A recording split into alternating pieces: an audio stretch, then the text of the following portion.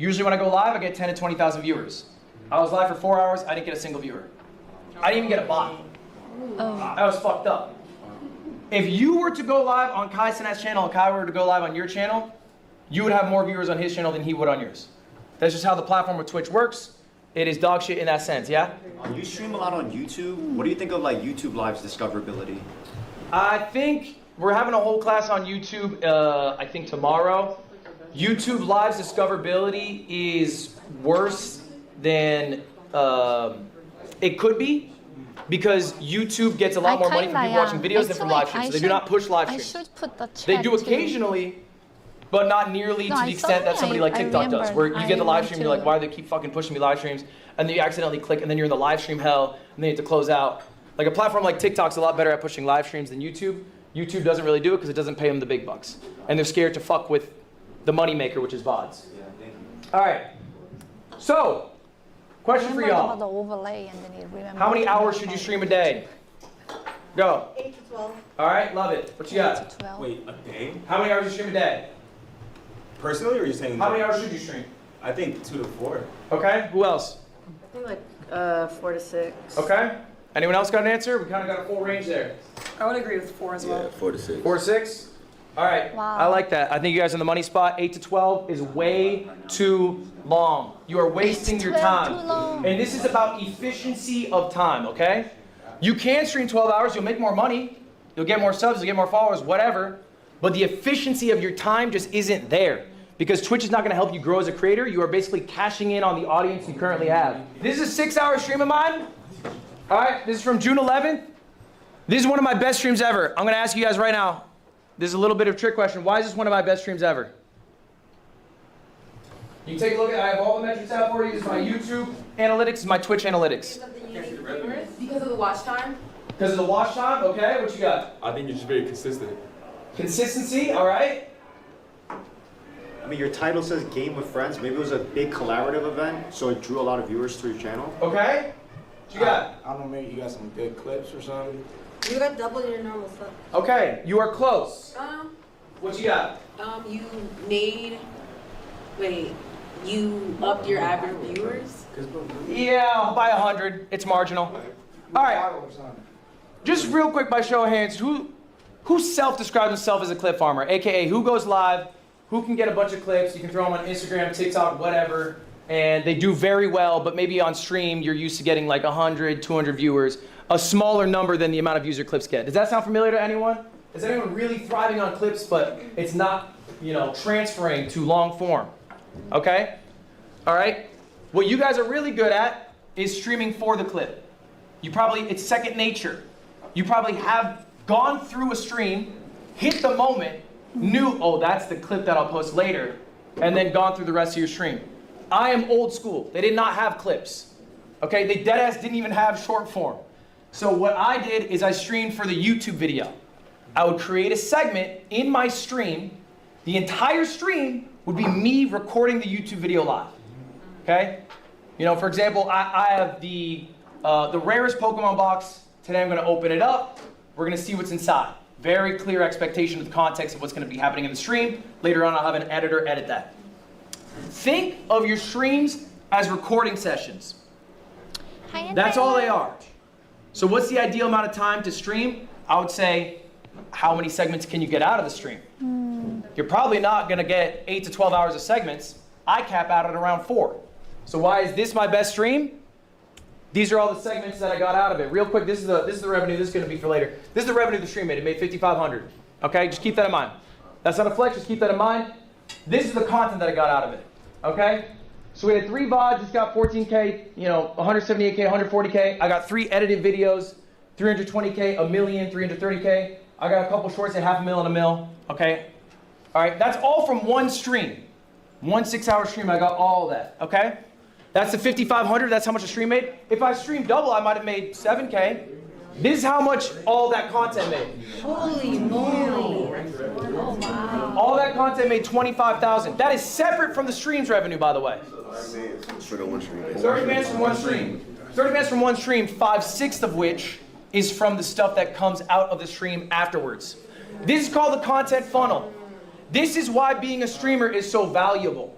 Because when you stream, you can turn that stream into a YouTube video. You can have a thriving VOD channel. You can get amazing clips that are driving people to different sites. Maybe you're long form, maybe you're short form, whatever.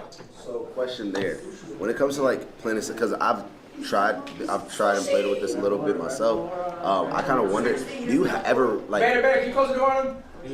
Have you ever tried, or do you still like kind of make scripts in a way, like before, like say you have something that you want to really make sure that you talk about or you say? Have you ever like been like, okay, this is what for this segment I have some type of script for. Are you talking about for long form? Yeah, for the long form. Like when you're like, okay, I know that I want to make sure that I talk about this in my long form. So I think ultimately the question here is, do you have scripts for your segments? No, I just have rough segments that I know are going to happen. So this stream, I set up a Mentor Chameleon lobby that I was going to do with some friends that I knew would hit because I knew the group was really good because Northern Lion was in it and he's electric, okay? I had planned to watch the CoffeeZilla video because the Lego scandal it's like a big drama. It's a hot topic. A lot of people want to hear about it. And CoffeeZilla is like the investigative guy. And I've been doing this challenge called the God Gamer Gauntlet. And that one was a little more freeform, but it's a structured stream that I have set up that people are familiar with. And so I knew I was going to do all three of these concepts going in. Okay? And that was my game watch plan. everything. I'm not as good of a clip farmer as other people, so I just have an editor and I say, find it. Find the diamonds for me, because I'm not good at it. A lot of you guys are really good at this part. So what do you do if you're good at this part? How do I get better long form? This is all you're working on now. This is all we're focused on now. You know how to get the clip. Why do we have to worry about it? You already know how to do it. So let's improve the other part of our game. Okay, I used to be dog shit at recording offline videos, which is weird. That's I would think, live streaming, I'd be good at it. I made another channel that was only offline recordings just to work on that skill. Wow. Now I'm electric at it. I feel great about it. You're good at getting clips? Yeah. So let's get good at this. This is what you're working on now. Long form. So we're thinking about segments on stream that would turn into good YouTube videos. You have to study that game. You have to study people who do it. You have to do things that are authentic to yourself. But this is a content funnel. In your live streams, you should not just be getting clips. You should not just be getting long form videos. You should be getting everything. You get everything in one. Good question. So I know you made 25,000. Yeah, 25K? Yeah. Okay. Yeah, that's me. Okay. And What's the question? how much did you spend on those clippers and editors? Well, I'll do a class on that tomorrow, going through all my finances. I have a company of about 15 people. My expenses are like $250,000 a month, or excuse me, yeah, $250,000 a month about. So it's hard to say because it's not like individually catered towards this stream. It's not like the clipper gets paid necessarily for just this, like they're a full-time employee. So, channel on YouTube. but I'll have a better breakdown tomorrow, and that class will be available music online. I and can send it to you. at least. All right, so look, like, would you agree that when you stream versus make a YouTube video, there's like a different like flair or like a flavor to it? So do you have any tips for like when you use your stream to make a video, like how to edit that well to do well on YouTube? Okay, the question was, you think videos are Just better when directly- they are recorded than when they are streamed? No, I think it's a different Against our feel. It's a different feel. Yeah. So I think what it requires is a little love after the stream. So the stream is hard because you're live. You can't always contextualize things. You don't always know what the moment is that needs repackaging later on. VO will help you get the feel of the live stream feeling like an offline recording. That's the value of VO. Because you can basically carry through boring moments to moments that are more exciting. You can do a new intro now that you have the knowledge of what happened. Okay, so I think it comes down to voiceover and giving your editors more ammo to make a better product. Any other questions of the content funnel? A lot of you guys chit-chatting back there for how bad you are at YouTube. I've seen it. Okay? A lot of chit-chat for how bad you are at YouTube. You're right. I'm just saying, sometimes it is really easy to just focus on the thing you are good at.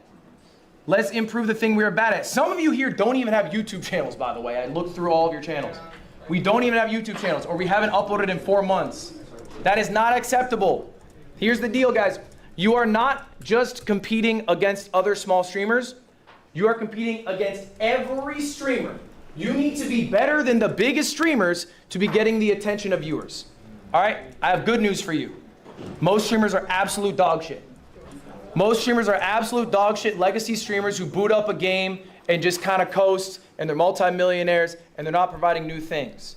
So if you're hungrier, if you're willing to work on the stuff you're not good at, you can replace some of them, okay? But it's not negotiable. You have to be doing long form videos. You have to be working on clips. And you can do it slow. I know it's expensive, it's hard to get all the editors for it, whatever. You can do it slow, but make it something you are actively working on. Okay, I want to leave you guys with a quote here. This is from Abe Lincoln. Give me 6 hours to cut a tree and I'll spend 4 sharpening the axe. What's the connection there, Marlon? The connection is you're sharpening the tool instead of the. Dude. You're building the skill. The connection here is we're spending 4 hours figuring out what we're gonna do on the stream, so then our stream can be the most successful stream it can be, right? We don't spend 6 hours just going live because you had 6 hours available. It would be genuinely more valuable if you had 8 hours to go live to spend 4 hours figuring out what you're gonna do and then 4 hours doing it than just being live for 8 hours. Some of you guys stream too much. We gotta be streaming less. And it doesn't mean we're taking the time off. It means we're actively taking that time to be thinking about what we're gonna do on stream, okay? And every big streamer does this. Sometimes they have help, which makes it a lot easier for them because they got capital, they got money to do it. If you do not have that, then your time is your capital, and you have to use that time to set up your streams the best you can. That is the end of my class. You guys have any questions for me? You have any questions you would like to go over? It can be about anything streamer related. While you have me, we have another 5 minutes here before you got to get out. Should every stream be turned into a YouTube video? Should every stream? No. Maybe this stream you thought was going to be good and it turned out dog shit. You shouldn't make a dog shit YouTube video. Or maybe you had to do some commitment for a sponsor. You don't want to make that a video. I'm doing a Twitch Rivals event. God knows I'm not making that into a YouTube video. I'm playing Valorant for 7 hours. And the light of day will never see that, but I will still do it. It just won't be a YouTube video. Agent, what you got? What's the split on like how you spend your time on a day-to-day? I can go back to my schedule, but this is pretty honest. This is pretty honest to what I do almost every day, Monday through Friday. I mean, weekends are more variable because I got events or whatever, I'm going out, but... How about on days you're not streaming? On days I'm not streaming? I don't know, I'm just fucking big chilling. I think I'm streaming probably 6 days a week, maybe like 2 to 4 hours, really. Like I'm not doing long streams, okay? I stream, maybe 3 to 5 is more accurate, but like I think I've streamed 90 hours in the last month. I probably spent another 90 hours thinking about what I was gonna do, but it's 90 hours total. Yeah, what's up? So you have set out days, or you just kind of you go with the whatever 6 days that week is allowing you to? They're not necessarily like concrete like that, because I think as a streamer you probably notice you have to be malleable. Yeah. Maybe you're called to an event here, there. Yeah. So it's more so about like, okay, I know I got to take a day off or whatever, as opposed to Wednesdays I'm off. Yeah. What you got? Another question? Okay, so I've been stuck. Wait, let me listen to that again. So my view. Got to take a day off or whatever. Yeah. So it's more so about like, okay, I know I got to take a day off or whatever, as opposed to Wednesdays I'm off. Yeah. What you got? Another question? Yeah, so that would work better for me too. For a long time in the night shift. So my viewers peak between 2 to 6 a.m. Eastern time. And I've tried to transition to earlier times, but my viewers just don't transition well because most of them are overseas. What's the best way to transition? Just do it. Stick to it. Just do it. Stick to it. You're not going to get those viewers to switch their schedules, most likely. You're just going to have to get new viewers in that new time zone. But if that's the time zone you want to be in it, be in it. I remember, bro, all that shit. When I was starting out streaming, people were like, oh, you cannot stream in the 4 p.m. time slot because all the big streamers are there. That's bullshit. Just pick whatever's best for you. Okay? Believe in yourself. Make it catered around what you are trying to do to thrive. You do not have to cater around other people in that sense. I just don't personally believe in that. I think it's fine to just have confidence that you will succeed in this new time slot. And I think time will show that whatever losses you had were small enough, and you can recoup them with your effort and energy. Yeah, so what's the metric to get into streamer games? Like, What's the metric to get into streamer games? Yeah, That's cool. Honestly, I think it is people who I think are coming to this university and will genuinely be a big streamer one day. And not because, you know, they have a crazy amount of viewers now, but they care enough to do that. Dave, I showed you these numbers, guys. They are real. Like, genuinely half of you. I want the tags to update it. Streamer University, Ludwig, and things like that, more relevant. Yeah. Could you change, please, Dave? Thank you. Are going to fail in the sense that you will have come to Streamer U and you will have nothing to show for it in a year. I mean, it's just true. A lot of people are here going to be this red line. So I want to take people who would be maybe a little green line like this, have my streamer games, and maybe they can go way bigger. You know, I want to give opportunity to people who will take advantage of it. I don't want to give opportunity to someone who in a year won't even stream. That's ultimately it. All right. I stream 100 hours a month and my chat calls me a part-time streamer. You stream 100 hours a month, your chat calls you a part-time streamer. Yeah, they won't stop. What are you using the other time for? Is it for stream? Oh, to Streamer University. Yeah, we can do that. Time Actually, we off can. stream is like either planning stuff off stream, like planning stuff for streams, or sometimes I'm spending like quality time with my friends. I would say, I don't know what your offline time is. 100 hours seems fine to me. I think chat's just being chat, and you just gotta ride with them. But I think 100 hours is fine. I would think 120 to 130 is a sweet spot. Hi. My question is, what would you do if like you start up as like a YouTuber and like you're so used to like editing and like taking time, being intentional about that, and then going into like streaming and then feeling like you don't have like that editing and like that, I don't know, like what's the word? The control over products? It's just because you're not confident doing it. If you did it 1,000 times, how many times you streamed? Probably like a few times, like not that many times. That's it. What, do you remember when you first edited? Yes. Like in my life? Yes. 7 years ago. Were you dog shit? Yes. Streaming is skill. You got to stream to become a good streamer. That's step one. Guys, that's time. Y'all good? Appreciate y'all being here. I will not be seeing you guys again. Guys, just to be clear though, I will not be seeing you again. You will be getting homework from me every day for the rest of Streamer U. It will be available on the website or your app, the Streamer U app. I just want to say that, you know, I felt like your class was my favorite. I'm not trying to glaze, but I was actually coming here with the intention of troll, and I'm really glad I didn't, because I learned a lot. I'm glad you didn't troll too. Where's Bader at? Bader, can you just get her channel? What's up? Yeah. Excuse me, sir. I just want to apologize for being late, and I want you to know that I am hungry, and I do want it. Okay. Why were we late then? Okay, you're right. I will be late. Oh, I was up to no good. I'm gonna be honest, but I'm here, and I'm just trying to. I appreciate the honesty. Yeah, I'm just trying to take advantage of everything. I'm glad you're able to make it. Thank you so much, sir. Thank you so much. I just want to say this was genuinely a super informative class and probably the best class I'll have throughout this entire experience. Thank you so much for being a part of this and doing this. Like, I learned so much more. Than Okay, yeah.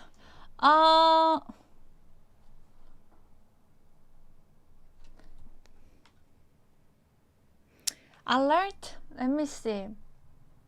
It might have been just the sound was too loud. Yeah. I don't see anything actually. Yeah, any alert? Oh, that one doesn't have sound.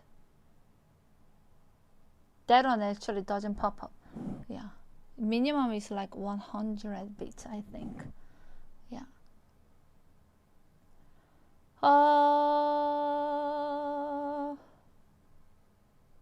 Yeah, I'm watching from YouTube.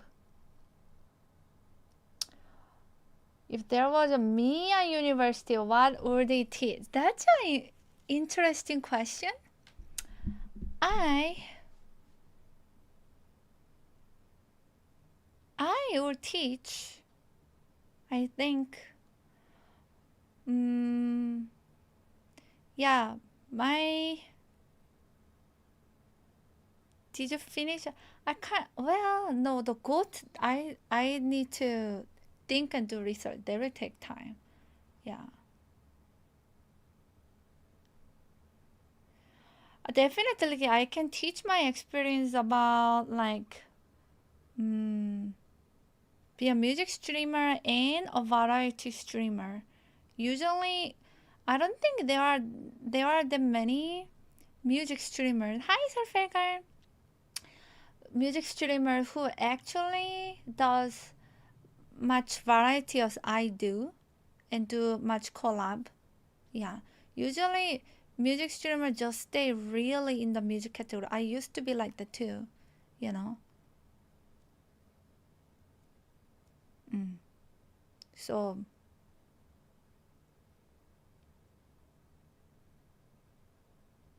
yeah, everyone is like unique. Yeah.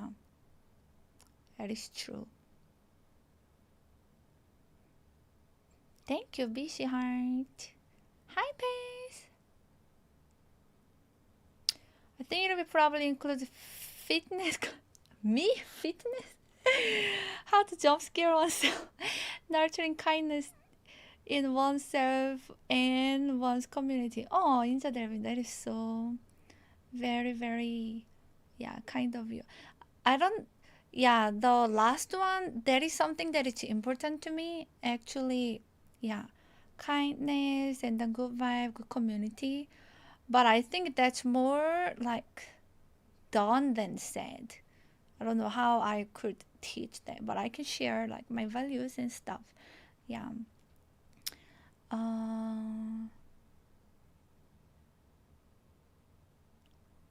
No, people are like trolling by saying, "Oh, teach cuteness, fitness, ego." Yeah, of course. Yeah.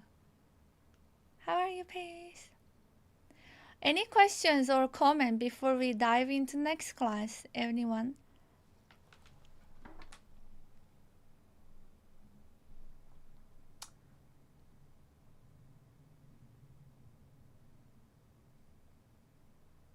Oh, thank you, Inzadevi. What did you learn? I learned that I should really plan and use my time more wisely. I do think I stream too much because I stream, yeah, when I go live, I do stream a lot. And I don't have any energy or time left to do anything else afterwards. Yeah, I just have to like kind of chill to recover. And yeah, I really do feel like I don't really have much time to do anything else. And I'm already bad at being consistent, you know. So like it's kind of hard for me to manage like being consistent on YouTube and so on. But it is also true that it's hard to find time and energy to do that. I have to take days off because the days that I go live, they are really long. But I also feel like 4 to 6 hours streaming, that's not sustainable for me, you know. Well, Jeannie has like good editor. She doesn't have to take care of any of that. Like, yeah. I do really want to, you know, use the second channel for like co-working stream, but you saw that just for me to like the make PDFs that don't help me to grow anything, or they are just like brainless works, kind of, you know, but that are important because it helps me to provide like higher quality performance by not making mistakes, you know, with page turns. So they are important for me to do, but they take a lot of time, and I probably need to dedicate at least like one whole week to catch up with what I couldn't make because this year has been really busy. Yeah, I think, yeah.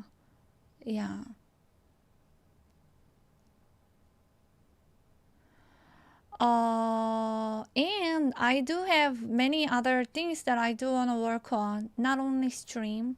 Like, I want to learn how to play guitar. That's more like a personal goal that can be also stream content, which is good. Yeah. No, I think everything that he said is important and applicable for all streamers. Yeah. And every stream that I do, I could be getting music videos to post on YouTube. Yeah. And I have tools for that. But do I have time and energy for that?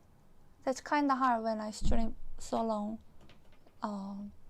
So that's why I have been trying to include more of the things I still want to do and have to do, also stream content or variety content like practicing, learning, co-working, workout, helps me to, for me, like doing those things on the stream helps me to be consistent too, you know, because that's my weakness actually.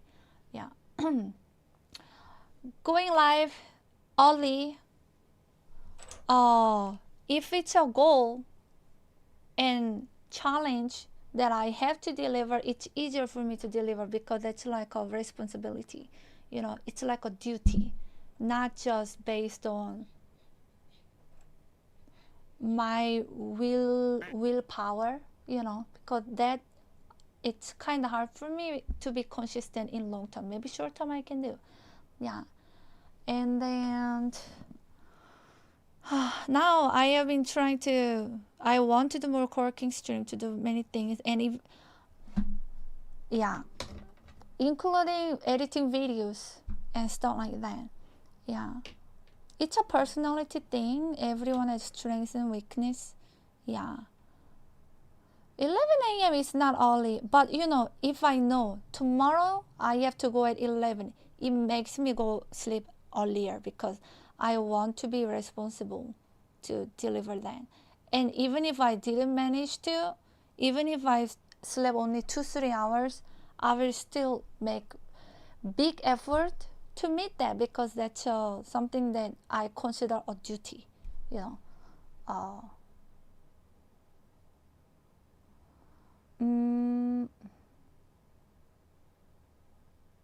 Yeah, a lot of prep stream, yes, like live learning songs super fast. That's through my 20 plus years of music training. That is true. Like my sight reading skills and ear training, playing by ear. Yeah. If I didn't have that skill, what I can learn, it'll take probably a few days, few hours to few days, depending on the skill of the musician. Yeah. But yeah, it is true. If I go live at 11, then I also don't have any time to do anything else in the morning. Yeah, that is true.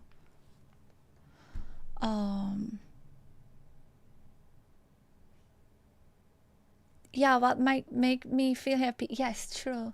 Yeah, so I'm trying to include everything that I do enjoy and want to do, including like things I want to learn, things I have to do, things that are more fun to do if I do it as a content, so opposed to doing off the stream.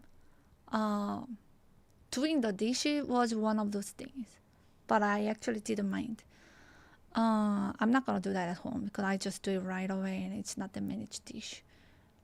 Editor, yes, getting editor was actually my goal. And there were a few people helping me before, but I think it's, yeah, kind of hard to. But when they were doing it, was motivating me to also work on it. So I was kind of working hard on editing videos too. I want to get back to it. Yeah, I do want to upload to YouTube more. So all that I want to do on co-working stream. Yeah, and I think I found before it was kind of hard to do co-working stream or even doing IRL because I felt like if I don't do music stream, I don't make any income, you know. I wouldn't get any support for IRL stream. I wouldn't get any support if it's anything other than taking song requests. So it was like hard to implement that. So I would just have to do it all offline or not do it. Yeah, but the thing is, Dave, I don't make any money from videos at the moment. Yeah. For now. Yeah.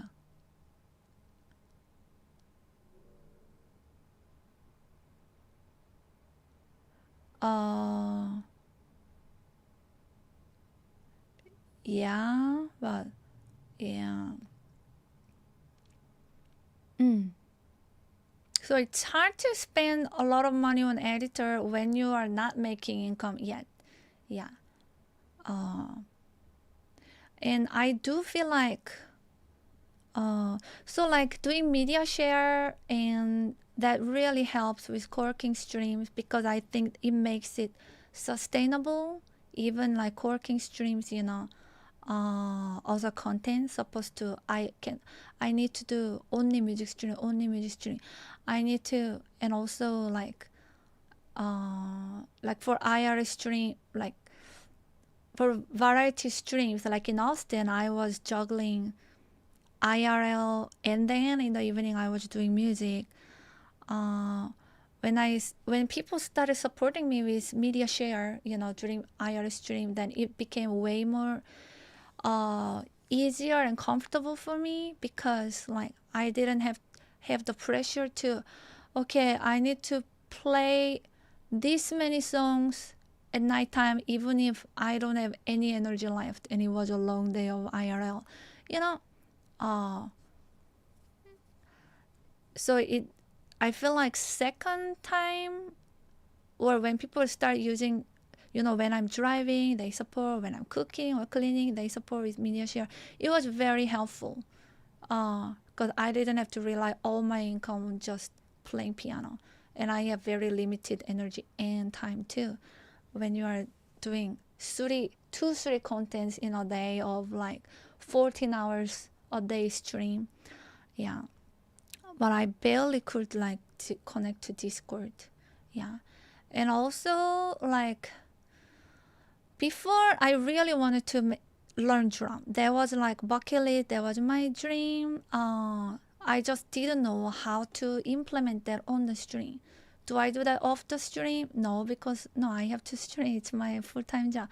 And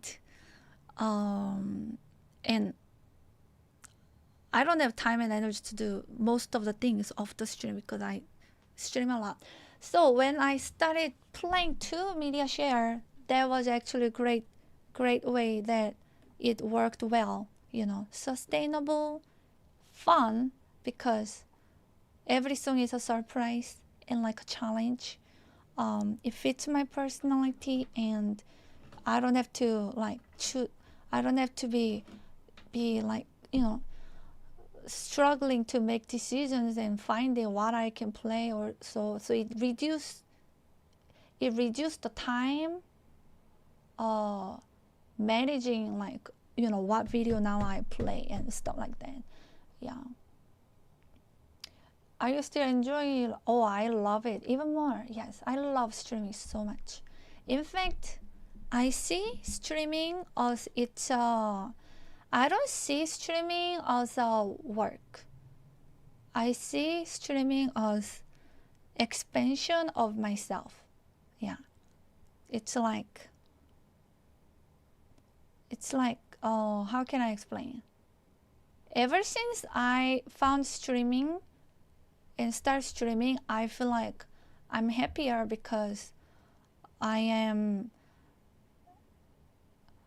doing what I want to do and what I enjoy doing, opposed to what I have to do, you know. And I think it fits my personality so well. The nature of streaming, being flexible. Sellers. Hope this helps a bit. Thanks for streaming for us, Hyperslim. Thank you. It means a lot. Thank you for the kind words and support. So, like my personality, yes, music is my skill. I do like making people happy and helping people. I can use music to do that. Now, me as a person and personality, what thrives me is like having new experience, being around people. So I'm always socializing on the stream, with many people. We are talking, sharing. It can be with chat, and also when I'm doing collab, also in person. Yeah, so that kind of things really makes me happy. So streaming time, this like, you know, social interaction and connection time, it makes me happy. Yeah. And I grew up like moving around a lot. And I do enjoy it. It wasn't like, I didn't consider it like, oh my God, it was such a hard time because I had to move around a lot growing up. No, I see that as, I think it helped me be super adaptable and adventurous, and I actually enjoy it. Yeah. So that's why I love traveling. Every time I see opportunity to have a new experience, be it like I go to a restaurant and I see something new in the menu that I don't know, a drink that I don't know, or experience that I have never done. All that like excites me. So like just doing everything same every single day, it bores me a little bit and kills my, I don't know, like excitement and energy a bit if something becomes way too routine, you know. So like variety helps. I enjoy. I like traveling, and I feel blessed that I can do that on the stream, other content and job, you know. Like you see me every time I leave and I'm traveling, you can see my energy is high up. I don't get tired. I'm so happy. I'm full of life. I feel like there is a big spark in me every time I go traveling, because it genuinely makes me so excited to be alive, you know. To keep writing news. And yeah, I do enjoy when people throw me, like, I will probably get bored if I only have like 20 songs in my song list, and then I only play them. I play same song every single day. Would I play them well? Yes, but I would get bored.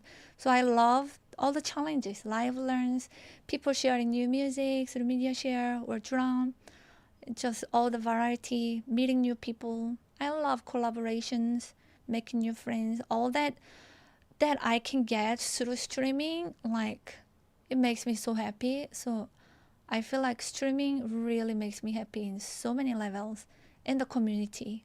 Yeah.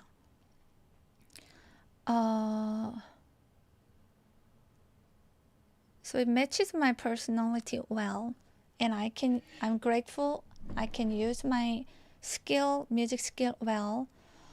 And I'm extrovert, so I don't get really tired socializing and streaming. It actually give me even more energy, and I'm always happier when I go live than before going live, like 99%. 99.9%. I feel happier when I go live.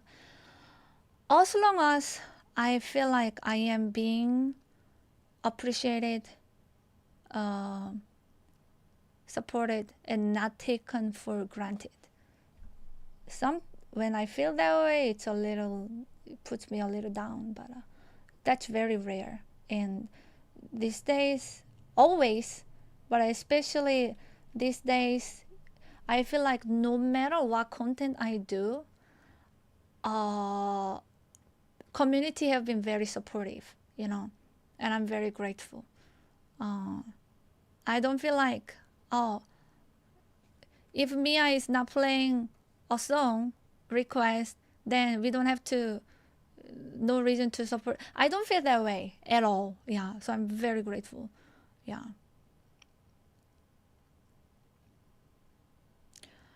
Sometimes, yes. Yeah, thank you, nice for stream. So it helps me to do more things that I want to do, and also some of the things I'm learning how to incorporate it better on the stream so that I can do more things I want to do on the stream and have a good time for me and for the stream. Yeah. Yeah. Oh, Sailor, thank you. Oh my god, the Hello Kitty guitar is so amazing. Yeah, so cute. If I ever did or said anything that ever made you feel that way, please, you never. Everyone's so Mia, kind. you and your streams always have a special place in our hearts. Miam Heart also happy 6 years. Aww. Miam Hype 1. Thank you, Anthony. Thank you. I appreciate it. And wait, you 72? 72? Is that 6 years of sub? Wow. Wait, I just did 6-year anniversary last month. Anthony, how did you find me? You are really OG. Whoa. Oh my. So, see, people who stay for this long, I can really call Anthony as loyal viewer. There are many loyal viewers.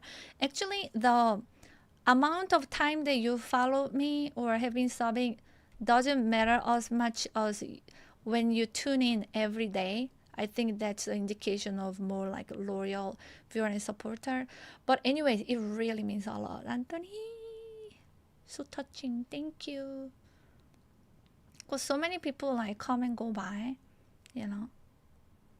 My first month was actually gift sub, and I found through a gift sub. Oh, gift sub. Thank you everyone who gives subs. Yeah.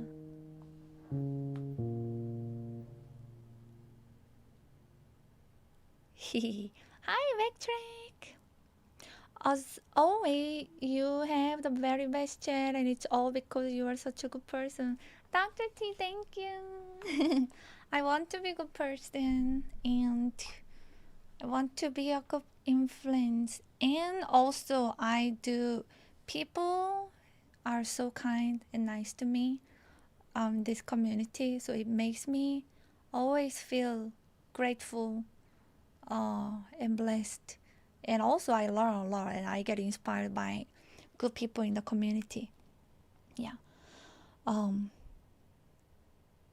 I don't ever have to defend myself too much from people attacking me with harsh words or toxic comments. It's very easy for me to be happy and grateful and have good feelings and feel appreciated, because it's also, I'm also on the receiving end. Yeah. And when I'm down, people remind me that I'm appreciated, I'm valued. What I do matter. So it helps me to feel uplifted and encouraged. Yeah. You're the only consistent music variety story in my life. Aww. Hi, Hum Chris.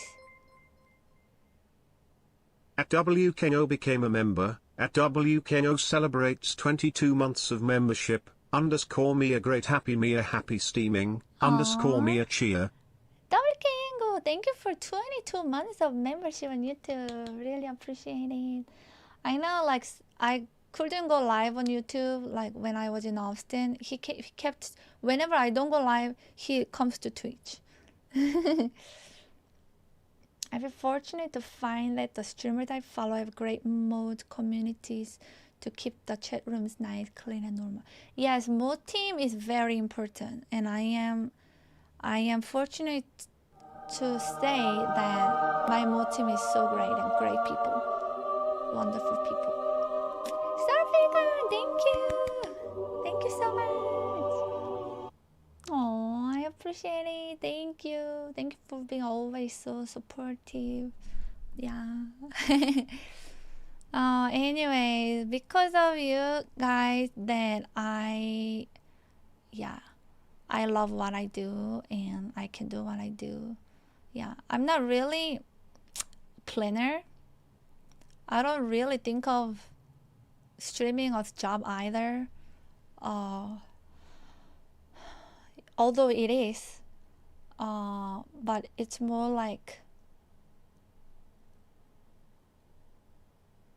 what I want to say. Thank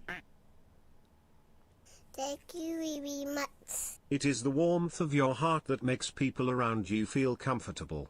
Your presence brings comfort, laughter, and a quiet sense of belonging. You're a blessing and our hearts know it every day. Oh, thank you. Really means a lot, Video. Thank you. No, it's not hobby either. I feel like streaming genuinely makes me happy. My life has been I feel like I found myself through streaming. You know, if you like yeah.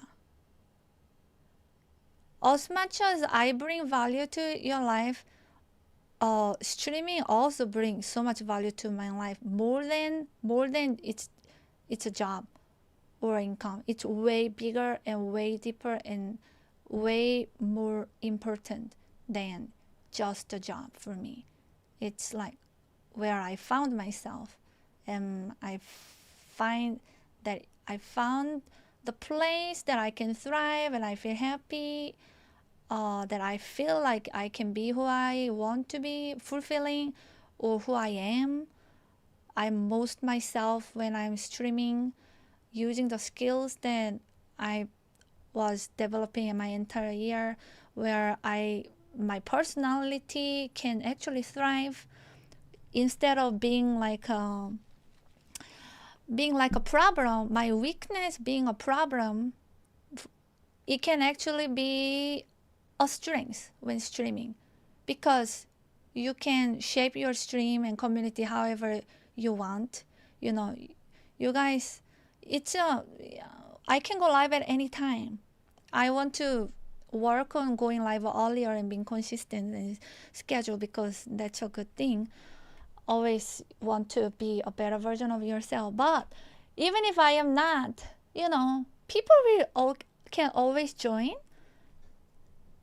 And somebody in the world in some time zone will be happy that I went live at that time and I streamed until that time. Yeah, I cannot make everybody happy at the same time. That's impossible. But yeah, so it can be a good thing, you know. And Elephant! At Alforda6 became a member. At Alforda6 celebrates 7 months of membership. Thank you, Alfu. And Elephant, welcoming. Thank you, Alfu. Yeah. Yeah, I feel for me it's very important that when I chose to do music therapy, you know, At Dave 3 became a member. At Dave 3 celebrates 31 months of membership. Thank you. 31 months, that's crazy. Yeah. I think your personality approach life to best experience in your own term. No regret from bungee jumping to basking in Montana. Yes, I'm always down to experience life. And I love sharing it through stream. That's all who I am. And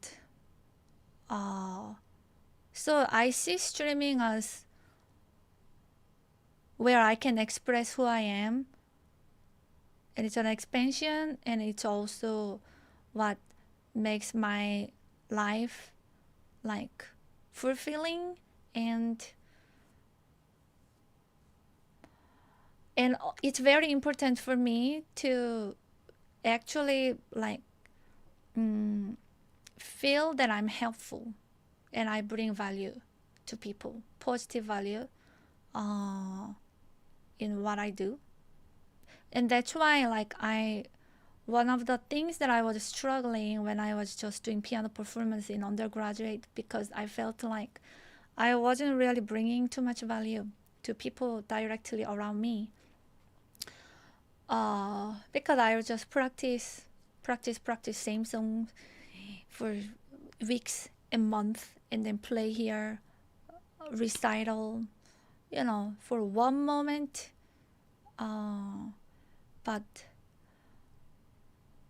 Or for competition, you know, I enjoyed playing more at church, I think. I thought that was bringing more value. But I'm not diminishing like musicians, that we need that, and those people are bringing a lot of value in that way, and a lot of their effort. Yeah.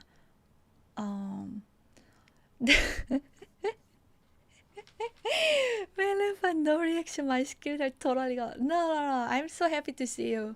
But yeah, that wasn't too cringe. Or I got unused to it. You need to like rebuild my... Yeah. Oh wow, Alpha, thank you for gifting 5 gifted subs on Key. I appreciate it.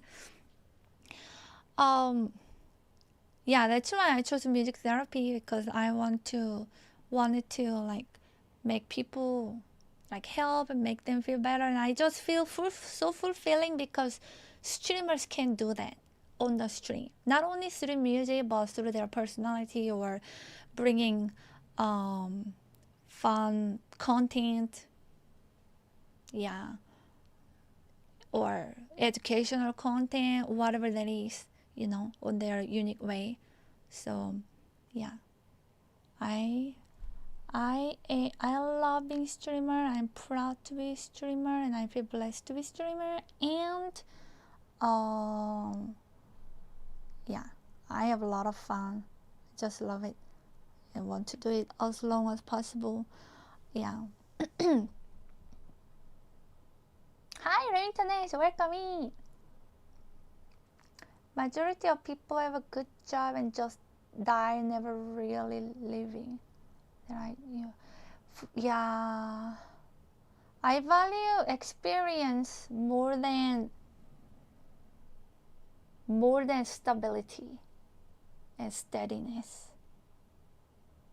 Yeah, but that's personality. Like there is no wrong or there is no better or worse. It's just a personality trait, and yeah, what it's more important to you. Yeah, I think I know what you mean. The song I want to write for you is definitely going to be unconventional. I feel more free now thanks to the streaming atmosphere. Yay! Anything is good. Oh, thank you, John Boy. Me too. I really feel that way. Me, I have to go sleep. Okay, thank you. Have a good night. Big hugs to you and your family. Have a good rest. Okay. Next. Oh, my goals. A homework. So he says 3 goals, right? I want to. First goal is manage 2 YouTube channels consistently. Should I? Yeah. Consistent workout. Gosh. 3. Come up with some sort of schedule and adhere to it. Gosh, it's all about consistency, because that's my biggest weakness. Yeah.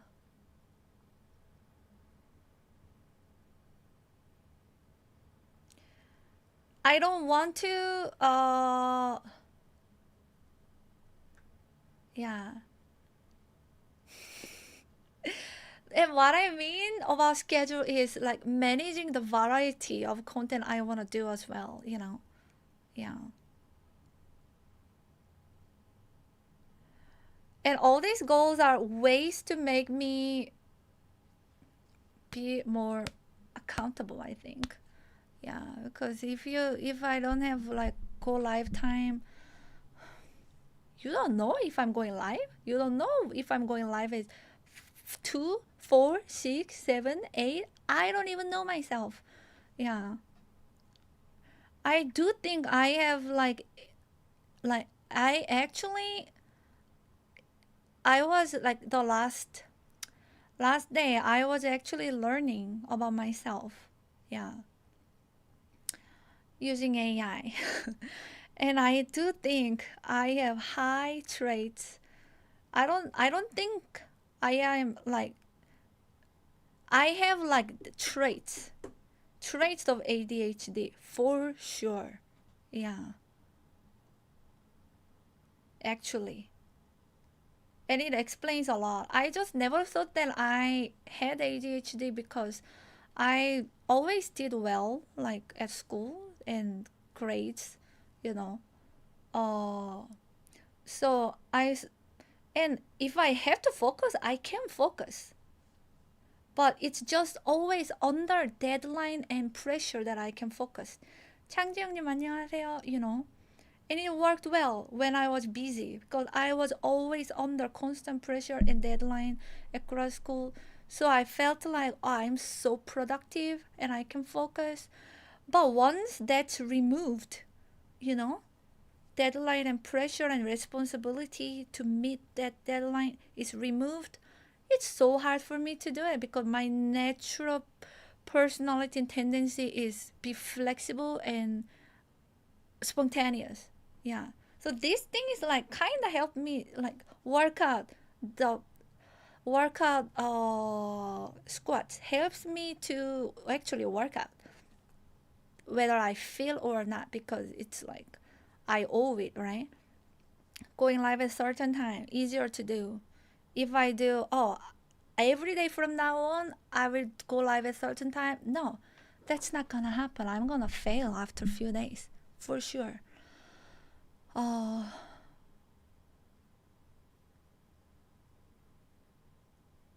So yeah, things like that. People are good at streaming. Yeah, because so many things like require our attention actually. And can you think about piano playing? I need to read 2 staff.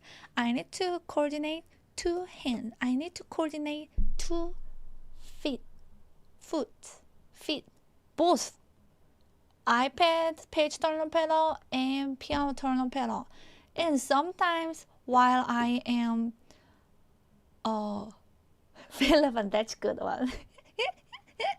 That's good one. I loved it. Yeah. And sometimes I'm reading chat at the same time that I'm playing. Yeah. Well, when I'm sight reading, I cannot read chat. But if I'm familiar with the song or I'm improvising, then yeah, I do read chat. But the problem is, I do read a chat, I think, oh, I'm gonna answer that comment. By the time I finish playing the song, I completely forget and the comment has gone up. It disappeared from my vision and I forget to answer that. And a lot of people feel ignored. I saw it. I mean to say hello, but it passed and it's out of my attention because now I'm focused on other things, you know? And even more so, IRL, oh my gosh. IRL is so hard. You need to read, you have to look at your surroundings. You are talking to collab streamer. You have to walk without falling. You have to look at stuff yourself so that you show too. It's a lot. Yeah.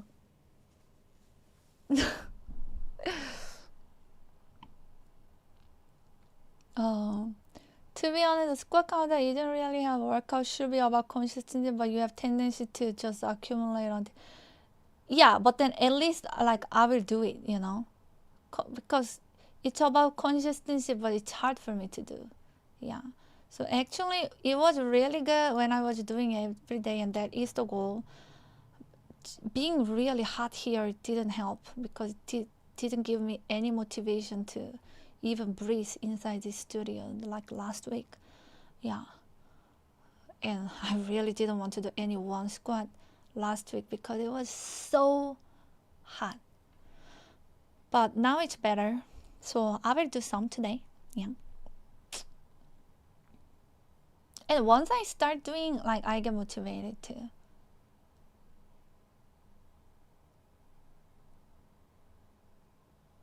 I ask a personal question IRL and walk away in the middle of their answer. Oh my gosh. Oh my god. Yeah.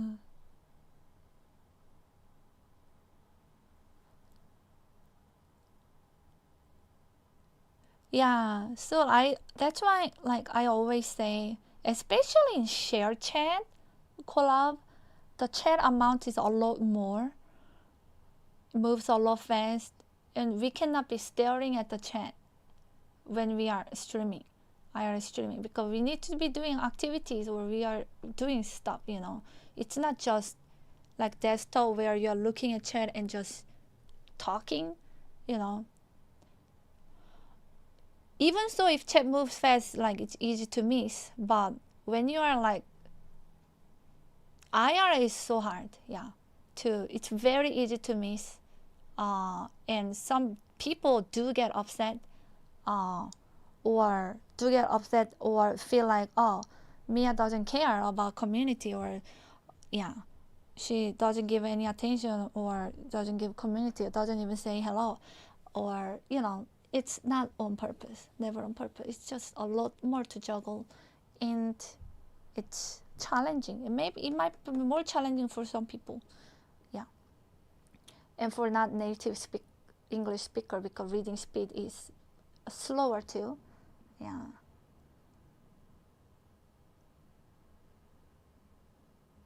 And sometimes, you know, some viewers may not be fan of like the other, you know, it's like people have different taste, different preference for vibes and content. So even only within what I do, people don't only tune in if I do IRL. Some people only tune in if I do music. Some people only wants to watch when I do traveling IRL. You know, it's like people have different preference. And when I'm doing collab, there might be even more, because you know it's not only me, it's with other people and different content. So I know that it's never a cup of tea for everyone, no matter what I do, even the variety. But in the end, yeah, I choose, and I believe that it is correct for me to choose what I want to do, you know. And for me, collab is an opportunity to hang out with other people, make friendship and hang out with people, whether it's on the stream or off the stream. But if it can be on the stream and make content together, why not? That's even better, you know. We have limited time. When I meet those friends, streamers, I cannot always see them, you know. It's very limited opportunity, limited time. So I want to make the best of it. But I also know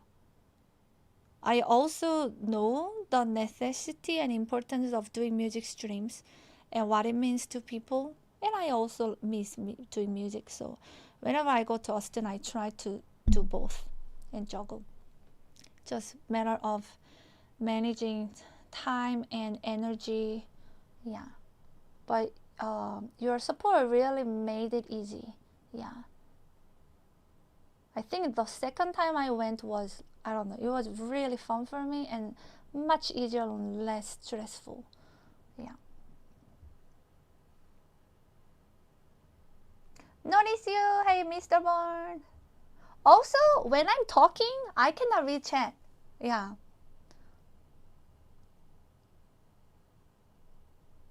I can only read chat after I'm done talking. That is true, yeah. And if I'm focused on something, like if I'm reading or if I'm answering, writing, but then somebody talk to my ear, I don't hear them. Yeah, actually, it's so hard for me. I think it's only the tunnel focus for me, yeah.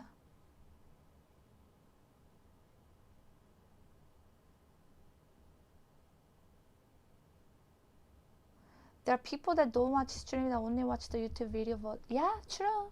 I think global harming is like usually like that.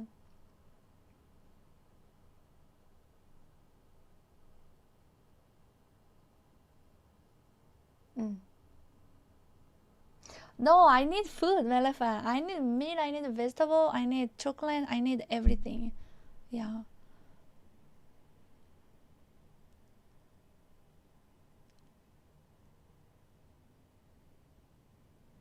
3 minutes ago, what did you say? There is other problem with share chat that makes it hard, not just the streamer. Yeah, it's a like entire community need to adapt. It can feel it's share chat. It can be good and hard at the same time. It can be good because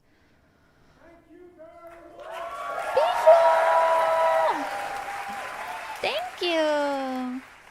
Thank you. Rip it, Mia. Aw, My am guitar, my am headbang. Congrats on the guitar. I appreciate it. Thank you. I will. Yeah, what I was saying. And I often forget what I was saying. Yeah. Why are you eating chocolate? No, I eat a lot of everything. But I also enjoy eating chocolate. Sorry guys, because I'm talking so much, I'm also missing some chat. Yeah. Oh yeah, share chat. It's great for streamers. For example, road trip. How can we, because streamers are answering and interacting with the chat, but if we don't know what the other chat is saying, how can we communicate with each other and talk about same thing, between streamer? You will feel so lost. What is he answering to? What is she talking to? What's going on? It's very confusing without share chat. But, so it's great. But for community, I think you are suddenly surrounded by a bunch of strangers that you never interacted to, and it's a different vibe. For example, Hachu's stream, for who doesn't even have like emote extension, you're like, what are people saying? Because all the emotes will be, Hachu's community always spam emotes, so it will be all written like just words, so like it'll be really confusing, very lost. So it's in a way, it's a sacrifice to the community, but it's very helpful and useful and good for streamers. Yeah. But yeah. And when you are not doing share chat, but you are collaborating, it feels like you are just doing separate thing in the same space. What's the point of a collab? Literally,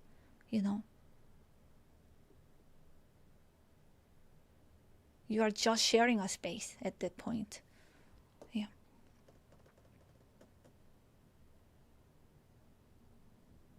Snow skiing stream, that's all thanks to that's really all thanks to Sushi. Yeah. Not gonna lie, whenever you do share chat or collab, I usually just lurk. Don't get me wrong, I like your collab. Thank you. Yeah, I noticed that when I do collabs, share chat, a lot of my chat goes like I don't see much of my chat. Yeah. Also, that's because I understand, because I'm also interacting less like directly with my chat. We are not having this convo between me as streamer and the community, but I'm more like talking to the streamer and doing collab, and sometimes it can feel like a CCTV. That you guys are reacting to what's happening. Yeah. But it's the nature, and it can also, it really depends on the dynamic of who you are collaborating with. Yeah, and the personality. So each streamer or each content will be very different. Yeah. And if it's more like road trip, then just staring, nothing is going on, no activity, then we can interact more with the chat. But if it's like IRL, walking around, seeing things, or I don't know, we are doing like a game night, then it's more like I think more like a CCTV, I think. But I think it's like more TV, and that's fine too. going to travel again. I'm sure I will. I don't know when and where, but I'm sure I will. Thank you, John Boy. Good night. Thank you. For sure, Miyasai get quiet. Yeah, that is true. That actually makes me think, do people not enjoy? I used to think, do people not enjoy collab? But also, for example, if I'm doing collab with his friend, he has way more viewer than me. It overpowers. Yeah. So that's normal too. Yeah. And it's fine. Good to hear that you guys enjoy my collab. Yeah, that's good. It's fine. Thank you, Twitch Green. Hi, Red Paper Kite. Oh,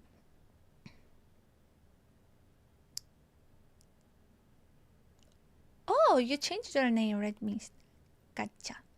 Yeah, it can be a good source to grow a good like exposure, but in the end, I also realized, sure, it helps with the exposure for other people to get to know other streamers who are on the stream. But in the end, it's hard to make them loyal viewers because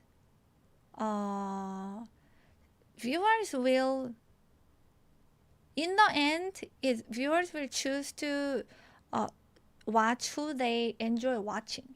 Exposure is one thing, but it doesn't make, it's like kind of like reels, you know, you don't follow everybody and keep going back. You really stay and stuck and follow whose content will resonate with you and interest you. Yeah, but it's good. Yeah, but I know it's not like the source to make someone successful or actually grow in viewers. Maybe temporarily, but like not long term.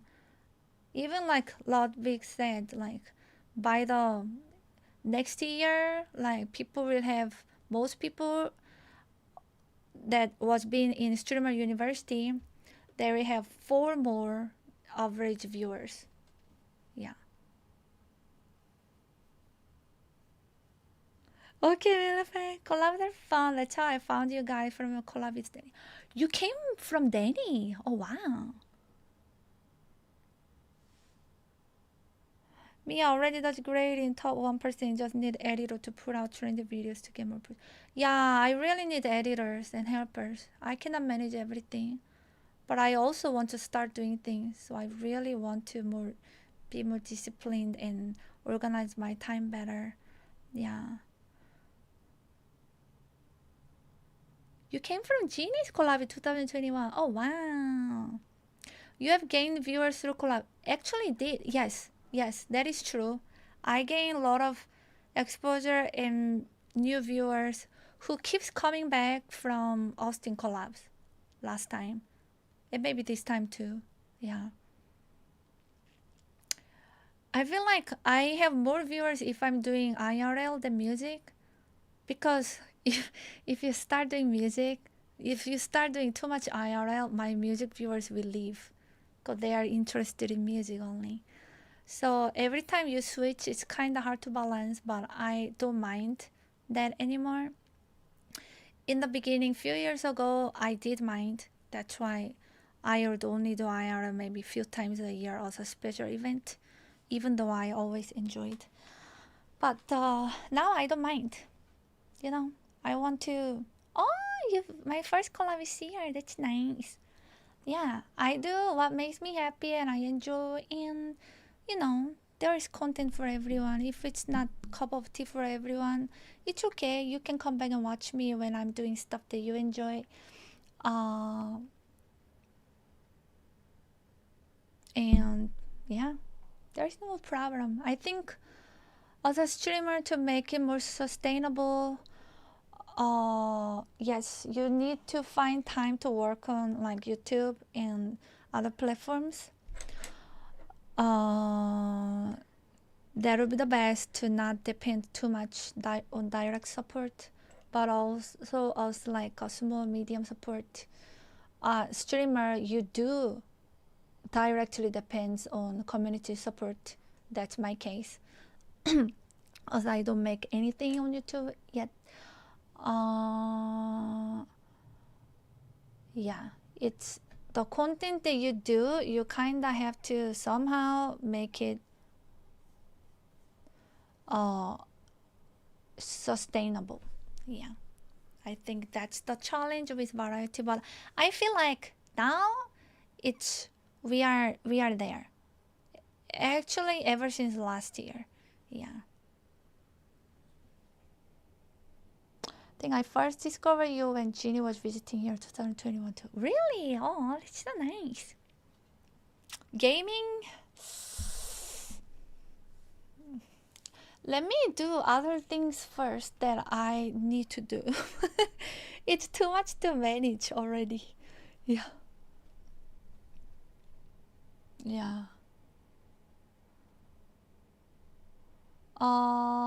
But I really do think with piano streams, drum streams, actually media share is actually, media share is way more support than, way better, yeah, stronger and time effective than my piano streams. I don't think I can make it sustainable with 4 to 6 hours stream at all. I need like 8 to 12 hours, 10 hours piano stream. But then that kills my back. Yeah, which ended up being a problem. But we will keep I will keep trying and learning and experimenting. Yeah. Yeah. Yeah, there is that too, Dave. Yeah. I do want to do biking streams. Actually, I don't want to do like consistent biking, cycling, IR streams. Yeah. All that.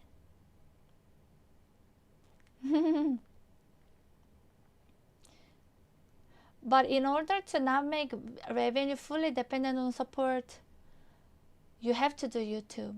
And you have to have editors. And that also means if I'm doing it all alone, I have to take times off to do that. And it's challenging. But I want to. Yeah, I want to. That's where the co-working streams will go for. Which I need to make it consistent too. Yeah. Hi, antivirus. Sleep. Sleep. Go to sleep. No, I'm not going to sleep.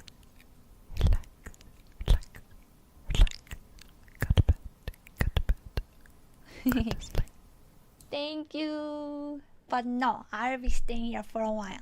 And also, not only YouTube, I actually really, really want to make piano, like 24/7 piano channel where anyone who wants to just listen to piano only or the background music can. That has been asked since long time ago, and I think that would be really great for people who wants to use it. Not VOD channel, VOD too, but just piano performance only. Yeah, music shorts too. It's just I hate editing. That is the problem. I really don't like editing. It drags me, but I have to. Yeah, until I can have editors. My am heart, my am heart, my am heart. Can take over. Yeah.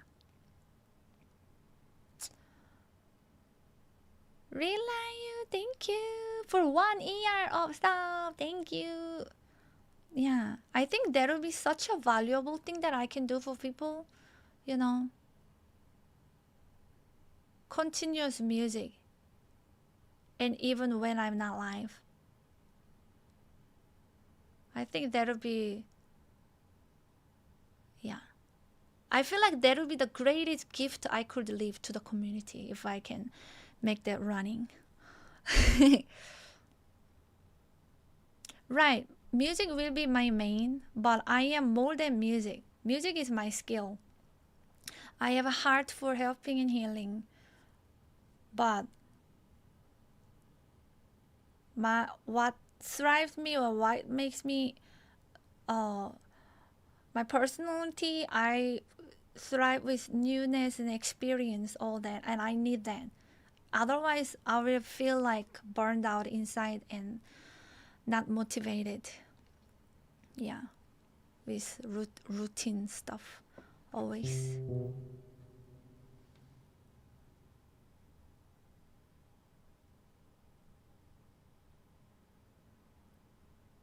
It takes tons of time editing, yes. Your skill at local elementary school? No. But I did like do some music therapy stuff, classes in elementary school, yes. Are you ENTJ? I am ESFP. And the biggest weakness of ESFP is consistency and long-term planning and sticking to it, yeah. It will always be, and I cannot change that because that's who I am. But I can try to develop discipline throughout my life, no matter how much I fail, and have helpers and tools to make it a little more easier. That's what I'm trying to do. Yeah. Thank you, JB. Will you do more overseas travel streams or is it too expensive? I love doing it. Actually last year overseas traveling streams and doing bucket list was my priority. And I spend more time abroad than being in the studio. This year, at this moment, I am more focused on streaming here actually and variety. Yeah. I don't have so much interest of, but I will do. In fact, I'll be going to Korea too. Later this year, to see family, and I will do some collab streams and IRL so on. But yeah, my interest is different. Every year, depending on what stage or what's going on, my interest and priority changes a bit. I am very enjoying actually variety and also different instruments. Yeah. I want to learn. I want to get better. Yeah. And instead of overseas, I'm enjoying doing stuff inside US, but outside of this my environment. For example, like Austin, it was really fun. Yeah, I don't have kazoo.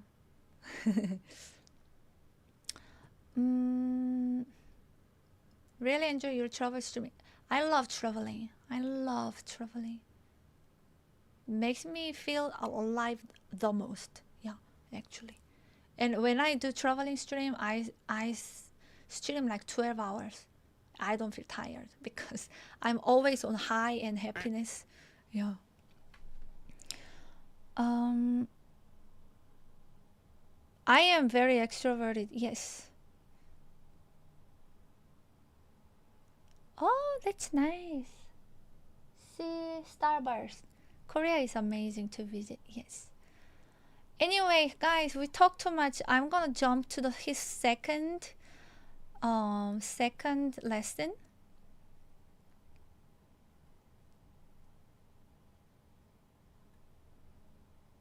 Ottawa? Oh. You know what I really want to do? I want to go to national parks. National parks in the US, national parks in Canada, something with beautiful nature, because now they are stunning. And like do like hiking and camping. That's my next bucket list. I cannot do that alone though. I need like to go with other streamers for safety. Food or bathroom break? I'm hungry. Yeah, but it's okay. 0 national parks. Well, I have been to like Grand Canyon. At the time I couldn't stream, no internet. Yeah. Banff, I really wanna go. Yeah. Yellowstone, I really wanna go. Yeah. You know, when last time I was in Austin, I really wanted to do camping with Sushi and CR since they enjoy camping and they have knowledge and experience, but it didn't work out. Yeah. Exactly, that'll be so amazing, Men's Central. Yeah. I like challenge. I enjoy challenge. You guys know that actually. Yeah. Every single livelearn is a challenge too. And I just like experiencing, trying to see, experiment so that I can learn if I enjoy, is it for me or not? Do I enjoy or not? I just take each experience as a learning experience. There is like no fail to it. Yeah. Indiana Jones. Good night, survey guy.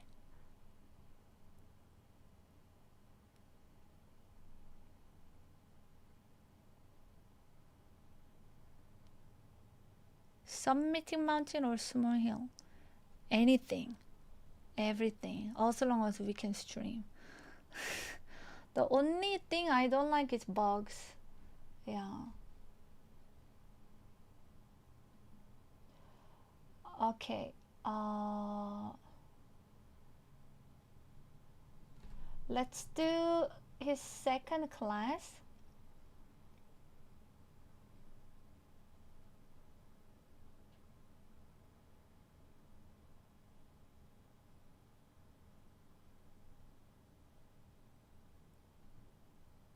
Action plan. Bring this time. I forgot this like a fucking chud. You know how cool would have been in my presentation? Wait, is this? Oh yeah, second day.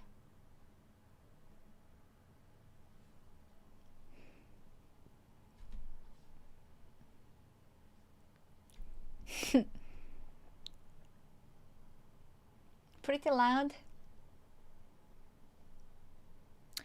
Alright, let's do this.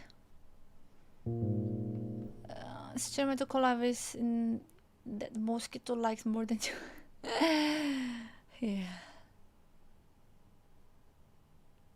Yeah, I can do it. I have like traumatic experience from camping.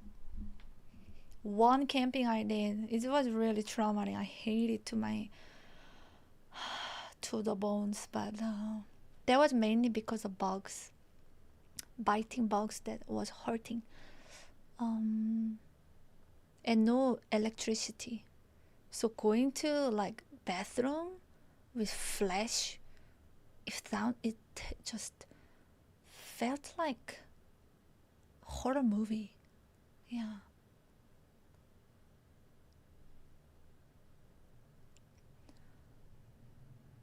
Ticks. Yeah, I don't want tick. F? Oh! What happened?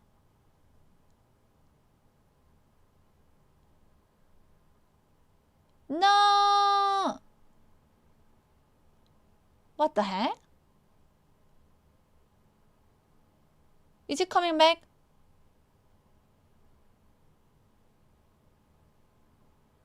Back? Oh my god, did my stream restart?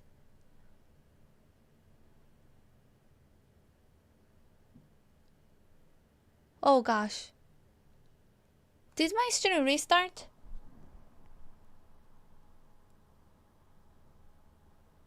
No? Oh good. Alright, please reload the page. Okay, good. I never mind about restarting, but I learned this time that if you like go live again within 4 hours, it doesn't send notifications. So Yeah, a lot of people will never come back because they don't know. Yeah. So now I do care, and I will try avoiding it. Yeah. And breaking the vote, yes.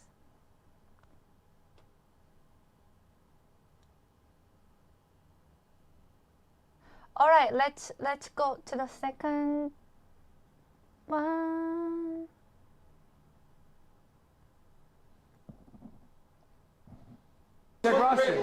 Ronson, y'all not in. Oh, do something about it. Is that your class? Are you just Isabella here? Yeah. All right, Isabella, I need you to stay after class. Why? We'll talk about it after class.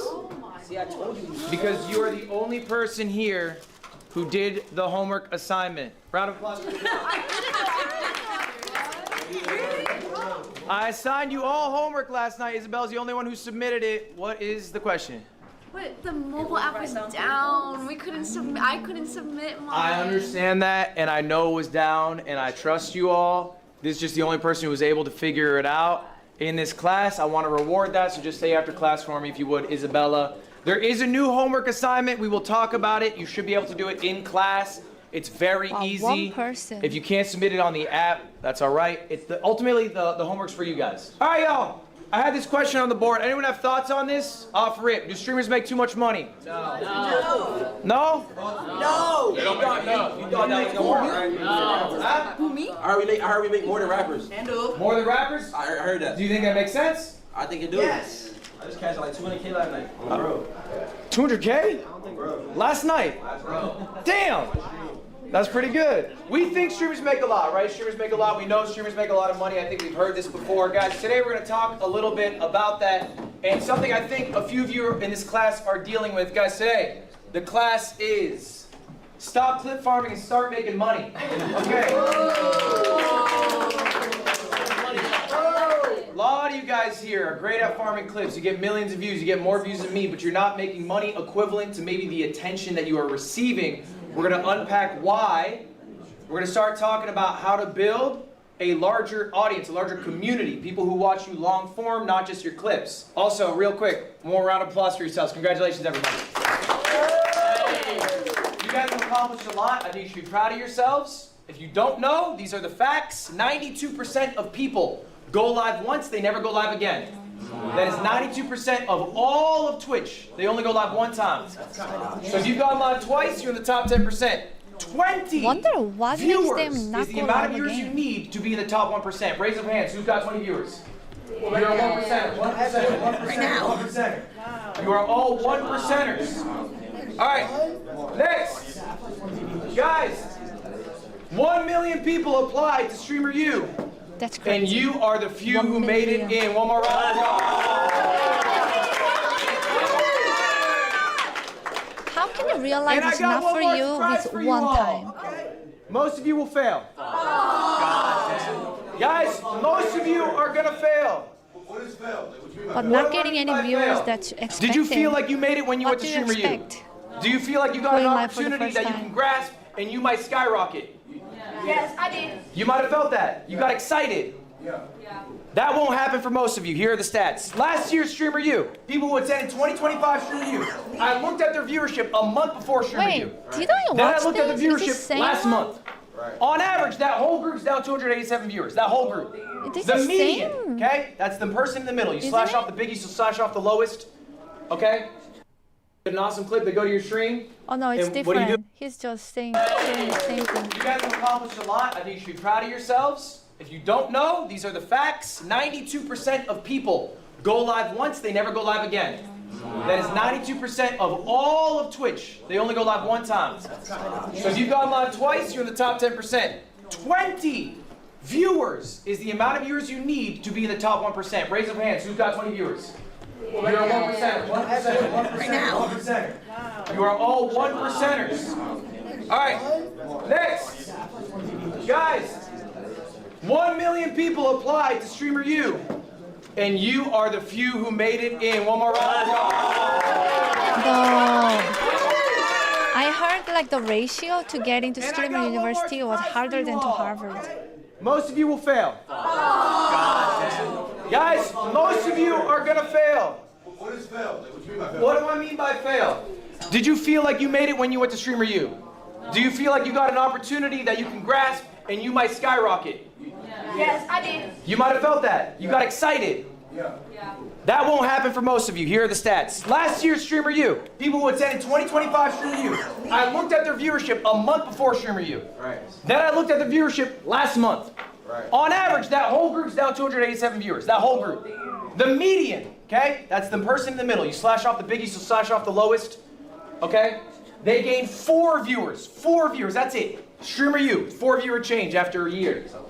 56% of all participants lost viewers or only gained single-digit viewers. Wow, that's year over year, FNC, okay? that's So this amazing. opportunity, Most this people once-in-a-lifetime will not have miracle, for most of you, it ain't gonna mean shit. It'll be a cool memory, but that's all it will ever be. Maybe you made extra money this weekend. Congratulations, you got a few thousand in the bank. Ron probably is getting $250,000. That's nice, but that's all it will be. It will not effectively change your life. Jason, because honestly, there's things Ron can learn, and you can always learn at any level. Thank you. Yes. All right, that's the bad news. That's the bad news. All right, but we want to be different. We want to be the ones who succeed. How do we do that? First off, we have to ask ourselves an honest question. Raise your hand by show of hands. Do you want to be a streamer? By show of hands, do you want to be a streamer? All right? Now, we're going to sit on this for a moment. Do you want to be a streamer? This question about it. Maybe you don't actually want to be a streamer. You want to have what streaming can get you. But there are quicker, better, more efficient ways to do that. Maybe you actually just want to be rich. Maybe you want a large social media following. Maybe you want to have a creative outlet. Streaming might not be the best path to do this. Now, I think when people talk about streamers, we talk about the big guys, talk about the Kais, we talk about the Speeds. That's awesome. That is a very small number of all streamers. That is realistically not going to be you. I have 3 examples for us today. I have a top 100 streamer in the world. I have a top 1,000 streamer in the world, and I have a top 10,000 streamer in the world. I'm gonna show you guys all their revenue and their viewership. We're gonna pocket watch. Guys, we're gonna start off with Mr. Number 95. Guys, we were starting off, excuse me, with myself. I'm gonna show you how much money I make. I'm the 95th biggest streamer on Twitch. I also stream on YouTube. It doesn't include that, but I'm like maybe top 100, I'm somewhere in there, right? These are my metrics. If they line up with yours, okay, then your revenue will probably be similar to mine. I don't stream nearly as much as some other guys. I have 9,500 subs. Okay, we're gonna go through some expenses that I have. Here's my expenses. This is just the month of June. Everything here is for the month of June. Payroll, $225,000. That is for the 15 employees that I have. Next, travel, $55,000. That's a higher number than normal. I ran an event. I had to fly a bunch of streamers Just out. in June. That's that travel expense. Next up, events. That is the production of the event. Nice. Next, marketing. Again, similar for the event. It's another $10,000. Final total for the month of June, this is just the expenses, what I spent, $359,000. This was just for the month of June, yes. Question? That's exactly what a 9-to-5 make a year. Payroll. That is way more than most 9-to-5ers make in a year, yeah. All right, now's the fun part, guys. Now's the fun part. How much do you get to make? How much do you get to make, y'all? All right, this was the event that I did, by the way. That's why some of the costs were higher. The payroll's normal. I did an event called MCSR Ranked. World Championships, the Minecraft speedrunning event. Let's talk about how much I made. How did I pay for all of that? Well, good news for me. Merch sales. I got $7,800. Wow. Not bad. YouTube. That's just the YouTube revenue. This includes YouTube live streams, shorts, and videos. $270,000. Holy shit. Twitch gonna be smaller for me, guys. I do not make as much on Twitch. $57,000. I only run about 6 minutes of ads an hour. I have 9,500 subs. That's about what you make for that. The biggest bulk of my money, though, I made a pivot in my life. I decided I wanted to stop being viewer funded. All right, I did a subathon. I had the most subs any streamer did. I had like an average of 20, 30,000 subscribers. I ran a higher density of ads. And then I said, you know what? I don't feel good as a multimillionaire getting these people to pay me money. I didn't like getting 100 gifts. It made me feel weird. I'm gonna start pivoting to get most of my bread from sponsors. That's the biggest cut of this. Okay, I'm a Red Bull athlete. I have an AT&T sponsorship, and I also have an Alienware partnership. These are long-term partnerships. All right, and I do one-off deals as well, as you guys do. This number's 800,000. Okay? So the total for the month of June, 1.5 3.1 mil. Okay? Now, this is the flashy number. This is the top 100. Why am I showing you this? It is not just a flex, although I am flexing. It is because this is what you get to see. This is what people love to show you. They love to show you the top 100. But you guys aren't top 100. Not all of you, at least. Some of you in this room are. Maybe you want to be. Maybe you'll get there. What does Miss Top 1000 look like? I'm keeping this person anonymous. These stats are real, though. This person is a gamer. They average 1,200 viewers. They stream 130 hours. Their sub count is 1,600. And if you go to Twitch Tracker, you guys can all do this later, by the way. twitchtracker.com. Look up your Twitch channel name.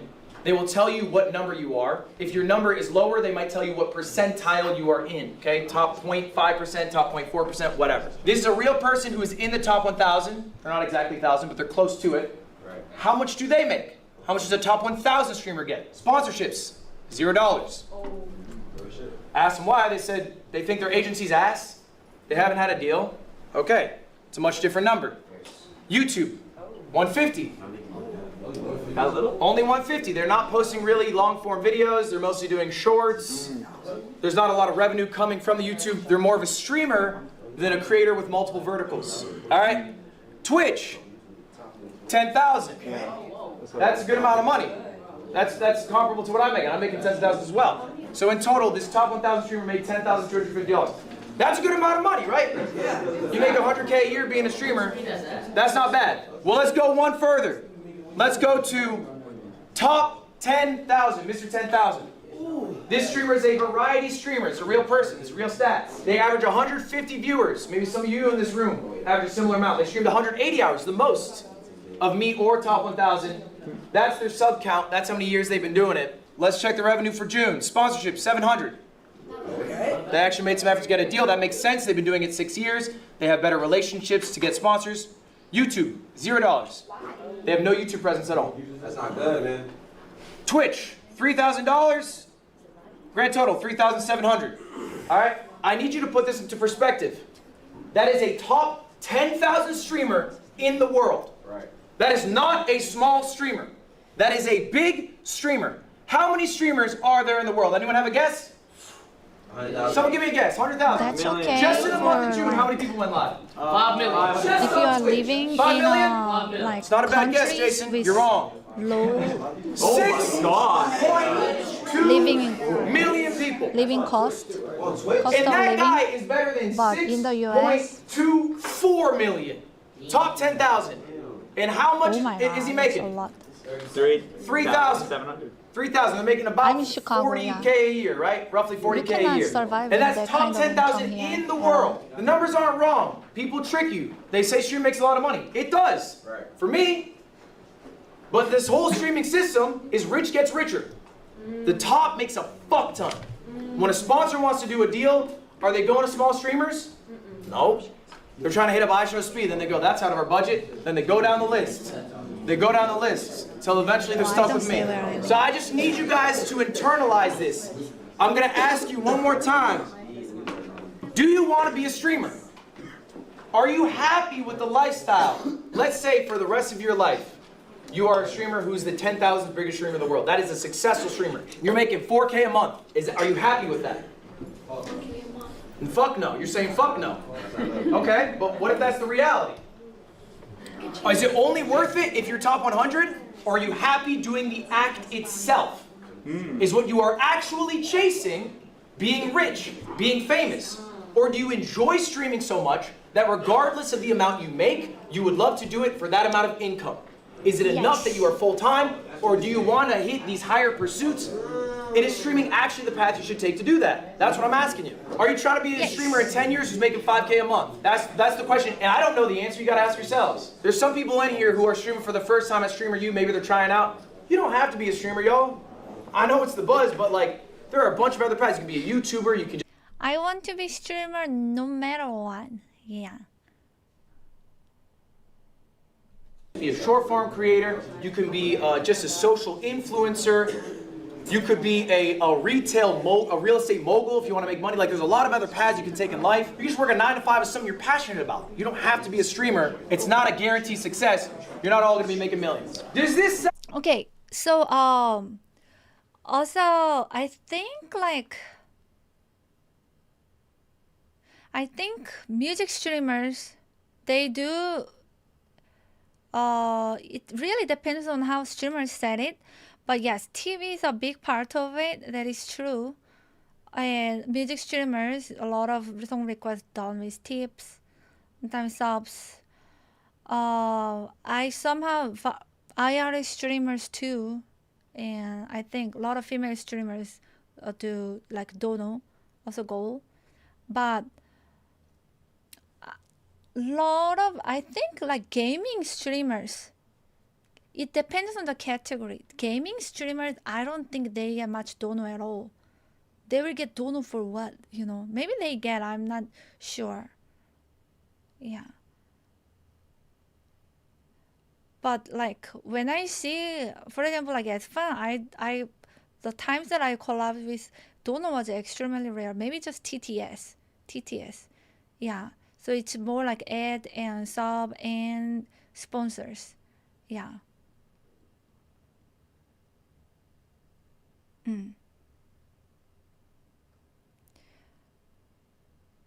But I think just chatting, IRL, music, it makes more sense to put like Donogo and people to donate. Yeah.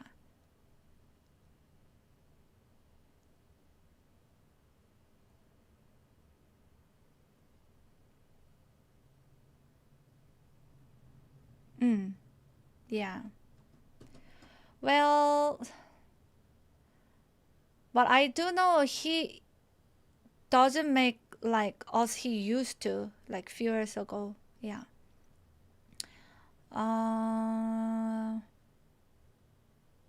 Some of them have to, it's just like this, and also just the industry, Twitch streaming industry changing. Yeah. Some of them have to really farm so they can mention the daily and ask if people with me. My favorite kind of streamer is multi-mode streamer. IR, music, chat, hobbies and activities, painting and gaming. I'm lacking in painting and gaming.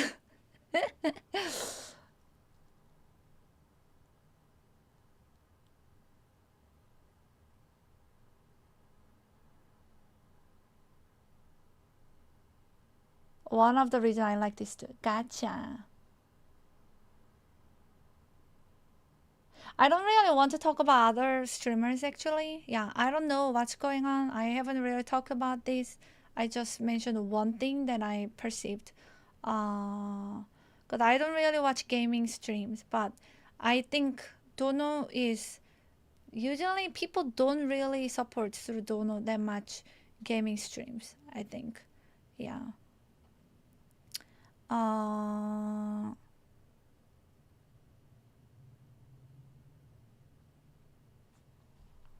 Okay. Like you, I want to see hands if at any point I'm talking about someone or something you're dealing with. I struggle to handle juggling clips and YouTube and streams. Hands up if that sounds like you. Keep your hands up. Yes. Keep your hands up if you guys don't understand how YouTube works. All right? Put your hand up, keep your hand up if this sounds like you. My clips do really well, but I don't know how to convert to long-form viewers. I should see more hands up because I looked. 9 of the people in this class, I looked at you guys. You're averaging around maybe 100 to 300 viewers. Your clips are banging. You guys have hundreds of thousands of followers on Instagram. You got millions of views. You got more views than me on your clips, but they're not converting. Okay? Have you ever wondered why? Yeah. Okay? Let's hear some theories. Who's got a theory?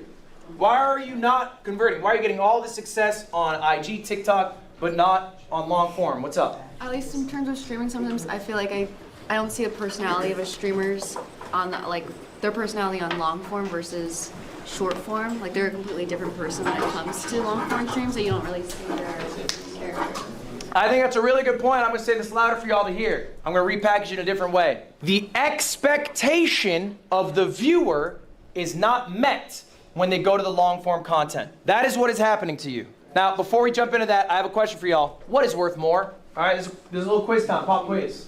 Is a TikTok follower worth more, a Twitch follower, or a YouTube follower? YouTube. All right, by show of hands, who thinks TikTok? By show of hands, who thinks Twitch? By show of hands, who thinks YouTube? Round of applause for Valkyrie, only one who got it right. It is Twitch.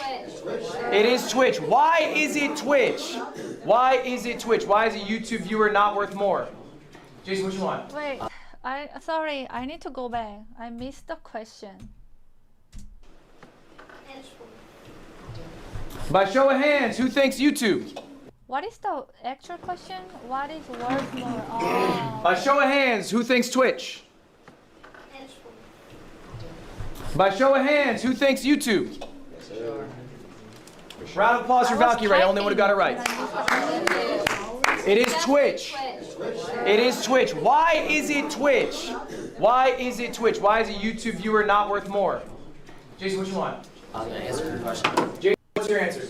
Because Twitch is the smallest platform out of the three. Why would that make them more valuable?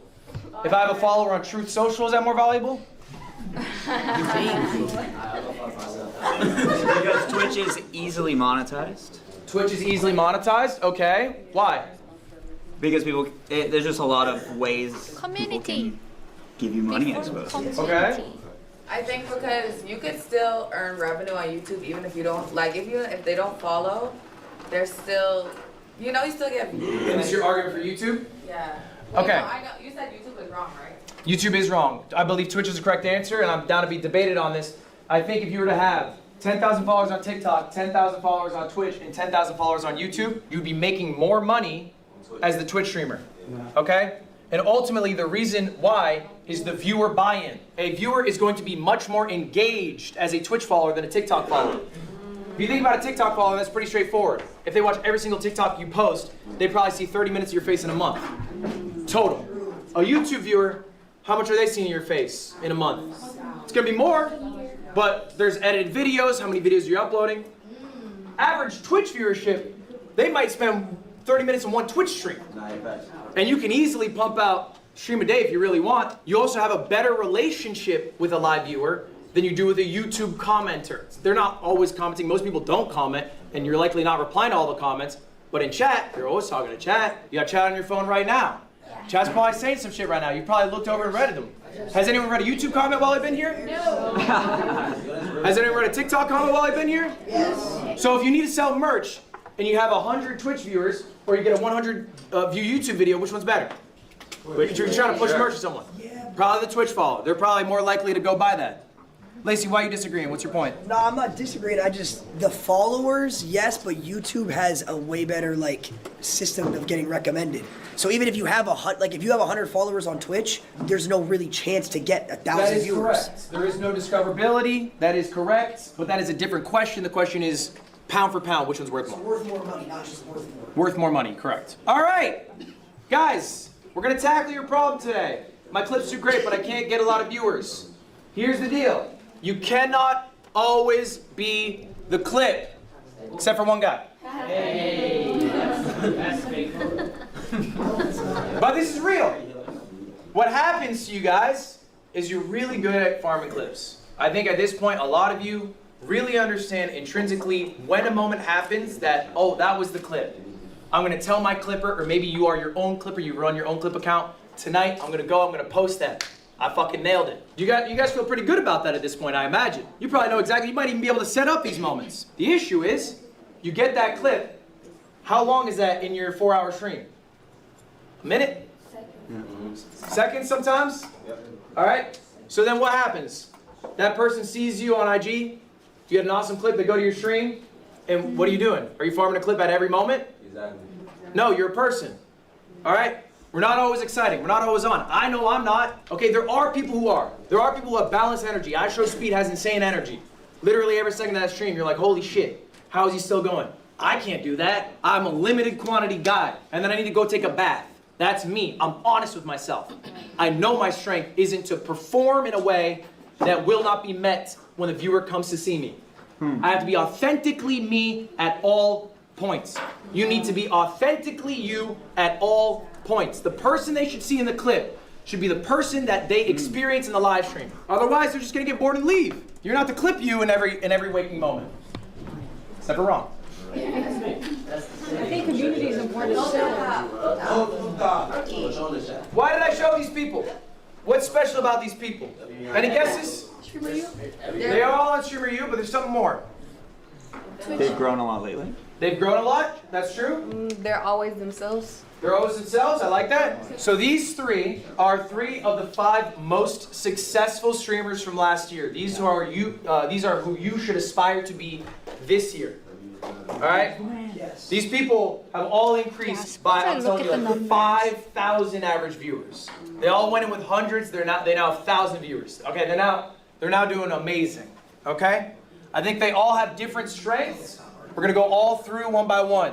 What did Tota do at StreamerU? Built probably the strongest relationships of anyone at that event. That was able to get him, you know, friends with Kai, friends with Ray, and Mafiathon 3 to build a foundation, but build relationships with people here. Arky, I think, is one of the kings of authenticity. Arky wears his heart on his sleeve. It is obvious to everyone who's with him and everyone who watches him. So what you get in the clip is what you get when you hang out with him in real life. It's what you get when you watch him online. He's the same guy. Yano, probably one of the nicest motherfuckers I've ever met. She's always like that. It's crazy. I expect her to break at some point. She never breaks. Even when people are a little too much for her. Where is he in this room? He's supposed to be in this class. Even when people are too much for her. That's the nicest thing to like be said about someone. So anyway, ultimately, guys, look.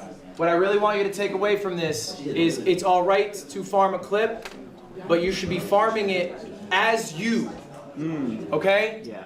Don't, you know, have a burst of 1 minute of energy and then you're back to being somebody else. Be consistent.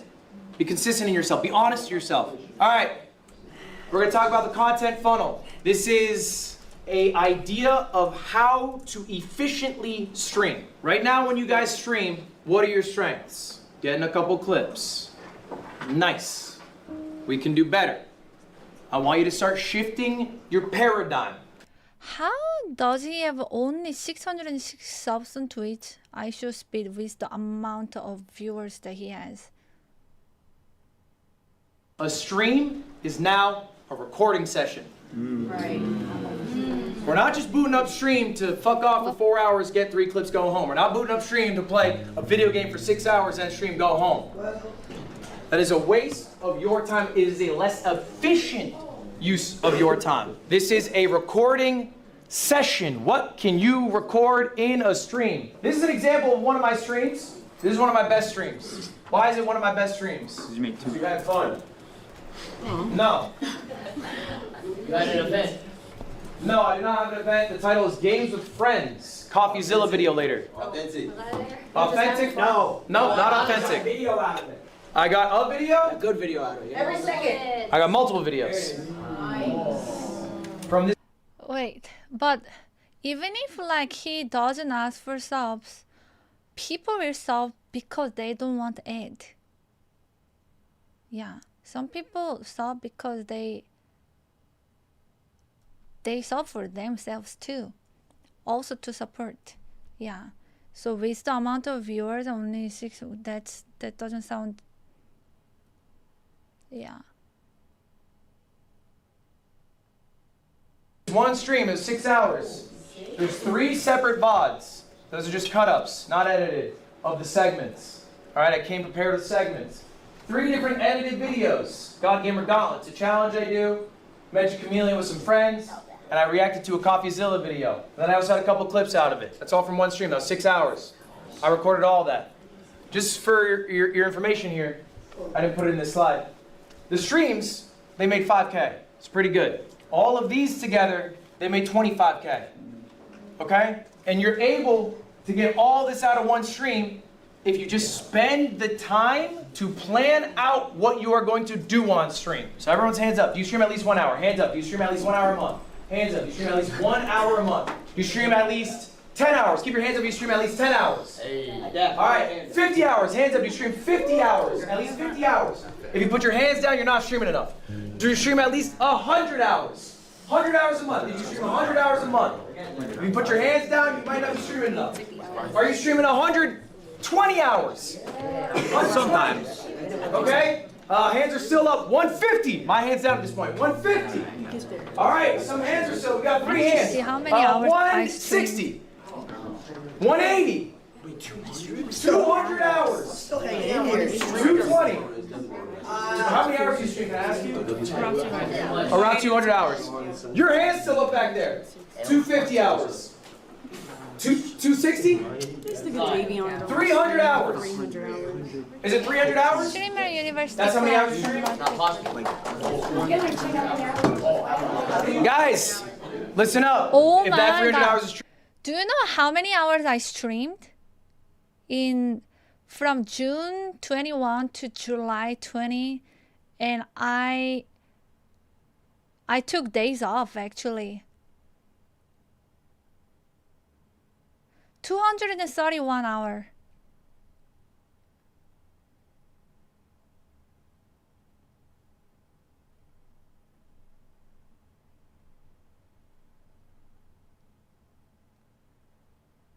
Yeah. 231 hours. And I thought I took like a lot of days off.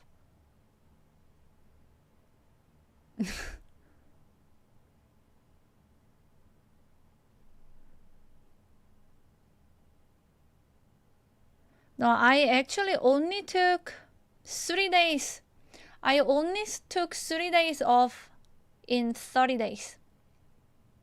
In last 30 days, only took 3 days off, and the last 2 days off was this weekend. Yeah.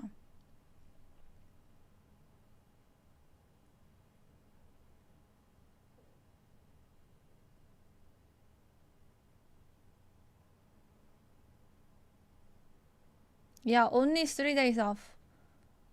But my days off are never really resting days. I'm always doing stuff. Yeah.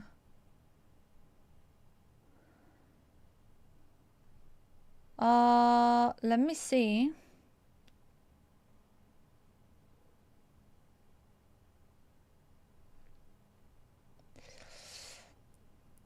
April to May, when I was in Austin, I took 1 day off only. 240 hours of stream. 1 day off.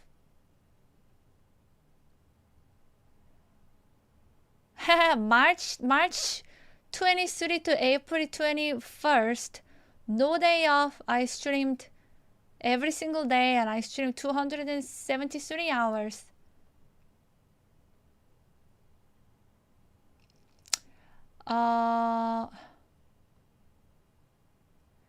And in average, now that I'm looking, I only take in average max 3 days a month. That's time off I'm taking. In average, I'm like going through like my other earlier month. Yeah, 2 to 3 days a month. That's how much days I'm taking out. Unless there is like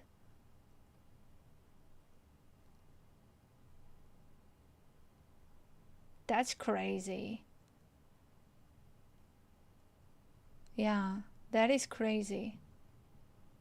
I need to change this, guys, because I need to find time not only to recharge and do what I need to do, but also to work on other stuff that I need to work on. Yeah.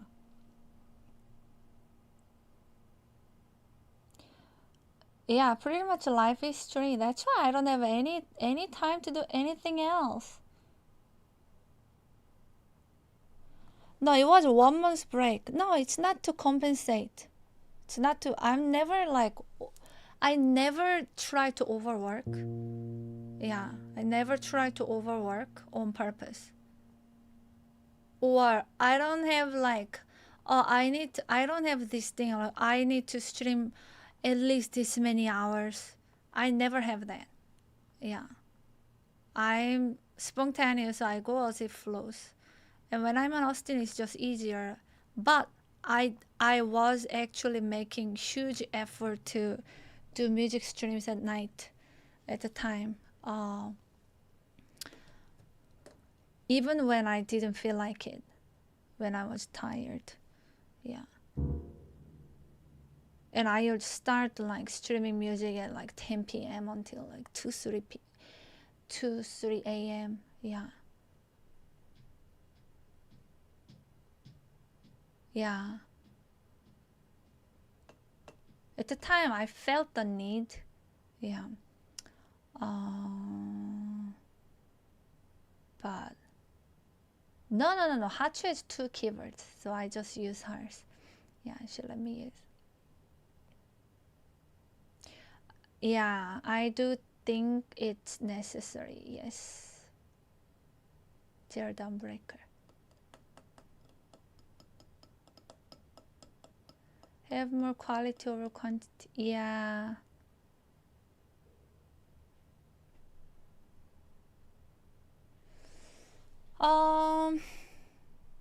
I did. It's been a few months that I actually wanted to make some changes. Actually, for my music stream, piano stream, it's been a few months, but I just felt awkward and always fearful. But after looking at the stats and also knowing what I want to do with my streams and how I want to like do variety, I feel like I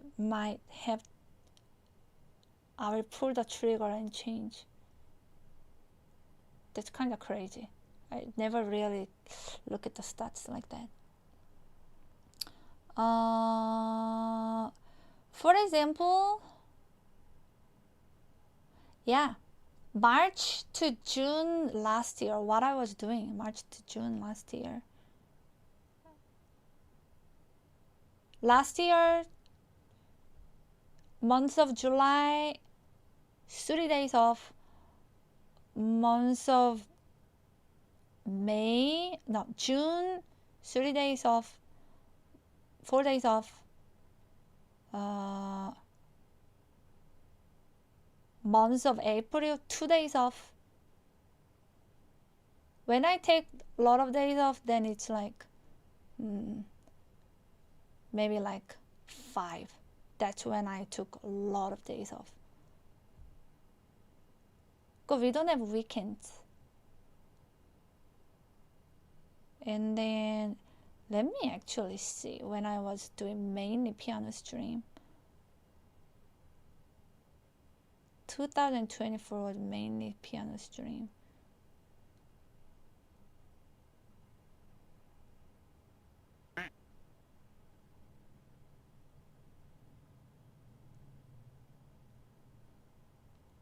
I used to stream crazily piano, like minimum 8 hours a day.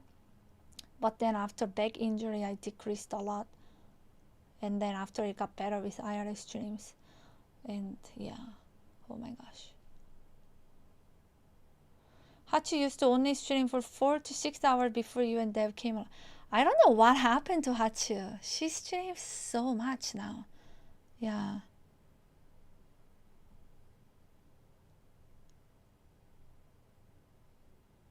Okay, have a good night, Skippy. How can you handle that schedule? Because I genuinely enjoy streaming and I have fun streaming. And to be honest, I don't see time pass by. Yeah. I don't force myself to stream a lot. Time just flies, to be honest.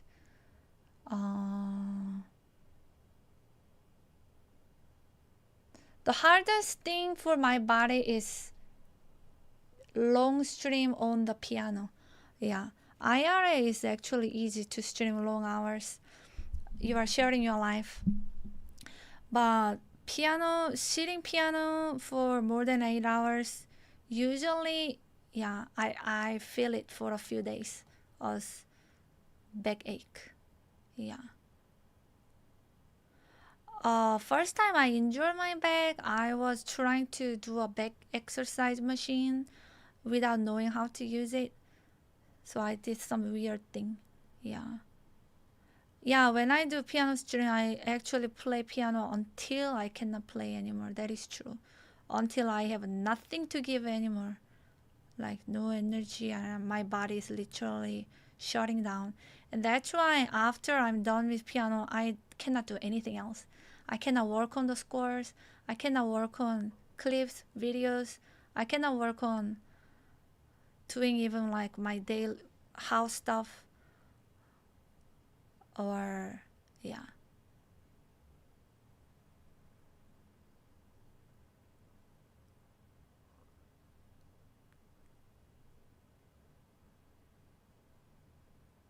Exactly. Instead of shortening, I want to streaming. Doing anything on the stream actually makes me more productive and less distracted. So that's why I want to do more variety.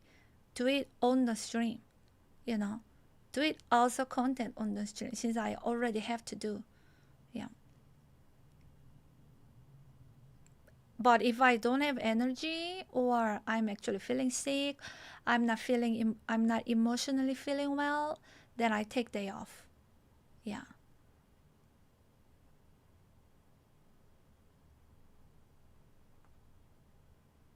Actually, when I'm not feeling well, especially emotionally, that's when I don't go live. Yeah. But streaming chores in my apartment is hard. In Austin, sure. That's why I was streaming a lot. I just stream my life. If I wanted to take a nap, I would do it. But in this, where I'm living, like what I want to show in the space for the privacy, like I actually limit. So it's less things I can do, and variety stream is a little harder. It's a lot more limited. Yeah. Yeah, it's a lot more limited.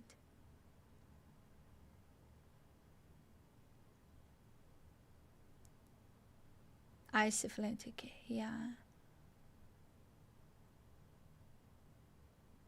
Yeah, and that's why I made second channel so that I can do the variety content without compromising my main channel. That if I'm doing co-working stream, you know, like, or actually practicing, for example, I'm practicing for the community appreciation concert. I need to dedicate a few hours, and it's the songs that you are going to hear during the concert the next day.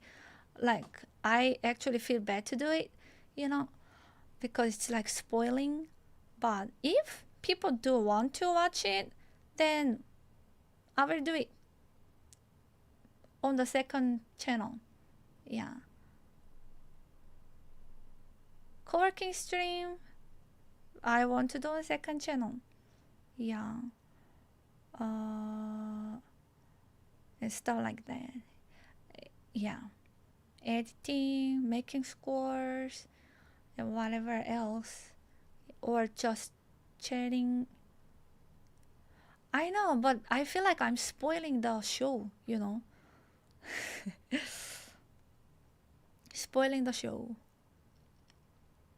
Yeah, second stream for random content ideas. I made it, and we achieved affiliate, but then I went to Austin, so I was doing like soft goals activities, so I kinda didn't use it. It just didn't make sense since I was live all day long. But now I want to actually start using it.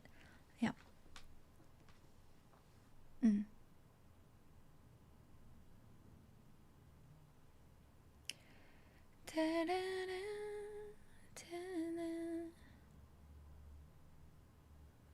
Four hours is nothing for me. Yeah, nothing for me.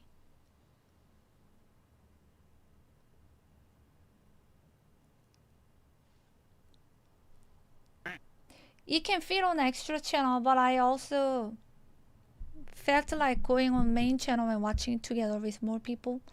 Yeah, I thought it would be actually really good content. But for movie nights, I will do on the second channel. Yeah. Yes, extended silence, yeah.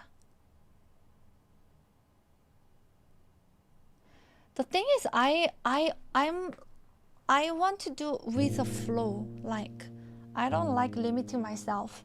If I want to stream more, I don't want to limit myself to stream less. I don't like such pressure, like confinement and rule and having to suddenly end the stream, even if I feel like I want to play more, there are more requests in the queue. I have energy and I'm in the mood. Yeah. So for me, doing on the stream would be the best strategy that would work with my personality, I think. Yeah. And the days off, I just take days off as is needed. I also don't like scheduling day off. What if I want to stream on day off? You know, who will stop me?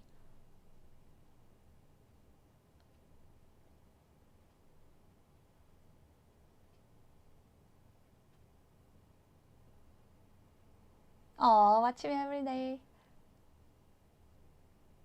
Yeah, I don't think that scheduling, unless I have like a appointment or something scheduled to do that day in advance, then I know I will be I need to take days off. But unless it's, for example, my teaching day, it's so hard to stream on my teaching day because I have to go live early. But if I don't go live early, then what is it even worth it going live for just like 2 hours? No. So I just end up not going. But yeah, I think it needs to be, I cannot schedule day off. I will do it as necessary. I never feel like I have to stream. Well, sometimes I do.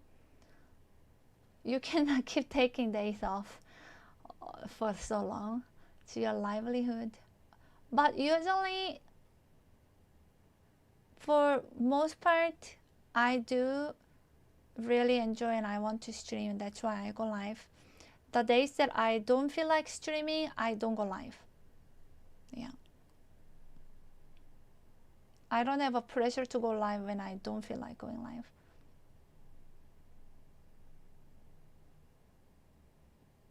Yeah, and Pez, you have a job. Yeah, so it's different too. 12-hour video to YouTube content. Well, it's kind of hard for us a music stream too. You kind of have to do like, okay, improvisation videos like 1 hour challenge or so, that's more like big chunk, but usually it's gonna be like each song. Clips would be good. Actually, you guys clipping it really helps. The fun moments during IRL stream or stream, there are so many good moments, but I feel like our community, my community, people don't really clip that much. It's mostly Skippy, but he has his own like taste for clip.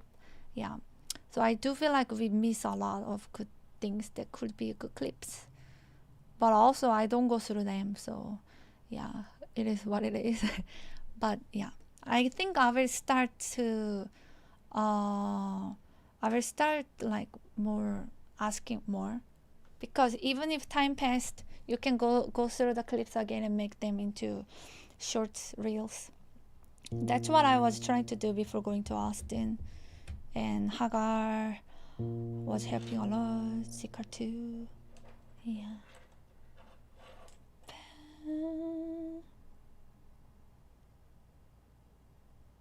Right, streaming for fun and streaming as a job also different, yes. Thank you, Swift Crisis. Yeah. Nuclear comment? No, I am not familiar. Yes.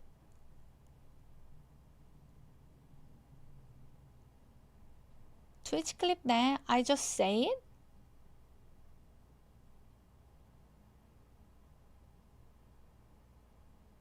Yeah, it's hard. I know, like, clipping is hard. Yeah. All right. You're making a mistake.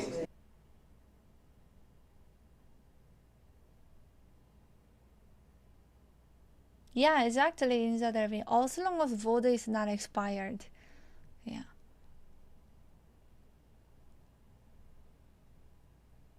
True, in the derby. Yeah. True.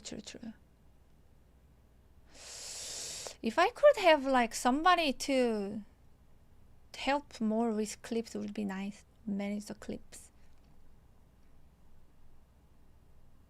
But it also needs to be someone who enjoys doing it, like Skippy enjoys doing clips. Yeah. Everything people need to enjoy doing it. Otherwise, it's hard to be consistent.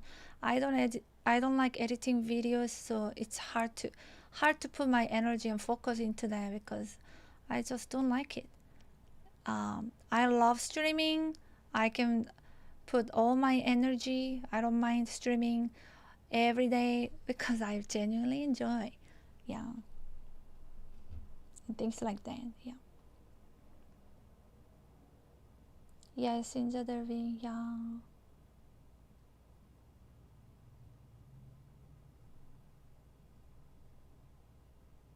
Yeah, Flame to that's a good idea. Hard to remember though for me, since I'm not really thinking that way. Yeah.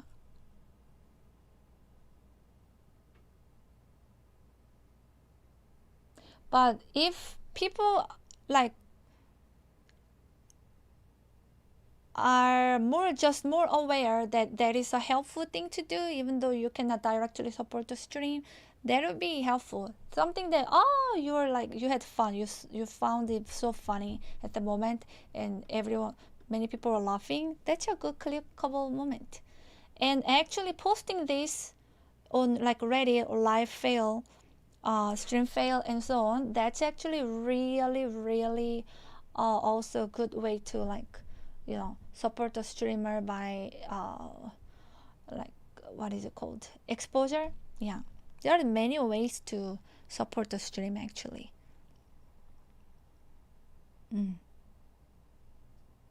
I don't think people clip everything that happens. It should be interesting or fun moment.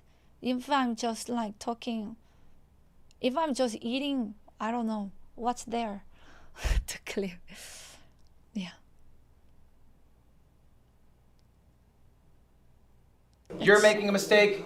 You said 200 hours? Mine, I got corrected, 161. That is still too many hours in my mind. I think you guys are streaming too much. I genuinely believe that. I think every streamer should be streaming in the sweet pocket of 100, 150. I think that's like the perfect zone, 100 to 150, all right? Some of y'all need to do more. I've looked at your stream hours. Some of you guys aren't doing enough. I think some of you guys aren't sure if you want to be streamers. I think some of you guys are still exploring that. That's fine. But if you want to be a streamer, I think at least 100 is right. I think anything over 150 is a waste of your time. You're just being less efficient. Okay, why? Because you're not getting the value. What about I decrease streaming in my main channel, and the time that I have to work on other stuff, I'm live on the other channel. Of each of these streams, right? Your 6 hours don't look like this. Your 6 hours, what can you show for? 4 Instagram clips? Okay. How much did that make? Nothing. Exactly. So we're going to do a little exercise right now. And this is an exercise you guys should be doing every single day. Let me say that again. This is homework today. You should be doing it every single day. I do it every day. I've been doing this 8 years. I think of stream ideas every fucking day. I'm the only guy who thinks of them. Other people have teams. I think that can be a very helpful thing. I'm a little protective over my process. That's just my personal style. On your phones or pen and paper if you prefer. This is an activity. Get them out right now. Break them out, come on. I want you guys to be writing down 3 different stream ideas. Now to make it a little more complicated, we're gonna do 3 different tiers. I want you guys to come up with a $1 idea. Free. Something you can do anytime, any point. A $1,000 idea. Okay, maybe something a little more ambitious, something more planned out, whatever. And then final one, a dream idea, $100,000. Dream. Dream. Doesn't matter. I'll give you guys a few minutes. I want you guys to seriously write these down. You don't have to come up with all 3 right now, but come up with at least one right now. I'll show you mine in a moment. Go ahead, write. I'll give you a few minutes. Going well so far. Yeah, you're doing good. How many people we turn away? Wait, so Ludwig. Only like 2. Late? Yeah. Were they sad? She came in like 12, 16. They had walked by earlier and they went to the wrong room. That's fair. That's kind of you. First, and she was like, all right, that's fine. What was your name? Shook my hand. I was like, that's kind. That's kind. We're going to go to some students. What are you writing down? I'm trying to think about my own personal thing that I have done, so I can relate to this and I can better it. So a $1 probably like go outside in New York City and just show people in New York City. Like IRL? Right. Go to my post office, grab some, some mailbox. Shows, come back home, show some merch that people send me. Yeah. I done it. For the 1,000, I'll do like reaction videos probably. Or like I would order something from Amazon, like a hot chip. I've done it. Okay. And just like do a bug out thing, Yeah. And like for that, what I would do is what I did. I went to the yard. You went to what? I went to the Dominican Republic and I streamed. Okay. So I feel like That wasn't 100K though. 100K, that would make me. No, sorry, that would cost you. But that would cost me. Right, but if you imagine it bigger, like if right, so You get like a whole crew with you, maybe. and I go somewhere else, Like a travel stream. Exactly. Okay, I like it. All right! I'm sure you guys are still mulling over your ideas. That is good. This exercise is something you should be doing again. How often? Every day. Every fucking day. I want to hear a few of your ideas. What you got? All right, so boom. I go by Larry King. I'm a cashier at a gas station. So for a $1 idea that I could do, I could just be desktop at the crib, you know what I'm saying, talk to my, my community, my people. Okay. I could buy like a hot chip or whatever, do that on stream, you know what I'm saying, desktop. For my $1,000 budget or, you know what I'm saying, idea I have for that, 24-hour stream at my gas station, you know what I'm saying, I could pay for a tent to sleep inside, like a tent or whatever, because we do have running customers. Are you paying for production crew? No, it's just me. Okay. Just me. But I'm paying for like a bunch of things that we could do in the gas station. Yeah. That's my $1,000 idea. Okay. Now for my $100,000 idea, The dream. I want to do a gas-a-thon. 30 days straight to gas station, 24-hour security, 24-hour surveillance, which we do have, and I want to have mad different things going on in the gas station. Okay, I like that. $100,000. I like that one. All right, I just want to hear your best idea. Jason, what you got? Best idea? $100,000 idea. I want to do a boxing event on an island for 7 days. Oh yeah. That might be closer to $500,000, but I appreciate the enthusiasm of that idea. Dad, what you got? $100,000 idea. I'm gonna do National Geographic Part 2 in Alaska. I like it. What you got? I'm Philly Bean. I really love D&D and storytelling, so I want to do a 360 immersive D&D session with Matthew Mercer and a bunch of really fun D&D videos. That's 100K? 95K on Matthew Mercer. I got you. Yeah. Lacey, you're excited. What you got? $100,000 idea is the world's largest mukbang.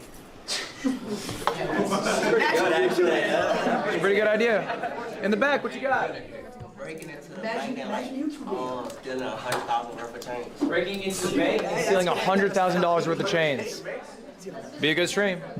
All right, last one. What you got? Casino stream, can't leave till you double the 100,000. Love that.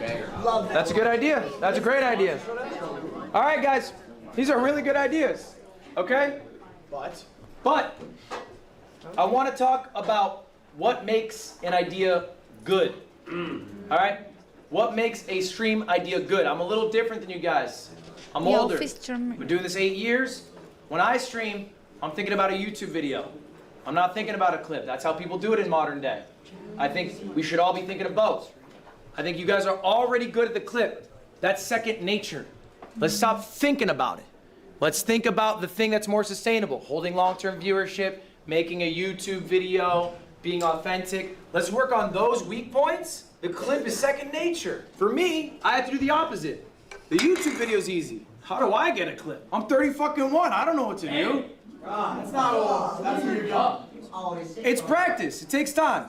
So anyway, I'm going to go through a couple of my ideas here, and then we're going to talk about what makes an idea good. This is one idea here. This is a thumbnail for it. It's called Bro v Bro.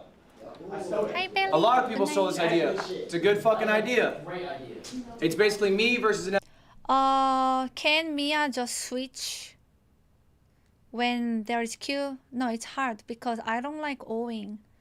And, you know, for me, leaving the queue, unless I don't have energy to play them anymore, it means like, it's kind of like people paid in advance. I didn't deliver. I have to do it. Sooner or later, I have to do it, you know? It is like that, yeah. It's like people order coffee. They are waiting, but I had to shut down the store. So next day I have to make and deliver. And then there is also the time of the streaming time that it's a debt. So I like clearing, yes. Yeah. Okay, really, yeah.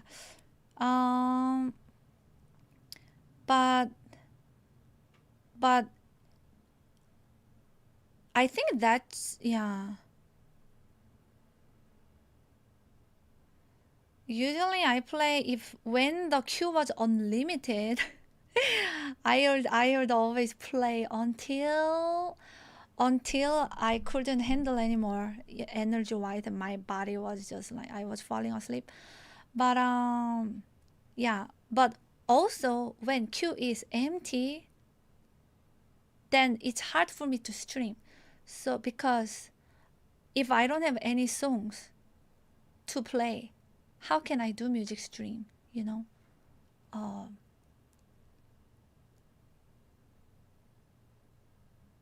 Just play all the songs for free, that's also not possible. I cannot just keep doing giveaway either. It's not like that, but there were times that was like that, yeah. Yeah, that's why doing variety, and I love doing drama. It makes me so happy. And I have so many things that I can do and I want to do. So that's why it's good. Variety is good. And co-working streams, everything, like doing variety is good. Second channel is good. And I like doing like sub-goal challenges. I did it just for a small period of time, but it actually becoming good. It becomes like a stream content, you know. Let's say, Pace, thank you. Thank you so much, Pace. I appreciate it. Let's say like, let's say I make sub goal like something, I will go kayaking stream, you know, if the goal is met. And you guys have to, you know, it's a community goal, so you also have to put effort. And if you put the effort, you expect there is more like expectation. Oh my gosh, now she has, you know, all the sub goals that I did for the activity. You guys, if for example like third streaming challenge or mystery drink or the pizza, it's more fun because you know, like it's expecting this, instead of just like me just go live and then guys, I think today we can try to make a mystery drink just out of nowhere like that. I think it's way better if support should never be easy. Dave, thank you. Yeah, could be good YouTube content, and I should make them as YouTube content, but when to edit? Don't mind me just finishing support goal. Oh, thank you, Sailor. So kind, so thoughtful. Thank you so much.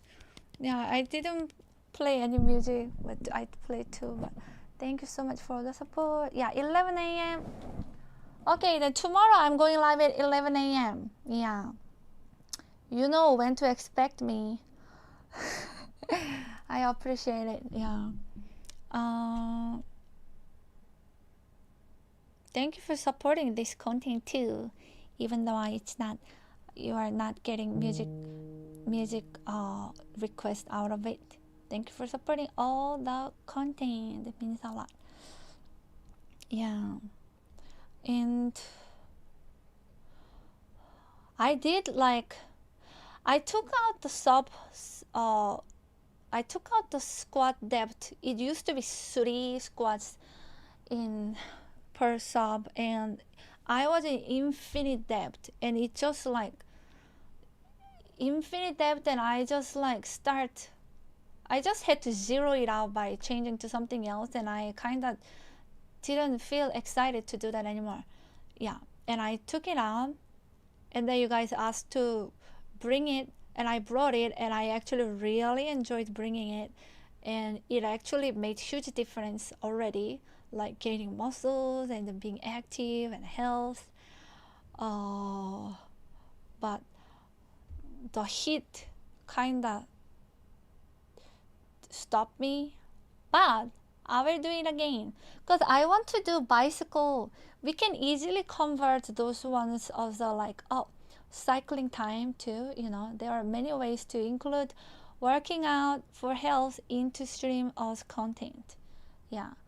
And if it's something that I have to deliver, like I feel more motivated to do so. Yeah. Co-working can be working out. Yep. But yeah, thank you guys.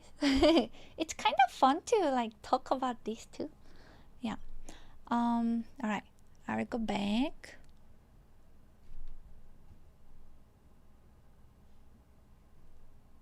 The creator, finding out who the better gamer is. We do a best of 7, competing in a variety of video games. I've been doing this for years now. I know it's a good idea because Ron stole it, Jason stole it, Jinxie stole it. One note on that. When someone steals your idea, congrats, you did well. Do not feel bad about it. Do not be bitter about it. Do not reach out to them about it. It is okay. And here's ultimately the truth. Someone who steals an idea makes you their ceiling. They will not be bigger than you until they do shit better than you. And if all they're doing is mimicking you, then I promise you, they will never surpass you. He's right. I do different things. I do different things too. Next idea. This is $1,000. This is an older one. It's called an Amazon stream. Stole that shit. I gave my chat $1,000, and Ron is right. This is a stream that Soda Poppin' did initially. OG streamer Soda Poppin'. I took the idea.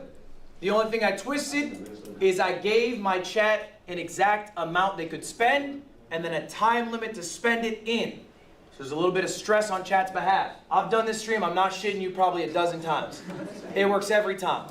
I've done it for 1,000, I've done it for 10,000, I've done it for 30,000. About to snatch that shit. All I do, I give them the amount of money, I let them send me links, they vote on what they want to buy. Yes, we buy it, no, we don't. Huh? Pills? These are height pills, yeah, stand tall, growth pills. Yeah, I'm 6'3". All right, $100,000 idea. This one's a few years old. 24 hours in the wilderness. I had a whole production crew. I streamed outside for 24 hours. I had a bunch of wildlife experts come through. They helped me through it. This was a 24-hour stream production. That's where the cost came from. $100,000. Did you make money on that stream, Ludwig? Fuck no. And it's a good question. Why not?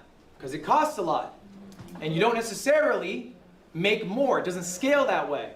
For me to make that much more, I'd have to have that exponential increase in viewership. I'll say maybe at the time I was averaging like 17K viewers. I think for this stream I might have had like 27K. It's more, but it's not enough to cover all the bills. Was it worth it? What do you think? Yes. Why? Because, yeah, even though it was a live stream, 24 hours, right? You could get clips, YouTube, shorts, and it's like so many that you could benefit from just that. I can do that from my home for free. Okay. Yeah. It's different too. Adapt? I think now you have the case study of what that much money turns over for No, content. Remington-ish. You know when you can spend that much money, when you should stay at the crib and spend less money, and you know it gives you an idea of where. Yeah, was it worth it? Around. That's true. I think you can trial things. I think you should take risks. I also think it's okay to have lost leaders, big ideas, big events. Maybe they don't make a lot, but they mean a lot to the people who watch you. People see the effort that you put in.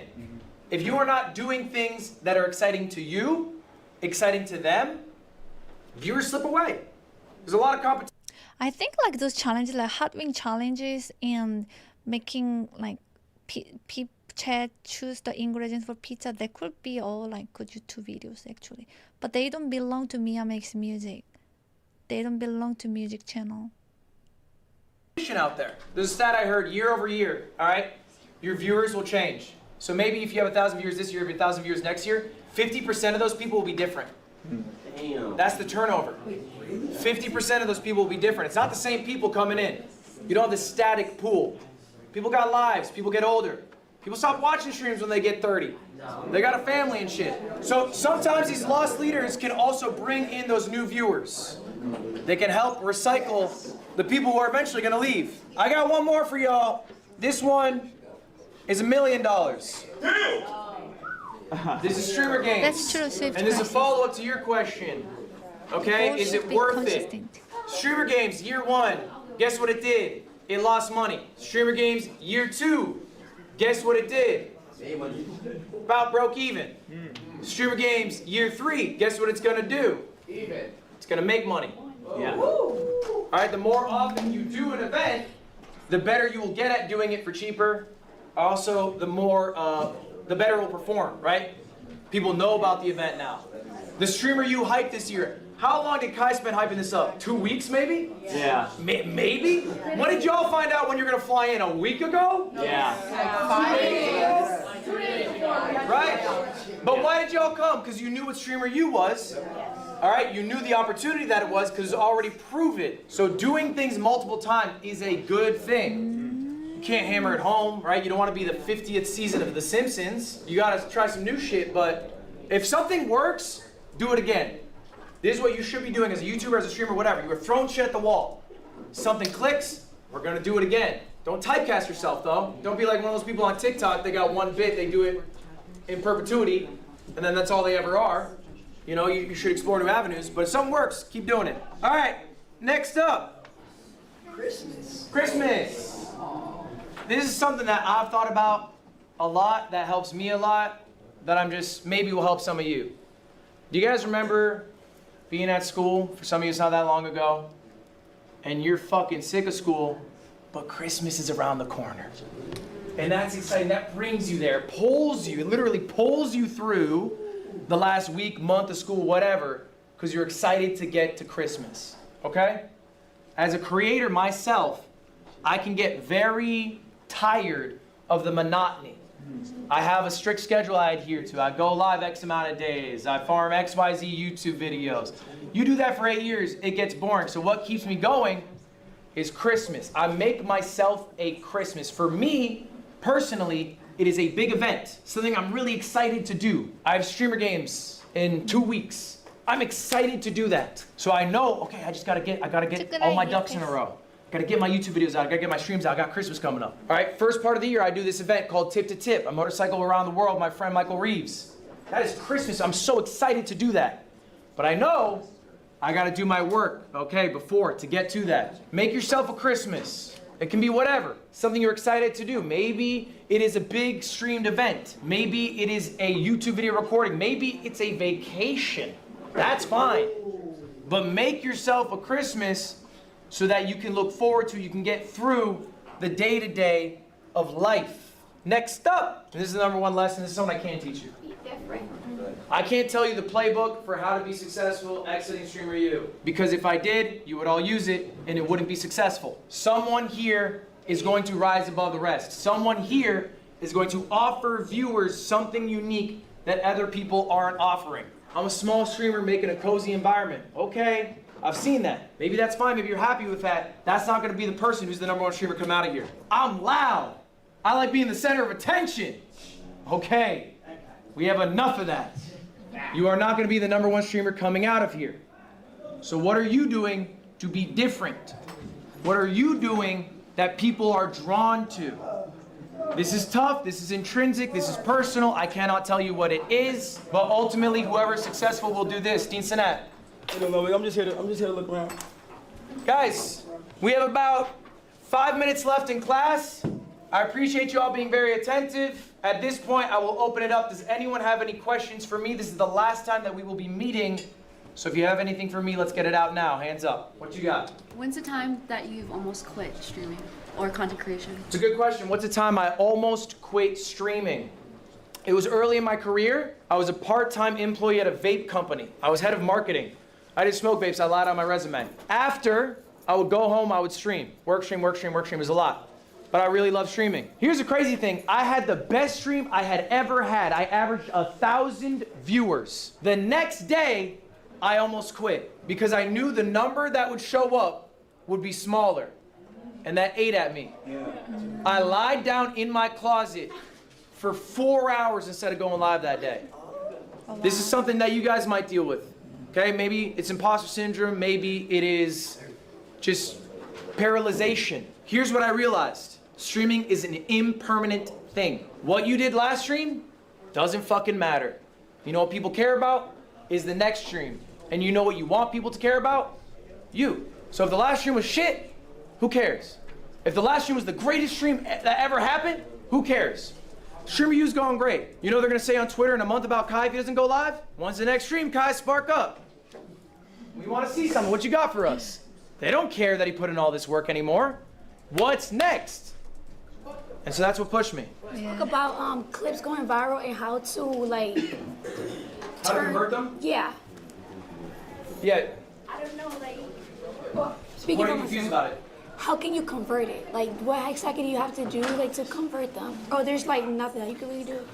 So again, the way to convert those people from clips to long-form viewers is to be authentically you, and the you that they see in the clip is the you that they get when they watch the stream. If there's a big disparity, if you're acting, crazier, more energetic in the clip, and then in the stream, you're like, all right, Chad, what are we doing? Should we get lunch or something? What's Jason doing? What? That's not. No one typed it. That's nothing, right? That's boring, and they're gonna come and they're gonna see that. But if you're authentically you, maybe you are someone who's really engaged in conversation, really passionate about learning, really passionate about whatever, okay? Then that's what you have to show people in these clips. The other thing is I would also start streaming with the idea, the content funnel, of getting a YouTube video out of it. Of trying to think of these long form outputs, not just streaming for 4 hours and getting 3 Instagram clips. Who cares? Let's get 3 Instagram clips and a YouTube video. We can do both. Here, that young man with the braids. Yeah. His name is Gio. Yeah, he was passing notes. Gio, you're passing notes in If you class? want to read it out loud to everybody, you can. You not what I'm on, Mud. Let's slide. Dean Kai, what's that mean? You not what I'm on, Mud. What is it? Because I wrote that note. This is his note. Oh. And he said, you not a snitch? He wrote that? Okay, you're right. Give me that note right now. Give me that note right now. Give me that note. You already showed it. Oh. Dean Sinats, Why let's go. is she 8? Either spit it out or Dean Sinats. You get to pick. All right, give it here. Don't spit it out.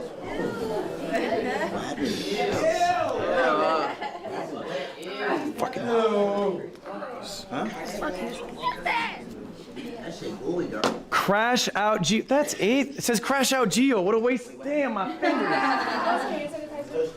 What's up? Oh, I got some right here. All right, guys, we got a couple more minutes. Any more questions? For someone around the 200 to 300 viewer range, do you think it's better to stream less hours and more so like focus on like planning, like, you know what I mean? For someone in the 200 to 300 viewer range, is it worth it to stream less hours? What do you think? Like, is it better like, all right, I'm gonna do like an 8-hour stream, I have one segment, and then like the rest I'm gonna just, abolish? Or do you think like I should only stream and then once I have like no planned content, like end my stream, done? Are you trying to get rich in short term or long term? Do you want like thousands more, or do you want to make maybe hundreds of thousands of more over 5 years? Then let's think of your future, right? So when you say I do a stream and I plan one segment that's a YouTube video, and then what's the other 6 hours? Just whatever happens, abolishing. Okay, you're abolishing. That's Bunch of cool. Baylash. What's the point of that? You're making more money because you run more ads, you get more subs, but what does that turn into? Nothing. Poof, it's gone. There's not a YouTube video out of it. The VOD's maybe not that noteworthy. Like, what is the point of that? Yeah. You could stream every minute of your life and you'll make more money. And that's the issue with streaming, right? You can always think, oh, I could stream more. It's true. You could make more money. If you went live 1 more hour, you make an hour's worth more of money, okay? But if you take the time to ideate, if you take the time to elevate what you are doing on the stream, then your streams long-term make more. I showed you that graph, all right, of my stream. It made $5,500, and I told you the other streams made the YouTube videos made 25,000. I didn't make that 25 instantly. They had to be edited, they had to be posted, it took time. It also took the time to come up with the ideas. That made more overall. I would have made more if instead of streaming 6 hours, I streamed 10 hours and I played more Magic Chameleon, but that wouldn't have net much, right? It's less efficient. You are not being efficient with your time. Guys, speaking of time, we are at time. All right, thank you all for being here. I appreciate it. Hey, you're the greatest. That was good. Guys, y'all got homework. I need to see it online. I want to see your stream ideas online. We can't. I appreciate you, dude. Thank you so much. Of course. Isabella, stay after still. Hey, is this for his stream? Hey, you got me in streamer games, right? That's good lesson. And he has such a good, like, so good at teaching and talking and like leadership skill. Yeah.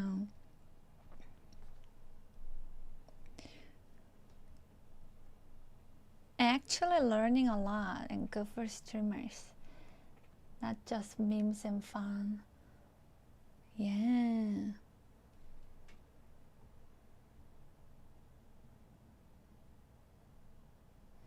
I heard at least one of his parents a teacher. Oh, you know, like teaching and explaining like that and talking in public like that, that's a real skill and gift.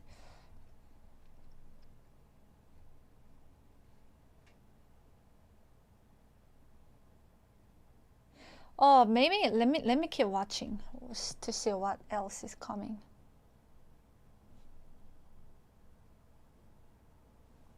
Oh, 3 goals. One more time. I like him. Yeah, he commented Streamer games, right? super well. Yeah, do your homework, bro. Buy brand deals. Like, get any brand deal. If you get a brand deal for $1, is that your goal? No. So let's be specific. Ron. Absolutely. Absolutely. You got me in streamer game? Absolutely. On everything? What? Oh God. Not part of Streamer U team though. So what the fuck? My Streamer Games All-Stars. You're one of the best to ever fucking do it, baby. Oh my I promise you that. And I'm excited to see you there. Ron will be at Streamer Games. On everything, Ron will be. Thank you, bro. I'm engaged. I'm engaged. I'm engaged. I'm engaged. Oh my God! Hey! Fuck you! Yo, what are you, a fucking bad boy? They're really good. I appreciate it. That was really entertaining. Yeah, I hope you take some stuff away, man. I genuinely was locked in watching that the whole time. I saw you. Obviously, you're joking about like. Yeah, I was joking. Yeah. What? I've never experienced anything like that in my life. Like that was like a completely out of context clip. The caption was crazy. You got Cliff Farm crazy. Whoops. New to me, but since I have such a big support system, you know, Yeah. a lot comes from like, oh, like I know her. It's like way easier to get and it from YouTube Yeah, than it so is- I'm yeah. trying to build like more of a relationship with like my community on Twitch. What would you recommend as far as like transforming my YouTube subscribers to being on Twitch? Because you know, I know a lot of people that's on YouTube probably don't watch Twitch Yeah. as much. I guess first off, what do you want to do?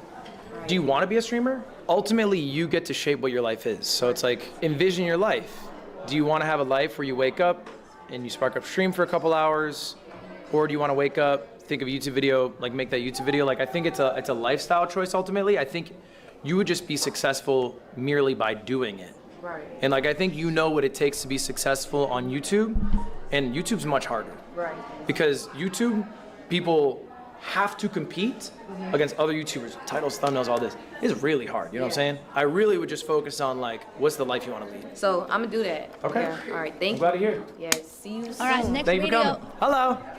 So I never checked my Twitch. It's called Twitch Talker. Twitch tracker, yeah. Yeah, I never checked it. Can I check it?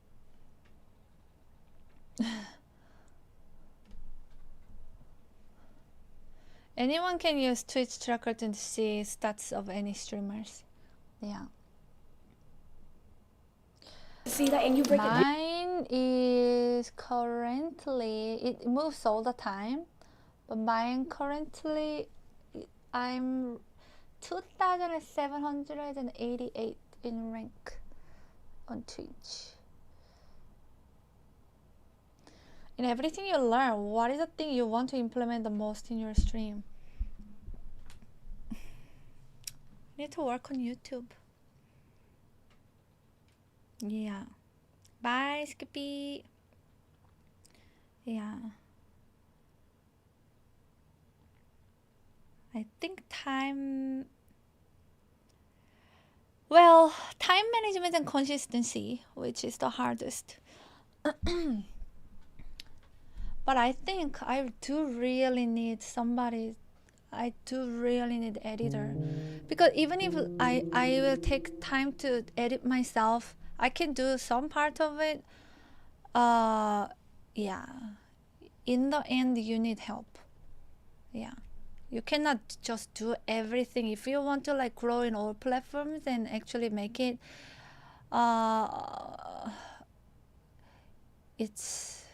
you need to like source out.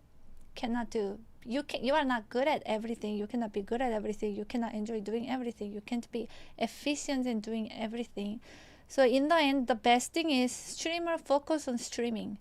Yeah, what they enjoy the most. And the rest, you find the people to help. Thank you, Common Timer. See ya.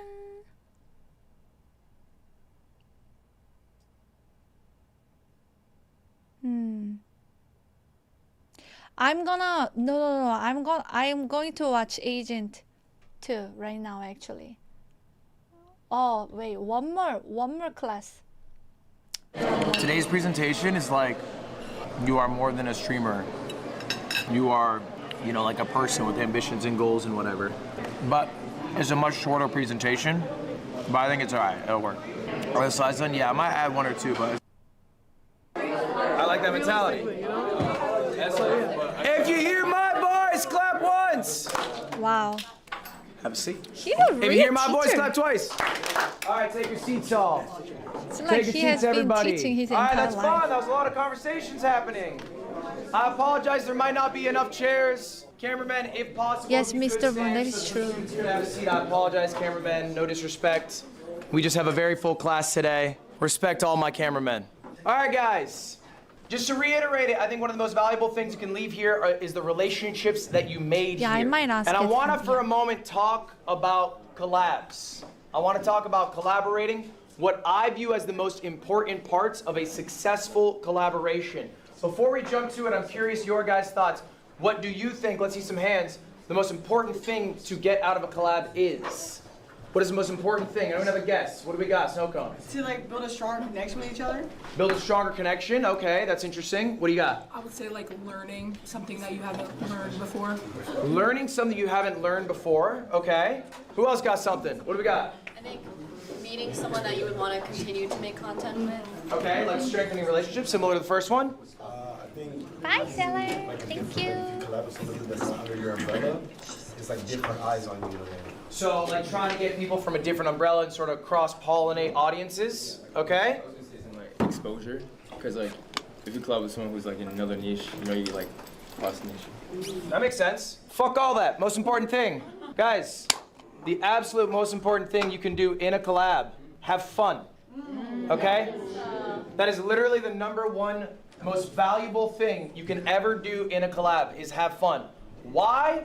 Because if everyone's having a good time, you'll want to do it again. That is literally the most important thing. It is ultimately a relationship. It's an interpersonal relationship. Is there a third tertiary thing going on? Okay, viewership success, yada, yada, yada. Sure. But if you're not having fun with somebody, even if the viewership's great, are you going to want to keep doing it? If your interaction with the streamer is, let's just say a hypothetical, you're at a university and they throw sauce on you and they have 150,000 viewers, and so your viewership goes up because everyone wants to see what happens after the sauce is on your body. Is that someone you want to hang out with again? Do you want more sauce on you? Probably not. So maybe you'll want to avoid Rakai. But the other, and this is literally a list, I'm going 1, 2, 3, in my view, okay? When I run events, I run major events with 40, 50 plus people. The #1 thing that I focus on is everyone who went had a good time, because if they had a good time, they'll come to another one. All right, a little secret for this one, if you have food, they have a lot better of a time. If it's in person, you guys get food, people get way happier when they're full. Second thing, make it easy. Okay? If you are setting up this collab idea, maybe you had the idea, make it as easy as possible. What you are going to do, where you are going to do it, when you are going to do it, how long it's going to be. Communicating all that efficiently is super valuable, okay? Maybe there's a creator here who's a bit larger, who you made a connection with, but you know they're busy. Make it as easy as possible for them to say yes to the collab. And then third, and this is I think what you guys are poking on, to me is the least important. Still valuable, sure, but it's the hype you get from it, all right? It's the success that comes from the collab. Cross-pollination, whatever. Right, that's great, cool. That is the least important part of a collab. Are you gonna stop hanging out with your friends because it doesn't get you views? Yes. Yeah, probably. Interesting perspective. All right, here's a real message that I received from a viewer. His name's Rui. He's a smaller streamer. He said, hey, Ludwig, I was listening to The Yard, and I caught a conversation that I had with my friends about how long it would take for somebody to beat me in Super Smash Bros. Melee. If you don't know anything about me, I'm a professional Super Smash Bros. Melee player. So how does someone who starts from day 0 learn to beat me? All right, so he came up with a proposal. This is the proposal he sent me. He outlined exactly what he was going to do, how much work he was going to put in, and what his expectations were for me. Now this came all because we were talking about a hypothetical situation. How long would it take someone to learn? He wanted to make that reality. Do you know what I said to Rui? Snap yes. Why? He made it easy for me. It sounded fun to do. And I like the guy. I think he's putting in work. I collab with people all the time. I collab with big streamers. I collab with small streamers all the time, constantly. And I will collab with literally anybody in this room if you come to me with a good proposal that makes it easy on me. Who here knows who Squeaks is? Squeaks hits me up. He's about a 100 viewer Super Mario 64 speedrunner. I like Super Mario 64. I watch the Squeak streams. I think he's funny. He hits me up, he says, let's do a race. Do this day, it'll take an hour total. That's it. I do it. It was an amazing time. What happened? Squeaks was funnier than me. Half my viewers left to go watch him. Now he's a wildly successful streamer. This could be you. Oh, one moment here. All right, guys, this is gonna be very important in collabs, and I'm sure you've experienced this. Be careful of what you become in pursuit of what you want. A lot of you guys are very successful streamers at getting clippable moments, posting them to Instagram, TikTok, wherever, those blow up. And you might notice that a lot of people here maybe go a step too far. They cross interpersonal relationship boundaries to get a clip that will be more successful because they're doing something out of pocket, something a little crazy, something a little wild. This is happening constantly. I can tell you right now, the ROI on that doesn't make sense. Business-wise, it is a bad move. You are making a fool of yourself to get more views, maybe a 2 million view clip, whatever, here, there, in burning bridges with people who otherwise might like to collab with you in the future. Right. Does a nuisance streamer get views? Do they get some success? Sure. Do you want to be Jack Doherty? Okay? Fuck no. And so I think this happens because the system sets it up that way. Because you're incentivized, I want to get more views, do this. You push yourself. Do not lose yourself in the pursuit of what you're trying to accomplish here. This is a little fact that you guys are all going to have to deal with a lot earlier in your career. And it's going to be a bit of an awakening. Right now, more people know you than like you. In life, for the most part, more people like you than know you. You meet people in your family, they like you. In school, you know, maybe they like you. Right now, an overwhelming amount of people know your faces and names, but don't like you because you've been on other people's streams or whatever. What's going to come from that is, and I'm sure some of you've experienced this, you might get hate farms. There might be clips in context, out of context, that blow up way larger than an audience you are familiar with. And if you guys know anything about the internet, they have zero grace for you. They're probably being pretty mean to some people in this room right now, and that doesn't feel very good. Another note on that, your streamer friendships are constantly being tainted because there is a third party in that relationship, the viewer. There's probably a difference that you've experienced between friendships you've made with streamers on stream versus your friends who are totally off stream. Do you guys feel that? And then the final one, you guys are going to also deal with this, is you cannot control your reputation. You've made with streamers on stream versus your friends who are totally... for you. They're probably being pretty mean to some people in this room right now, and that doesn't feel very good. Another note on that, your streamer friendships are constantly being tainted because there is a third party in that relationship, the viewer. There's probably a difference that you've experienced between friendships you've made with streamers on stream versus your friends who are totally off stream. Do you guys feel that? And then the final one, and you guys are gonna all have to deal with this, is you cannot control your reputation. You literally cannot control it. It is out of your hands. It is an act of ego to try to control it, but ultimately the good thing is your reputation does not matter. The relationships with the real people in your life, okay, your tangible friends, the people you stream with, your friends, whoever, your family, that is what matters. What they think of you, how you treat them is what matters, not what the people online think. It's a very easy thing to say. It's a very hard thing to do in practice. I'm just saying this as a reminder for you all. I genuinely believe this. I promise you, okay, no matter how loud you think the noise is at any moment, from hate, whatever, it does go away. The things that stay with you through those hard times are gonna be your personal relationships, okay? Now let's talk about the tips and tricks to get big fast. Because I want all of you to succeed, and I see those numbers, 87% never hit the peak again. Let's do it. Let's go through these tips right now. Guys, this is an easy... You know, like people, for like one accident, or the bigger you are, the more known you are, one like mistake or out of context clip, they look bad, they can get really hatred. People have, internet have no mercy, like celebrities also in Korea, like one thing happened, it doesn't matter what they did in the past, people will like attack and they get suicide and so on. So like, I think like him saying, people that actually matter, like the actual like relationship that they have, you know, in their personal life, that they support, know who you are and what they think of you, and know you for who you are, and not just random, so many like strangers on internet that doesn't know you as a person, but make quick judgment based on like small, I don't know, based on article or a clip or one video. I think it's healthier and it's better to focus on what people think. People that know who you are and have real relationship with you, and their opinion matter more. Yeah. Otherwise, if you keep caring about all like what the internet when strangers think about you, they're gonna think so many different things, you know, like I don't expect everyone to like me, you know. People have different taste, different value, different culture. What I might do now, I don't know, like eating like this, it may feel rude and disgusting to one culture, but oh, this is actually thing that it's polite in another culture. It's so different. You can't really control everything and what people think about you, but you have to be strong with your values. You have to be strong and firm in who you are and your identity, and have good relationship with people around you.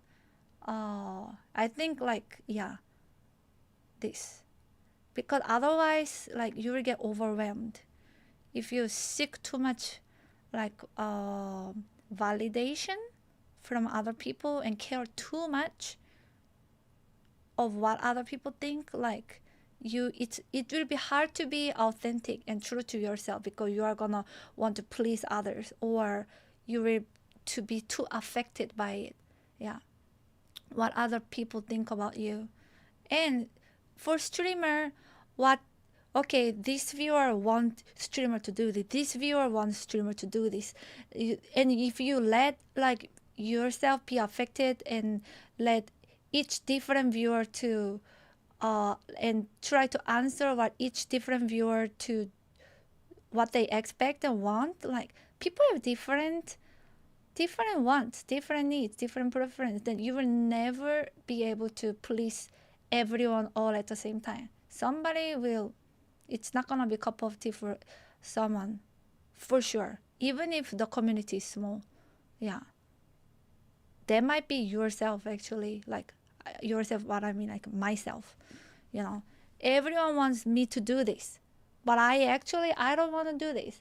But if I do it, people might like it, but would I be happy doing it? Maybe not, you know. So like somebody, yeah, we're always like this. So I think most important is be true to yourself and don't can't care too much, especially if it's stress out, yeah, and mental health. That's why when streamer asks what I want, I just support the content. I don't really need anything else. I see.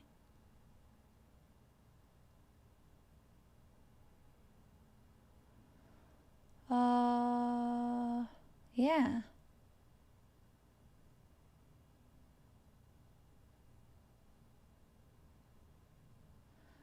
And yes, everyone have an opinion doesn't make them right and doesn't make them wrong either. I just think, you know, just each person is different and you gotta do what works for you, what you feel comfortable doing. Yeah. Yeah, too many angles, yes. And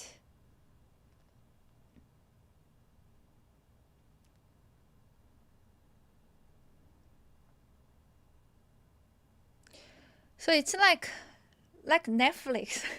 There is content for everyone. Whatever genre you are into, whatever mood you're into, you can choose. But some people may not even want to, not even like Netflix. Then yeah, then don't watch. You know, like I'm just saying there are like hundreds of like options to choose from. What to, you know, like documentary, movies, TV show, drama, K-drama, whatever. I'm sure like people will find what they want, but some people actually may not find.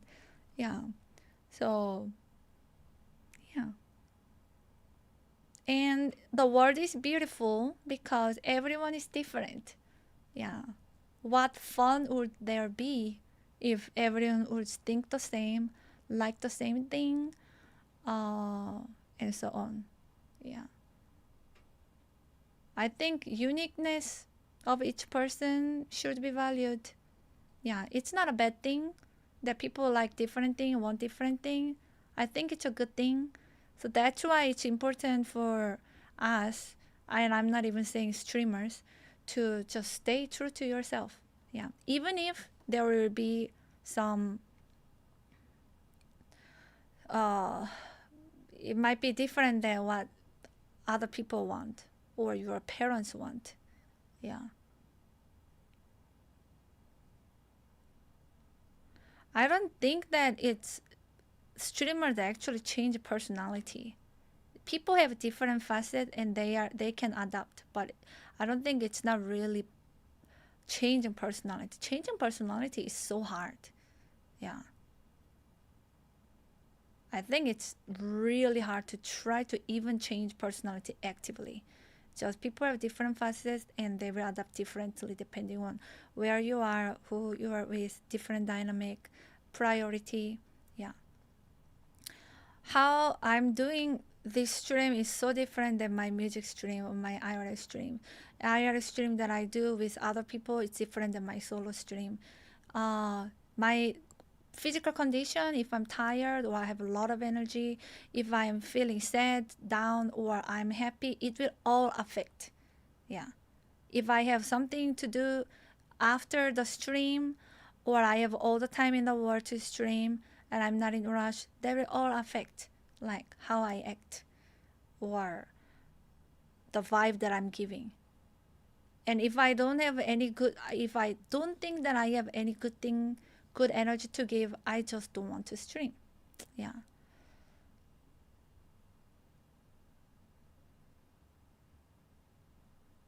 Yeah, but I don't think it's hard. I don't know. For me, in my experience, it was really rare to see fake people. I can usually tell, I think, when somebody is not genuine, but it has been very rare to see someone who is not genuine.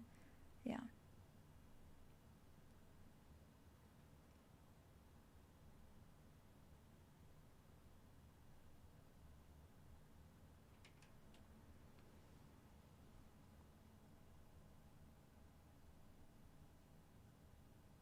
Hi, Choppy Bear.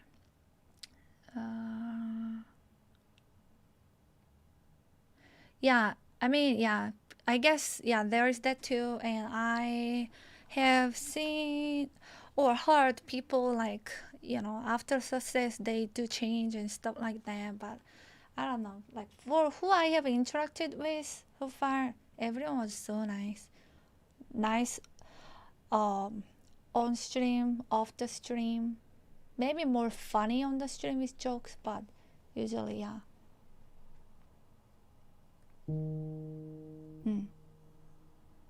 It can change people.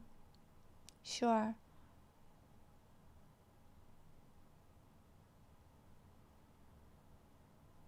Alright, continuing. I will genuinely see you at the airport.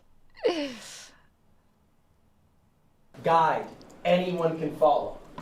The first one, now these are my homework assignments for you. That's how easy I made it. Raise your hand if you did my homework. Be honest. Who did my homework? I did one. You didn't do my homework? You didn't do my homework? I've been busy and I do apologize. Don't apologize to me. I don't mind. But you're missing the fast track to success if you don't do these tricks. Let's go through them. First one, writing down your goals. Writing down your goals for yourself for the rest of the year. What's the value of writing down a goal? One, when you write it down, you materialize it, you actualize it. You put out into the universe that you want to achieve this thing. Is it corny? Yes. Does it work scientifically? Is it backed up? Also yes. There are studies that show that writing down your goals helps you achieve them. One more note on goals. I said the next 6 months, but there's a little fact. People overestimate what they can do in 1 year, underestimate what they can do in 5 years. Make yourself a 5-year goal too. You'll be surprised how much you can accomplish in that time. Second trick, make it a schedule. Streaming has no schedule. Who's been streaming 24/7? Who's been streaming every single minute? That's probably exhausting. Y'all are tired. There is no reason you cannot stream another minute. And if you stream another minute, you'll make another $1. But when do you stop? Hold yourself accountable by making yourself a schedule. And in that schedule, okay, I will some do time it. for ideation on what you're gonna do on stream. You should be ideating, you should be thinking about this every single day. What you do on stream, where you're maybe gonna get some clips, what segment could be a YouTube video, what the viewers might enjoy, what you might enjoy. All that happens from the ideation process. Next up, content funnel. This goes in part with the ideation, but basically when you do a 4 to 6 hour stream, you can get a lot out of it. Multiple videos, multiple clips, long form VODs, whatever it is.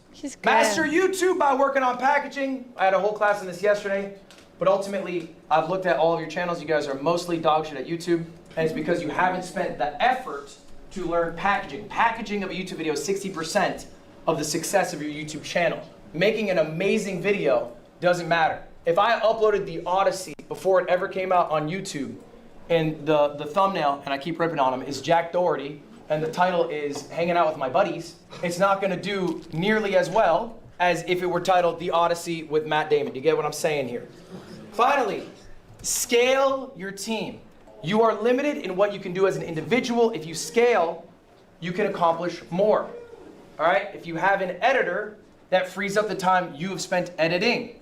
Yeah, now, obviously, you have to scale to your own means. We're going to talk about scaling in a moment. But scaling allows you to accomplish more. Guys, these are my tips and tricks. And you know what? You probably have some questions for me. Maybe some more. Should I multi-stream? What's the best camera? What games do I stream? How many videos should I post today? How much do I pay my editors? Do I run ads on stream? What's the best way to game the system? I know you guys have a lot of questions because you come to me after class about them.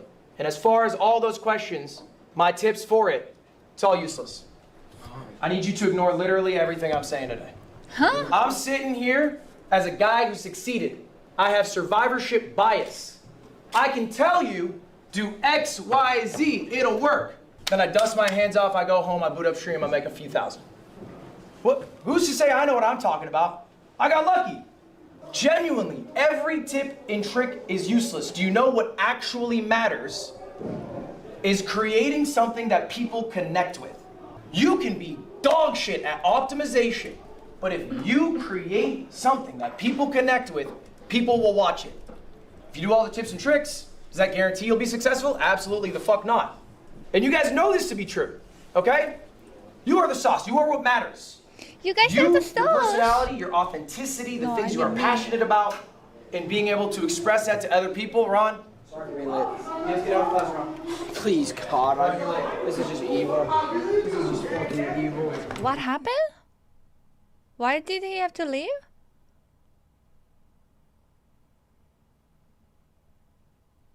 I'm the source. I am the most important.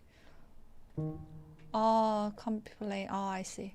I really need you guys to take this lesson home. This is something I cannot teach you. No one here can teach you. We sit here at Streamer U saying we know the answers. If you listen, you will learn. That is not true. What is actually true is that you have something special inside of you, and you need to connect with people on a personal level, and that is the only way that you will get big. All right? That is really it. And I cannot give you that. Too late. Okay? Bonnie, I need you to get out. Do you guys agree with me on this point? Yes. Do you understand what I'm saying here? Yes, sir. 0 tips and tricks will help you. 0. You can optimize success, but success comes from you. And I cannot teach you how to be authentically you. I got some examples here. All right. These are people who I think are absolutely dog shit at what they do on a micro level. I think they are horrible at optimizing the game. I also think they are some of the greatest creators on earth. Vanilla Mace has an infectious personality. She succeeds wildly everywhere. She also uploads like almost unedited, like hour-long vlogs, and people eat it up because they just want to see every minute of her. She's not content funneling her stream to maximize output. She's being Vanilla Mace, and people love that. Squeaks could not think of a guy who comes up with worse stream segments. He's playing every Metal Gear right now. It's like a 30-year-old game, bro. It is not what I would recommend if someone said, what games should I play? I wouldn't go Metal Gear Solid 2. But he's doing it because he likes it. People like that. They like that they can be at work watching their boomer playing boomer games, and he's funny while doing it. And Moist Critical, I'm sure you guys know this, doesn't make thumbnails. His titles are like talking about the Odyssey, and he Really? You're late. She's not a student. My job and my door. She's Alright, that works. I'm not a streamer. He's not a student. Charlie does not optimize his YouTube game. He's a wildly successful YouTuber. He's obviously a unicorn in that sense. But when he goes live or when he does his YouTube videos, he's not working on his packaging. He's not getting the tightest intro thumbnail title. Okay, I'm bringing these people up because they are anomalies, but they are proof that the most important thing is the personality you have, the authenticity you have, and how you're able to connect with people. Really, these people are who you should aspire to be, but you can't aspire to be them because then you're not being yourself. It's a little bit of a catch-22 here. So here's about the only advice I can give you to succeed at being the best you, and it's to not lose yourself in the grind. I cannot tell you the amount of streamers who I talk to who are drone bots who all they can talk about are numbers, viewers, streams, bullshit. Bro, it makes you a rotted individual. People connect with you because the life experiences you've had up to this moment. If all you do from this moment on is stream every waking moment, then you lose what made you special in the first place. Live life. Enjoy life.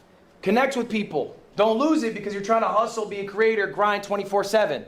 Now, number one, a lot of people at this university could take a little lesson. I'm sure you guys have seen it. Respect goes to everyone. I think Dean Sinat made a mistake. Respect belongs to cameramen, right? I know he said cameramen shouldn't make content, but people are treating cameramen like absolute trash.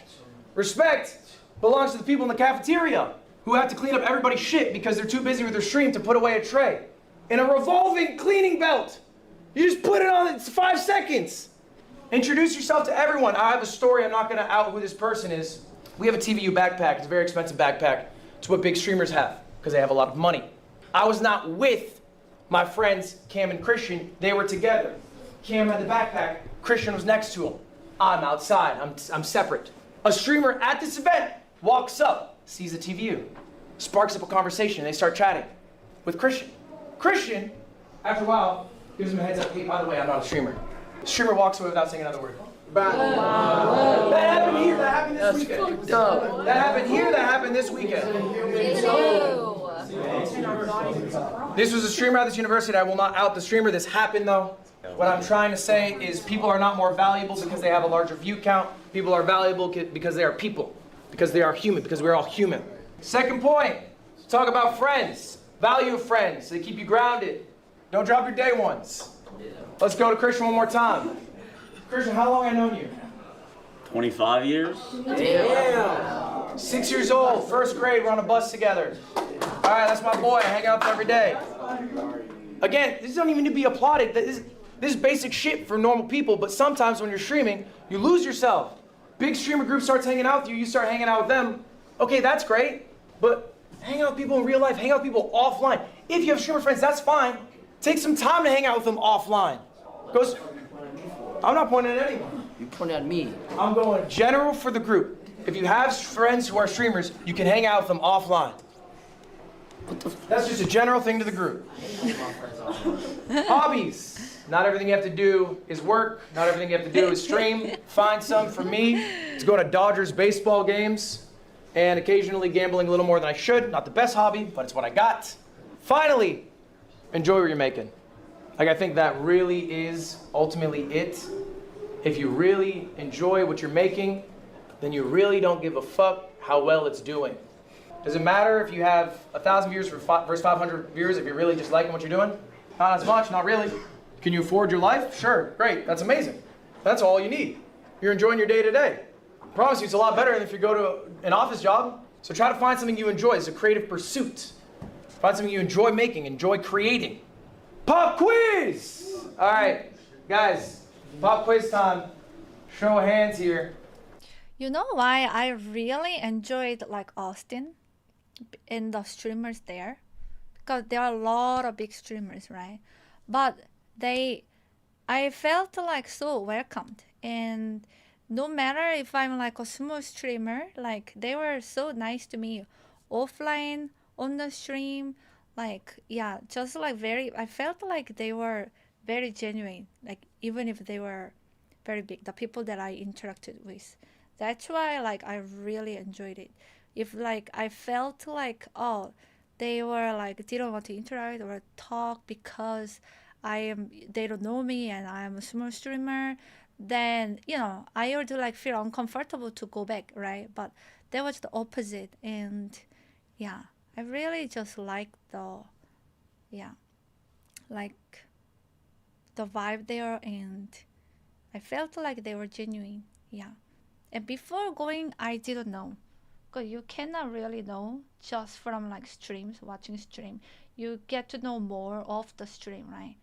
Yeah, and I did enjoy interacting like off the stream, and I love making friends. For me, collab is more than collab. It's not about stream. It's more about building relationship and getting to know. And if I have a chance to hang out off the stream after or before the collab, I will always do it. Yeah.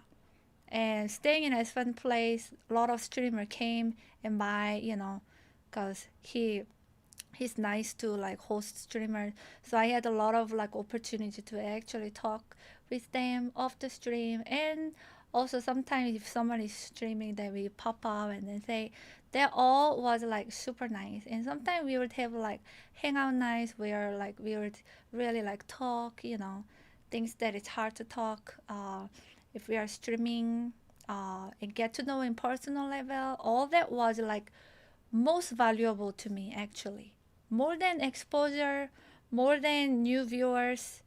I think that part was the most thing that I most valued and enjoyed the most. And becoming friends, yeah. You will not likely to stay like close friends if you are far away. I don't even talk to my own family like too often because we are all busy, but yeah, I really valued those moments and times. Yeah. I think off stream at least for me tells me more when there is no camera on. Some people feels more comfortable to talk, yes. Yeah, off the camera, even streamers. Yeah. Some people, they stream their life all the time, but it just depends. Yeah. There are some, yeah,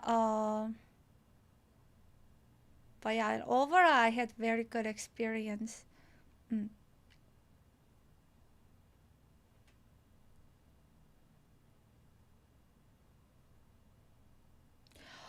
Oh my gosh, Alpha Sura, you just reminded me actually.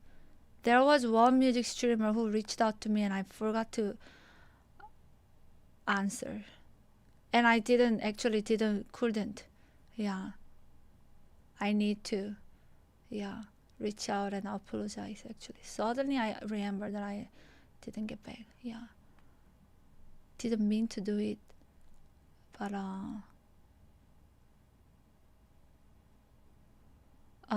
it was too rushed for me. I didn't even manage to do all the collabs and content that I wanted to do because 1 week and a half too rushed.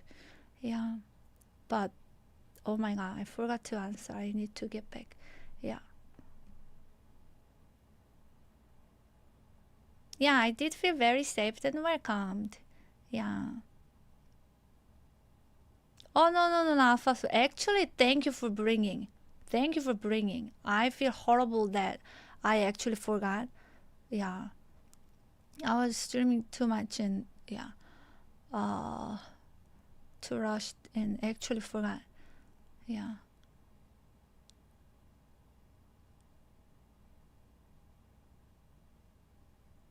Do you think it's best to work or collaborate with someone if you don't know anything of their content? If you don't know anything, it's kind of hard.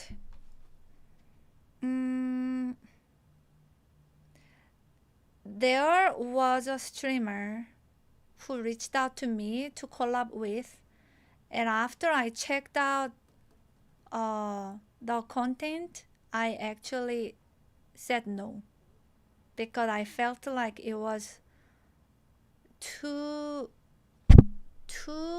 like different, or it wasn't really like content that I wanted to be engaged in. Yeah. Maybe I was too judgmental, but it was years ago. It was years ago, so I knew less also. But yeah. Oh no, I love Cooks. Cooks is great. Yeah.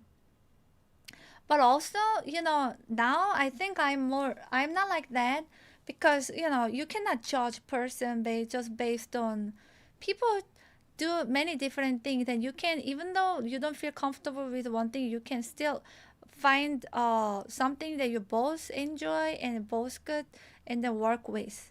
Yeah. No, I like Pigu too. Yeah.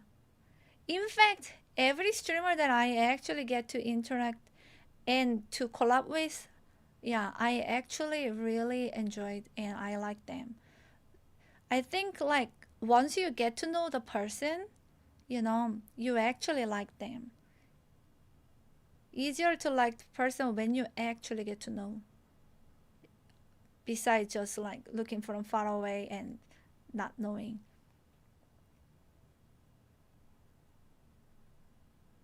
Yeah.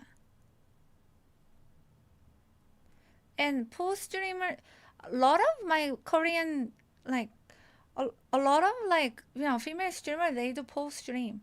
Yeah. I will personally like never like I don't would feel comfortable like wearing bikini on the stream, but that's me. But I also don't judge other people who do that, and we can still collab. I can still love them as friends and still collab and have a good stream. They wouldn't force on me either. Yeah.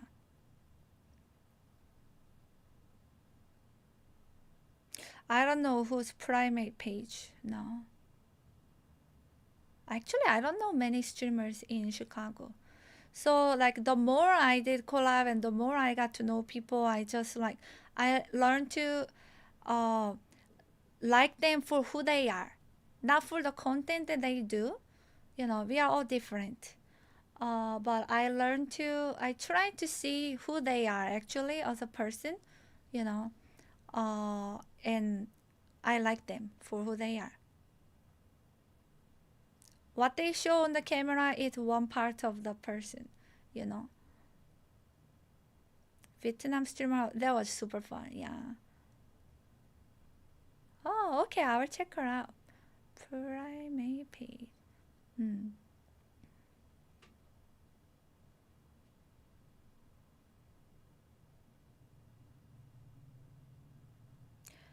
But it is true that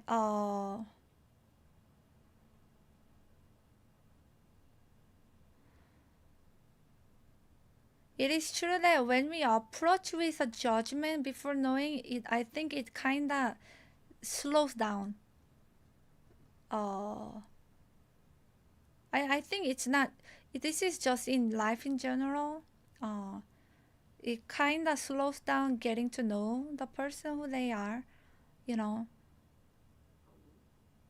When we already approach with certain like pre-judgment, yeah. And that's something I think while being a streamer over the years, like I learned to like, yeah, learn that it's, yeah, learn to do, not do, or do less, yeah.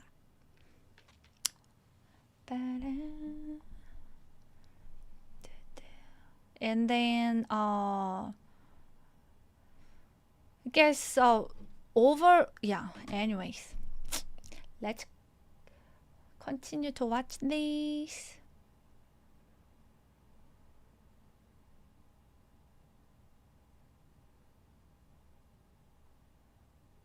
On the internet it's harder, yeah. People judge way easier because you are exposed, you know.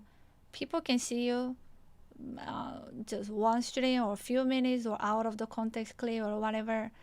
But even in real life, you can judge people based on first impression. But how many times the first impression that you had of the person before talking changed after you talk to the person or get to hear the story?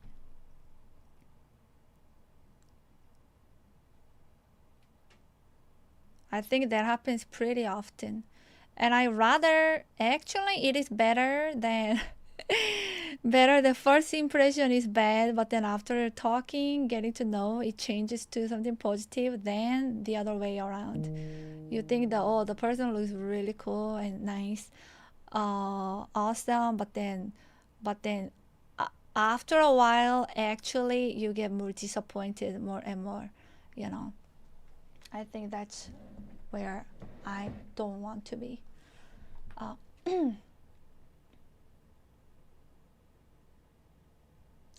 As coach, judging is my DNA. It's how I score talent. Oh, that makes sense.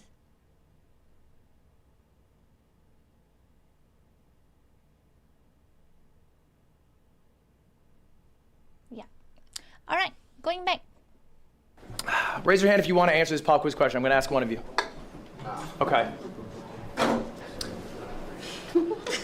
I knew it was gonna be me. I don't know why.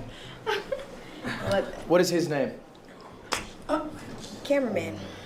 Hands up! Hands up! Who's got it? Who's got it? A lot less hands this time, I'm noticing. Why do we not know his name? You didn't tell us. No, he didn't tell us, or you didn't ask? He did say it. Yusuf. Cam. There we go. He showed that for me. No, I didn't. This is Christian. I'm sure you don't know the names, and there's a lot of people here, so I don't blame you, of the cameramen here. This is just a reinforcement, guys. Everyone deserves your respect. Everyone deserves your time. I know there was a little bit with Kai about how we treat the cameramen, but seriously, they are people. They're just doing a job. All right, give them your love, give them your respect, the same you would any other person. Okay, this is some shit that I think everyone could use here, no matter what size you are. If you are scaling up your team, if you have an editor, maybe you have a clipper, I have a team of 15. You are responsible for everyone you hire, excuse me. You are the boss. This is a professional relationship, okay? For me, when I hire someone full-time, what does that mean? It means they have left their job, they're putting their chips on me, they're betting that I'm gonna take care of them. I'm responsible for them, okay? Why do I stream as much as I do? I like it, but it's because I have 15 people I am responsible for, and if I fuck off for a month, payroll might be a little rough that month, and that doesn't fly. You gotta treat your editors, clippers, cameramen, whoever, like employees. What do I mean by that? Meet with them weekly, set a schedule, communicate, give feedback. Don't just go to your editor, go edit this. Watch what you edited after, watch what they edited after, give them some feedback on it. It goes a long way, okay? Help them improve at their craft while you're improving at your craft. I've uploaded probably 2,000 YouTube videos. I watch every single one. I've watched every deadass, I've watched every single one my editors have posted. I meet with my editors every single week. When do we meet, Cam? Wednesday. Wednesday, 12:15. I meet with my entire team every single week. We talk about what's gonna happen that week, what I'm expecting to create, how I want their edits to go, which videos are going on which channel, all right? You are a boss, you have to be in charge of that stuff. Second point, if you eat, they eat. I don't expect you to be paying editors crazy amounts when you're a small creator. It's not feasible, okay? And new editors also don't expect to be making that much. My first editor, I paid $100 a video. My first editor, still my editor today, he makes well over 6 figures now, okay? I'm eating, he's eating. It's how it goes. You can give a percentage, you can give a flat fee, whatever it is, a mixture of both. But if you are succeeding, they should also be succeeding. They're part of your success. Don't ignore them. You gotta be a leader in what you are hoping to accomplish, okay? These points are kind of mixed, both of them work. What I mean by that is, if you have a vision of what you want to execute it, you have to communicate it, okay? So if you want to do a 24-hour stream, that is your idea. What you want to do in that stream, you have to communicate to your cameraman, to your editors, your clippers during it, your editors after it, okay? Really own the entire process of what you are going to do. Don't just spark stream and expect some shit to happen. Own the vision, own the process. Final point, beware of scaling up too fast. I made this mistake. I started a company called Off-Brand Productions. The idea was I would make events for other streamers. It was an ambitious project. I hired a team of 30 people. After about 16 months, I lost $3 million. Shit. The person who I had run the company did not do a great job letting me know how much money we were losing. My bank account had $1,200 in it. This is true. This is 2 years ago. I was at risk of defaulting on 2 companies. I had to sit in a room in front of a group about this big and let them know 2 weeks before Christmas we were gonna let them go. It was not a great experience. Wow. That was because I scaled up too fast. I was too ambitious. That was a fault of mine.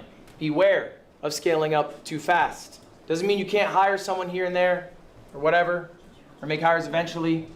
You don't have to go getting, all right, now I need a clipper, an editor, a thumbnail guy, and then 2 weeks down the road, you're like, actually, sorry guys, I lied. I looked at the numbers, this doesn't make any fucking sense for me. Yep. How many of each role should you have? How many of each role should you have in terms of positions? How many editors? Scaling is a very personal thing. It comes down to what you're creating. You make mukbang content in short form. What is stopping you from scaling and making more mukbang videos? Maybe it is editors. I'm not sure. You tell me, J-Shock, what do you need? I have an editor for YouTube and clippers that have been holding it down all week. Shout out to them. But I just want to build a confined team that I trust. And I feel like this week I've done that. And I've grown so much just from these 2 people that have helped me. I feel like keeping your team small and that you can trust is so important. 1,000%. And what I would say is talk to your team. So you're asking me who you should add. Why would I know? I'm not a part of your team. Why not ask your team? Hey, where do you guys feel like you need a little more help? I have a second channel. It's called Ludwin. We upload daily. I check in with those guys once a month. I go, are we good? How is our life balance? Are we able to keep this output up? Can we keep it up for 6 months, a year? How about 5 years? And they let me know, we're good right now. We like the amount we're making. We like the amount of work we are doing. We are good. If they come to me and they say, hey, we could use some help, guess where I'm scaling? I'm adding a 3rd editor there. Do you see what I'm saying? Yes, sir. So ask them, talk to them. Guys, I appreciate you all being here. We have one final slide to talk about, and this one really comes down to a personal question. What do you really want? Do you really want to be a streamer? And that doesn't mean that you need to, quit right away or start streaming 365 days, but really understand why you want to be a streamer. And it can be any number of reasons. I wrote down a few of the big ones. Maybe simply put, all you actually care about is getting rich, okay? I'll tell you, streaming's not the most efficient way to do that. There's 6.25 million streamers. The 10,000th biggest streamer, 10,000th out of 6.25 million, makes about 50K a year. So unless you are in the top 500 out of, I'm gonna say that number again, 6.25 million, you're not gonna be rich. So it might not be the most efficient path. Maybe you wanna be famous? Again, not the most efficient path, streaming. There's a few big streamers, but if you go to an Uber driver and you talk about anyone outside of Kai Cenat and I Show Speed, they're not gonna know who you're talking about. I know because I talk to them. And they say, what do you do? And I say, stream. And they go, what's your name? And I say, Ludwig. And they go, oh. And then the conversation ends. All right? It's not the quickest path to fame if that's what you want. Or maybe you just want to play games, in which case, that's chill. Then the success doesn't really matter, right? You can play games on stream, off stream, with a job, without a job. The success part doesn't really matter. But you have to understand very deeply what your motivations are, and I cannot tell you what they are. But maybe the answer is, I don't really care about the streaming part. I care about a creative outlet. Or I really enjoy the streaming part, but I don't like the game of it, and I just want to play some games with the small community that I have, and I like that. You don't have to shoot to be a top 100 streamer. You don't have to stream at all if you don't like. There's just something to keep in mind I want you guys to think about. The only thing I got for you guys, thanks for your time, y'all. Appreciate it.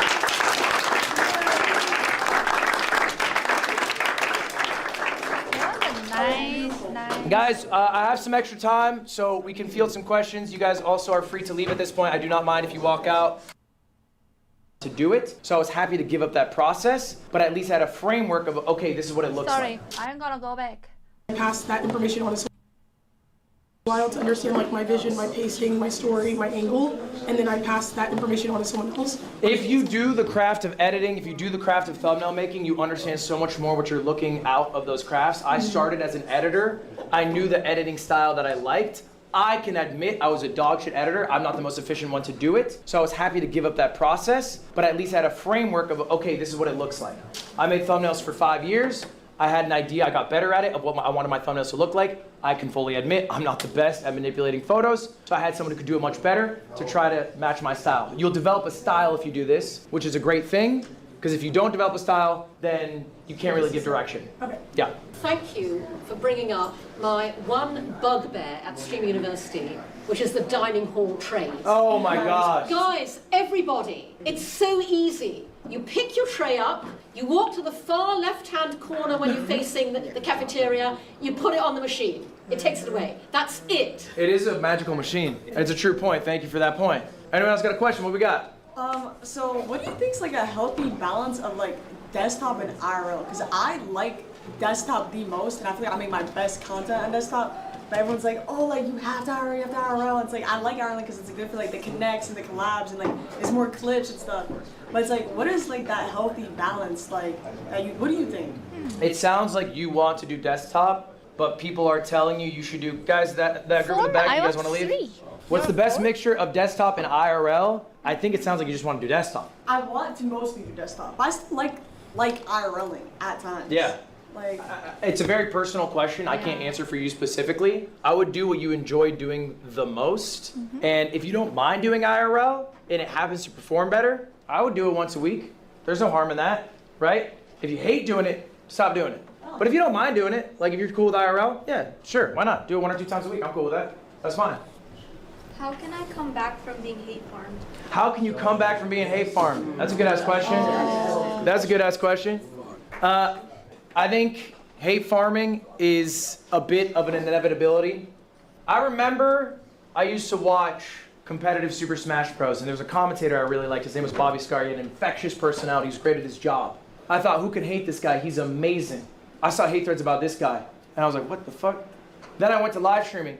I saw this creator, his name's Germa985. I'm like, this guy's amazing. He can do no wrong.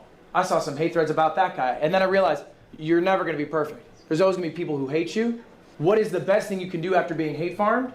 It's be the best you, the you that you are proud of 5 years down the road, and ignore the noise. Do not try to rein in and control everyone's opinion about you. It doesn't matter.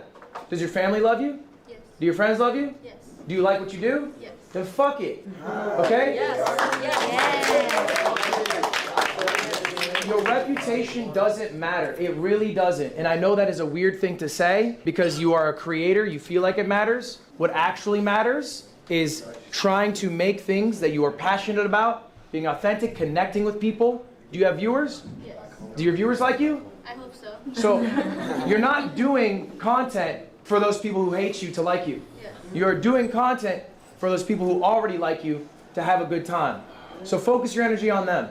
So just ignore it? Totally ignore it. I got hate farm this week.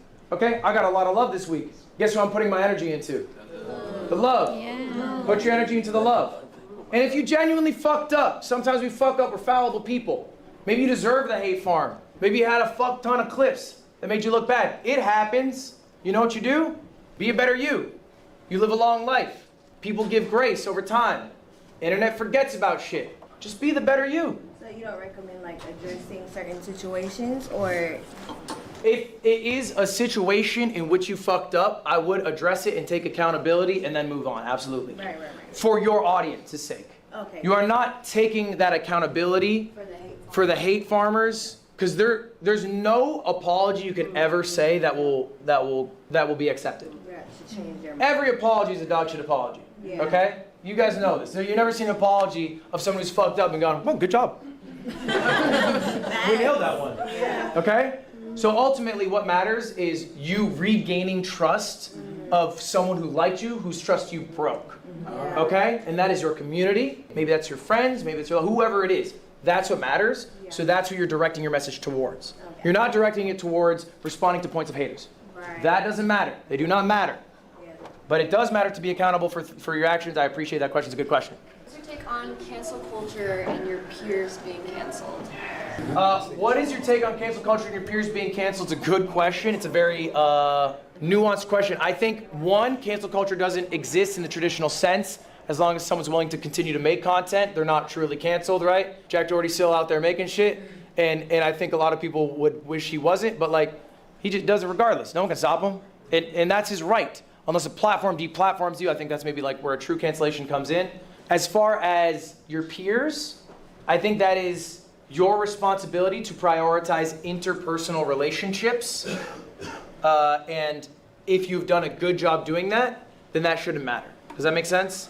But ultimately, I do view friendships that I have with creators, okay, differently than friendships I have with people in the real world. Because there is this third-party thing. You know what I think about a lot? I have a fuck ton of viewers. People like collabing with me. If I wake up tomorrow with 100 viewers, are they going to want to collab with me as much? Probably not. Just realistically, that is part of the game. So how legitimate is that friendship? Is it based off of who they view me as a person? Or is it based off of the success that I can bring? It's a mixture. And that, for me, is something I'm not willing to stomach. So I do not view them in the same sense that I view friends who love me regardless of my success, my wealth, my status, whatever. But ultimately, this sounds like an issue of interpersonal relationships, and you have to deal with those mostly offline. Any other questions? Want to do a Maybach Monday? Make it easy for me. I will. I'll drive to you. Okay. When? The weekend that we get back. The weekend. So this coming weekend? Friday. And you'll come to me? I'll come to you. What time? Probably like around 3 p.m. Yeah, I can do that. Wow. Just make it happen. We'll make it happen. Make it happen. Any other questions? How would you go about paying like a cameraman or clippers when you first get started? You're gonna be paying for someone who's worse at their job. Just full stop. Like, you're not gonna get iShowSpeed's cameraman because you don't got budget like that. So you're gonna have the funds to pay to someone who wants to get into it. What I did early on, the first person I ever hired was my roommate. He came into my room in his underwear. He had a PowerPoint presentation that said why you should hire me, okay? It went over all the shit I wasn't doing, AKA I wasn't paying my taxes at the time. I'd recommend paying your taxes. It's a different class. He said, I can do X, Y, Z for you, will you hire me? I said, sure, okay? And at the start, I'm not paying this guy probably what he deserves. I'm paying him what I can pay him. And I'm working with him because he's my friend. I would work with friends, or I would work with someone who's new, who wants to get into the industry, who you can pay as much as you can. The only thing is, and you should communicate this, if shit gets good for us, it gets good for us. You know what I'm saying? So maybe start with a percentage of revenue from, maybe it's the stream, maybe it's the videos, maybe it's sponsors, whatever it is. Like some percentage cut. So now he has a guarantee, or she has a guaranteed scalable way to increase that salary outside of, you know, hey, I'm gonna offer you $50 a stream, which that's maybe a little less appealing. Hey, man. All right, y'all, class is missed. Guys, I have office hours if anyone wants to stay, feel free. I'll be here about 35 minutes. What is up? We have a joint question. He has his own, but we have a joint one. We just want YouTube advice. Okay. That group channel I showed you, he's part of it as well. So this is code, right? Yes. All right, let's look it up. So what is the YouTube advice? This is a successful channel, I think. You think so? It's wildly successful, right? Well, like, hold up, let's look up Yusuf for a moment. Oh, no. Why are you saying, oh, no, Because this is not a successful channel. Yes. So you are a part of this channel. Yeah. And I would say, and if I look at your channel, is it going to be much better? I have two channels. I have my main channel and then my live channel where I put my like VODs. Is it doing better or worse than code? Code is doing way better. So you guys have made something that is better than the sum of its parts. All right? And that's like what Sidemen have done. That's what like Beta Squad have done. Like their videos are doing better than if individually they were to post. Yeah. Do you know what you guys need to do? What? Post more. Yeah. Like on our personal channels. Or No, on this channel. more consistently, more often. On the group. Yeah. Okay. I mean, at this point, like collab channels are able to post weekly. You guys should be trying to post weekly. Yeah. And I think you guys will, like, you need to all be bought in. Is everyone in the group bought in on this? What do you mean, like putting in money? No. Are they bought in with effort and energy? I'm gonna be real. It's cut them. Always. Cut them. Okay? Your group is a privilege to be in. If someone is not putting the energy into the group that the group deserves, then they do not deserve to be in the group. Do not be scared because of the interpersonal relationship you have to cut a worker who is not doing their fair share. Okay? Do you want to do a group project every single week? Try to get an A with a student who doesn't do shit? No, you go to teacher and say this student fucking sucks. If you do it every fucking week, maybe you do it one time with them, maybe 4 times, eventually they have to go. All right? And before they go, you have to communicate with the group. Guys, this is my expectation. Everyone has to put in this amount of energy. If you're not down, that's okay. Yeah. But if you do not do it, it's not. It's like everyone does contribute, but everyone plays to their strengths. Not everyone knows YouTube. You know what I mean? There is no reason everyone cannot learn. All right? That skill is not a rare talent that you were born with. They just didn't put in the fucking time. They're lazy. All right? No excuse. Another bottleneck of our group is just the editor as well. Yeah, I think as far as the editor problem goes, I think that editor, I don't know if you can try to hit him up. Get him back. Get them back. I think it's worth sacrificing percent maybe of your videos, even if it's like 10% plus a flat fee. It doesn't have to be a crazy, 5% plus a flat fee. Of the channel revenue. Oh, in general. Just the channel revenue. Monthly, like when the wire. I do usually percent revenue of the 30 days, but if they're editing every video, I would just do the channel at large. Okay. If they're doing every video, I would do the channel large. But if you have multiple editors, what I do is the video they edited over 30 days. Something like, okay, like I watched you make a chameleon video, the first one that did 3 million views. Like, since you recorded that video, like how long did that take you to record? 2 hours. And then condense that to 25 minutes. How long did it take for your editor to do the final draft? Why do you ask? Just like turnaround time. I just want to know like your expectations for turnaround time. Oh, I have my editors do 1 video a week right now. Okay, so you give them a week since the recording. Yes, but you have to understand, that's desktop, 1 camera angle. That one did have multiple POVs. Yeah. Okay, so that was a little more. That's what I'm asking. But ultimately, like, it depends on the size of your project. Okay? I think, do you guys edit? I know how to edit. Okay. So you know how much you have to kill yourself to get one of those videos out. Yeah, it's hard. Okay? So it's like, you have to make sure that the workload is something that they can do, because they could probably fucking kill themselves for you for a month. Yeah. They can't kill themselves for you for a year. They can't do it every week. Yeah. So it's like, they're gonna burn out, and then what's gonna happen? All right, so ultimately, what I'm gonna have you guys focus on is trying to figure out how long it takes to make these videos by talking to your editors, having a conversation with them. They're not gonna lie to you, all right? They shouldn't at least. Or you can talk to multiple editors if you'd like. But you have big shoes detail. These are big. These are like 2-week turnarounds in my mind. So Lowe, you have one guy for your stuff. I have 2 for the main channel, 3 sometimes because he also does stuff. And then I have 2 for my side channel. All right. What I would do for you guys, it would make your lives a lot easier, I think, is you'd hire 2 separate editors, and then they alternate 2 weeks to turn around the project. It would leave a lot less room for error.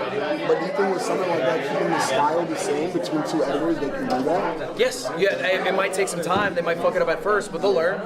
Editors are good. You have to give direction. Oh, good Eventually night, they'll get there. Cold Ones has done this. You know Cold Ones? So they basically Good night, good night. Prezzo. You know Prezzo? Thank you. They use Prezzo's editing style. It's a very famous editor.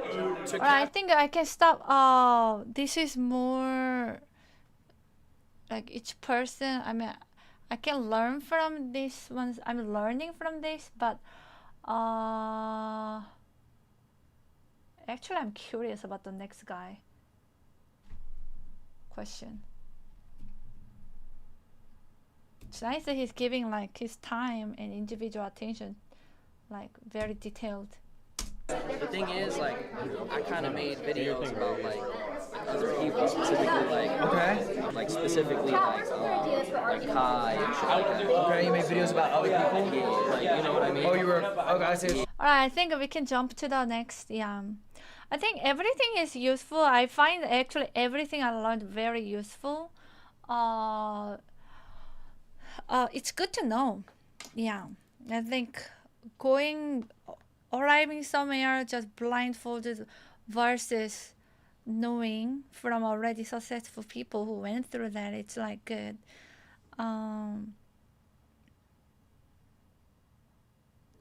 Yeah, but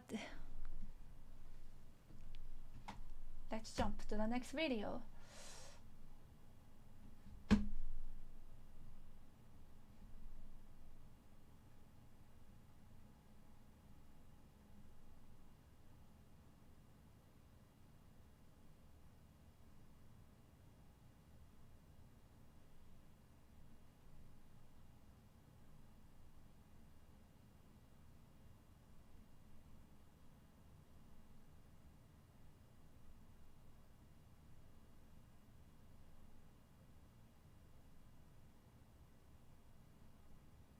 Wait, what I watched was it my last class? Today's presentation. Yeah, it was. Okay. Now,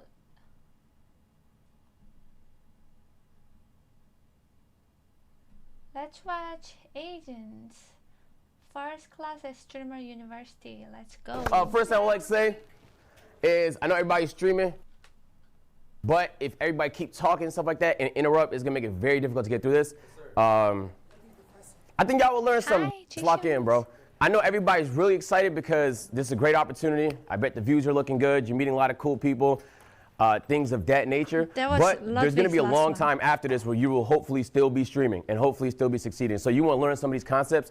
And I'm going to keep it practical as possible because I want you guys to actually apply some of the stuff that's going on.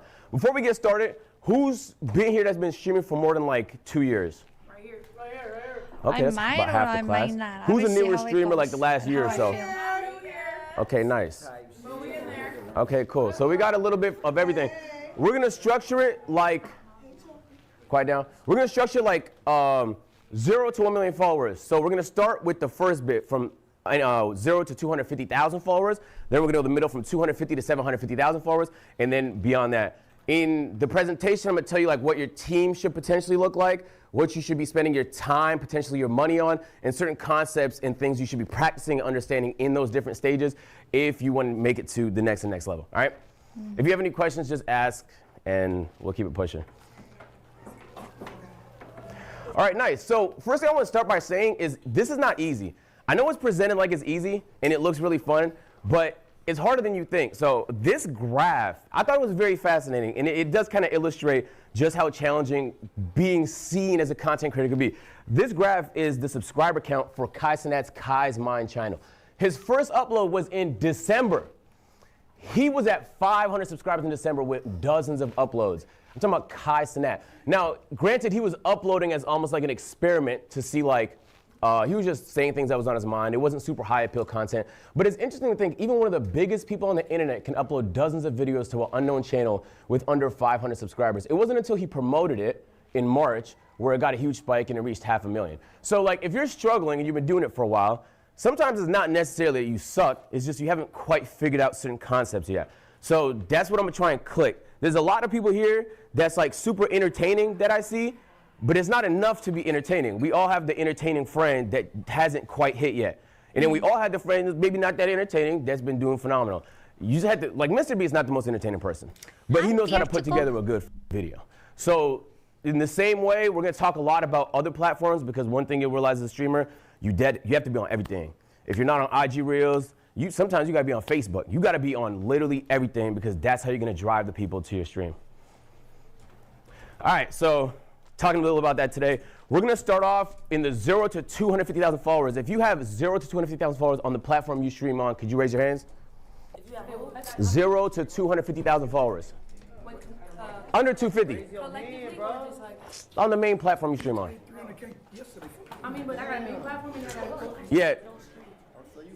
You don't stream. Yeah, like if you got, say you got Instagram, you don't stream on there, you got higher followers than your streaming platform. It don't matter, it's just the main one, you know? Yeah, it's just the main one. All right, so you probably heard it before. I'm going to really kind of like drill it in. You have to apply short form. I'm not even joking. Like if you stream significantly less and did more short form, you would see significantly more growth.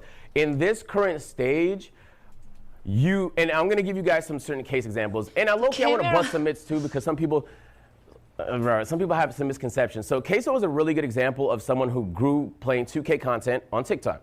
He was a 2K TikTok content creator. It doesn't feel like it because a lot can change in 2 years, but he was. And his channel blew up. He had some really big clips and he was able to transition that audience into streaming. You might think to yourself, okay, that was like 2-3 years ago. How about something more recent? Joe Bart. Joe Bart did a lot of like rants, commentary style content on TikTok. He was able to transition that content. He's one of the biggest streamers on Twitch right now, but it didn't happen overnight. He's someone that killed it on TikTok. One thing you notice about both of them, they're not just good on TikTok, they own it. These guys are demons at TikTok. So it's not enough to exist on the platform, to dominate it is how you make that transition. And you might be thinking, okay, Joe Bart low-key blew up on TikTok 2 years ago. Maybe a more recent example. Here's an example of somebody I found a few weeks ago. This is a guy that makes racing content that's probably not gonna appeal to most people. He started with 0 subscribers, 0. He actually started with 0 videos. All he did was post YouTube shorts. That's all he did. And they were really good. I'm talking, he was getting 2 million views a short, 2 million views a short, 1 million views a short. Really, like, to me, super interesting content. If you're anywhere in the niche, then this type of content that you would want to watch. His first YouTube video, I took the screenshot a couple weeks ago. It had 680,000 views in 2 weeks. It is over 1 million now. His first YouTube video, 1 million views. Wow. Shorts and long form don't translate as good. But it does on YouTube. No. So we'll talk a little bit about that. YouTube Shorts translates to YouTube videos really well now. I disagree with that. You're wrong. Nah, I mean, I've been doing this.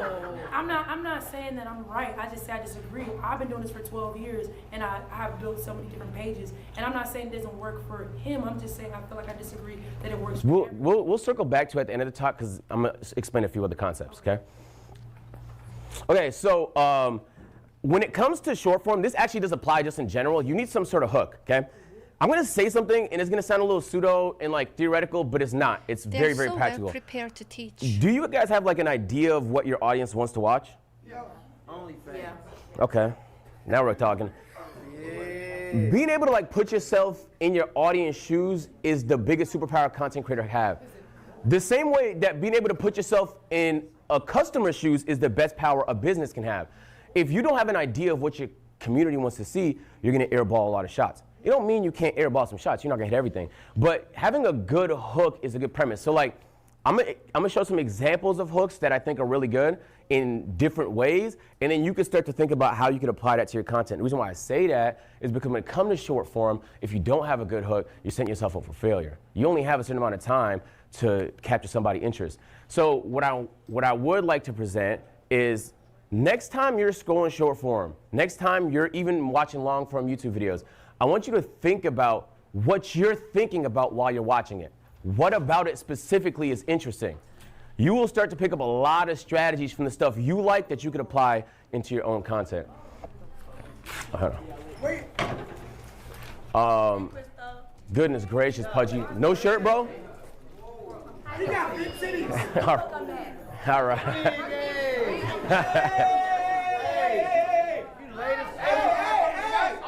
Dub, you can't sit in this front row. You gotta find somewhere else.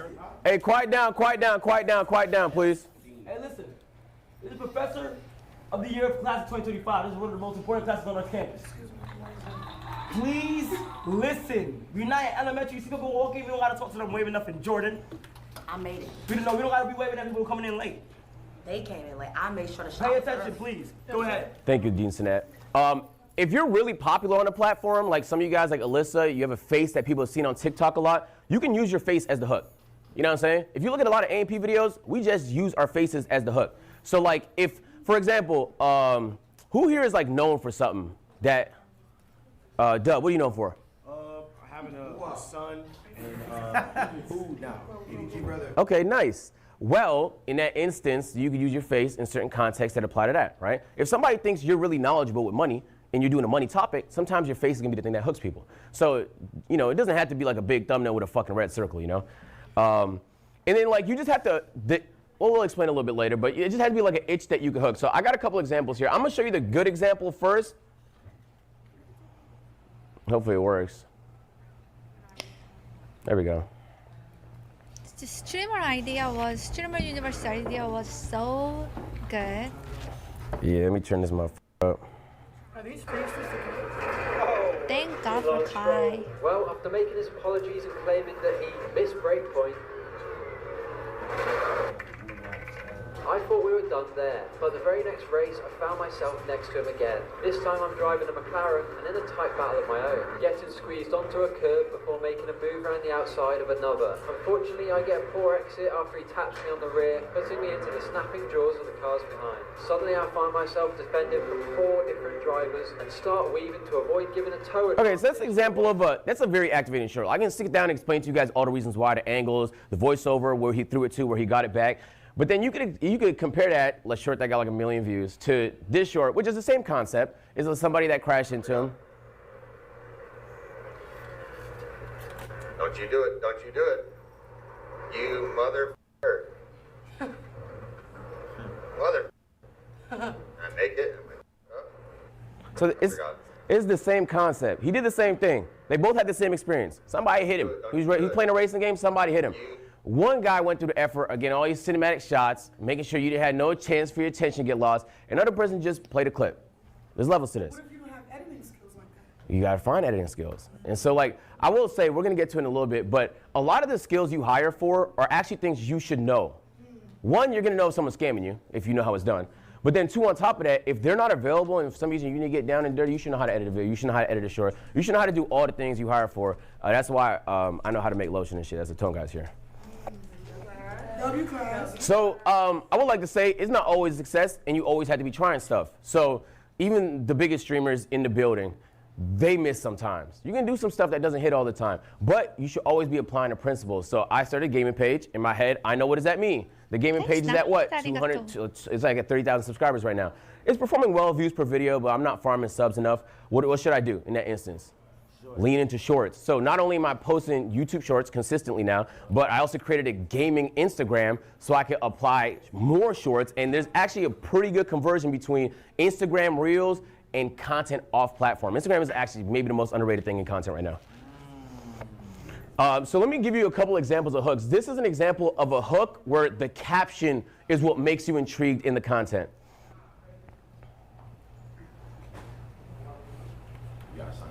I mean, I don't want to sign in, so. I think it's just the internet, to be honest with you.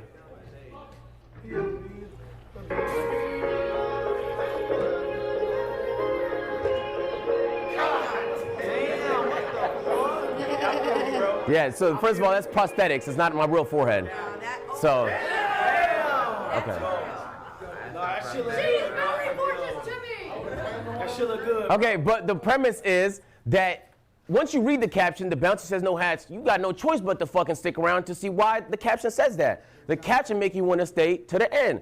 and you obviously can see the hat, and just, you know, it's implied that I'm gonna review the hat, but by the time you finish it, you're like, damn, that was so crazy, maybe I watch it again. Now you loop somebody, now you get mad watch time. Feel me? So this is an example of an Instagram reel that we posted like last week that performed pretty well.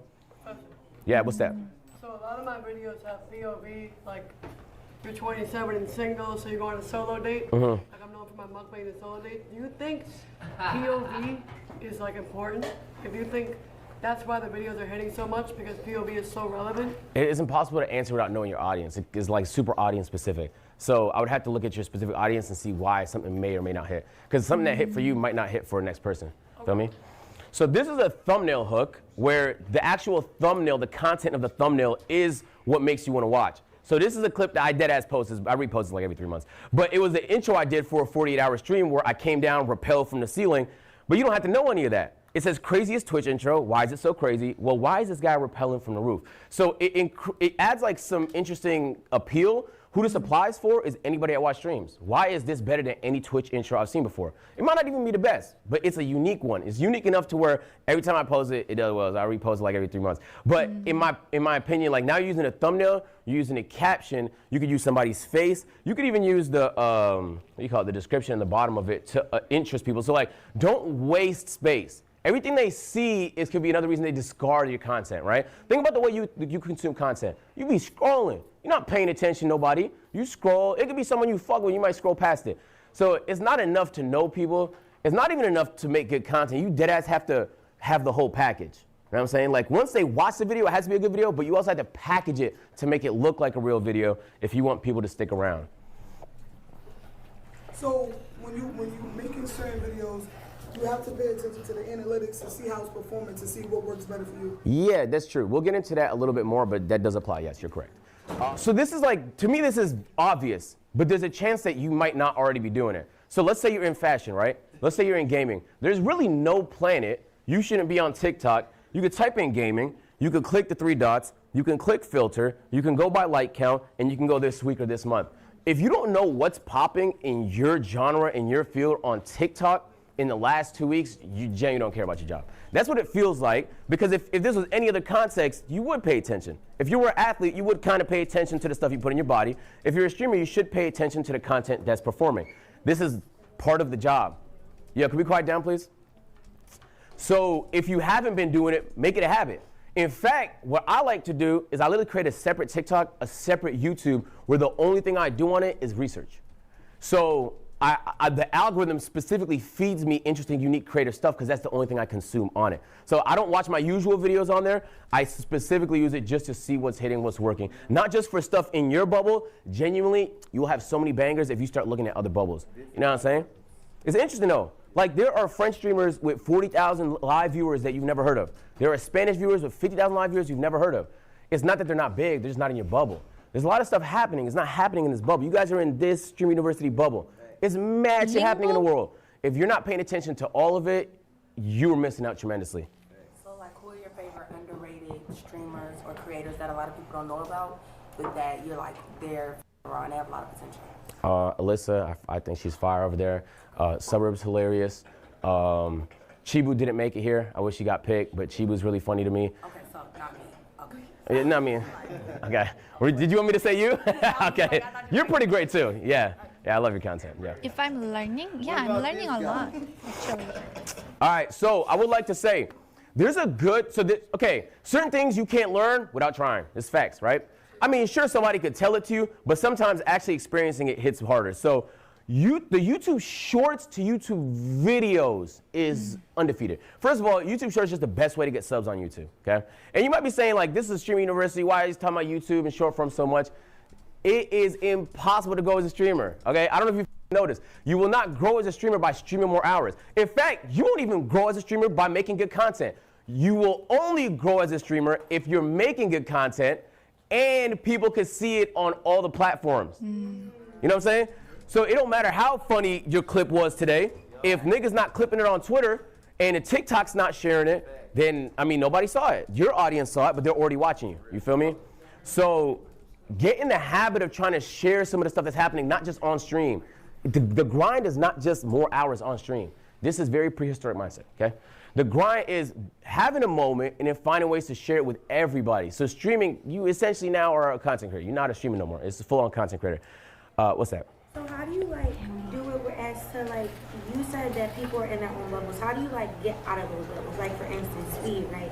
He has a big fan base because he gets out of his bubble. So how do you make it so you're on? How do you get out of your bubble? You just have to make an effort to consume different types of content that you may not particularly be interested in. It could be in a different language, it could be in a different font, but you just have to make a serious effort to, you won't leave it by accident.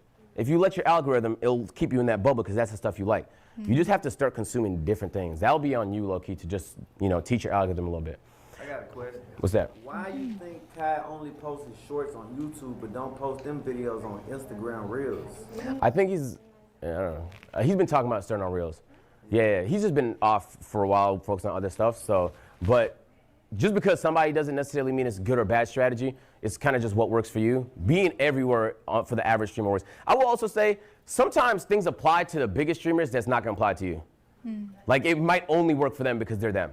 You get what I'm saying? So like, take it with a grain of salt when you see a really, really big streamer doing something. It might not always work. It's worth trying stuff though, but it might not always work.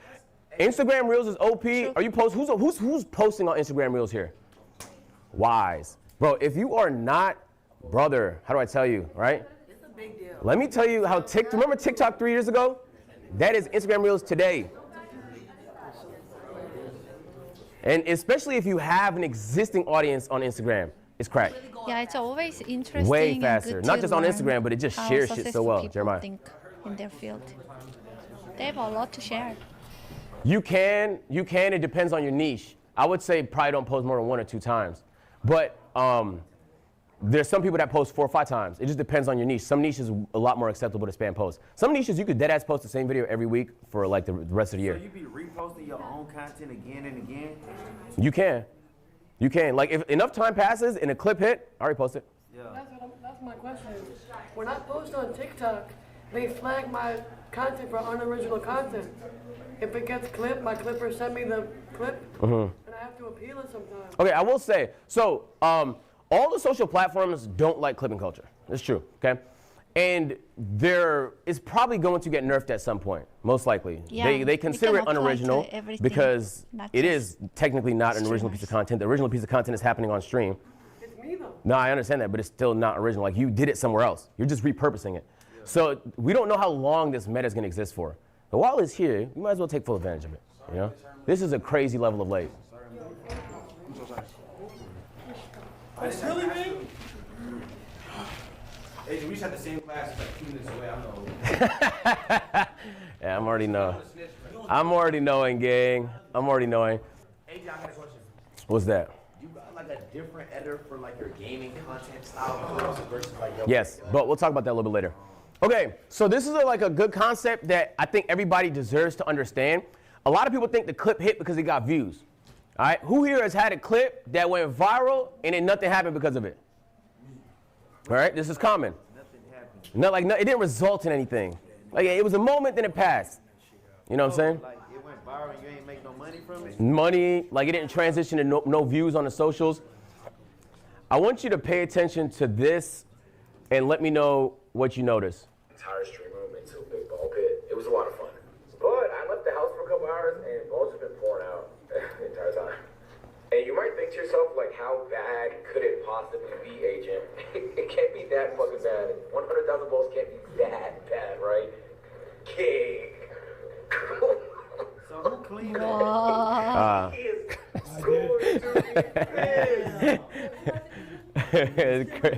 Chris. Nah, at the time he wasn't camera. He was doing something else.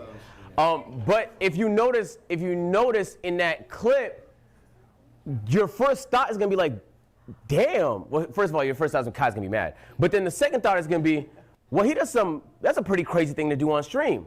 You know what I'm saying? The clip is actually useful to you if it makes people think I should show up to the stream. Oh, there's some cool things that happen on that stream. If you collect enough of those, they will genuinely start to show up to more of those streams. Here's a second example of the same thing. Is it gonna let me click this X today? So you're gonna watch this clip and you're gonna think to yourself, oh, he's doing a 48-hour stream. Maybe I should tune into it. So your clip should naturally make people want to come to the content. You know what I'm saying? In fact, usually before I do a marathon, I'll at least do some sort of simple TikTok saying like, yo, I'm surviving in the Amazon for 48 hours.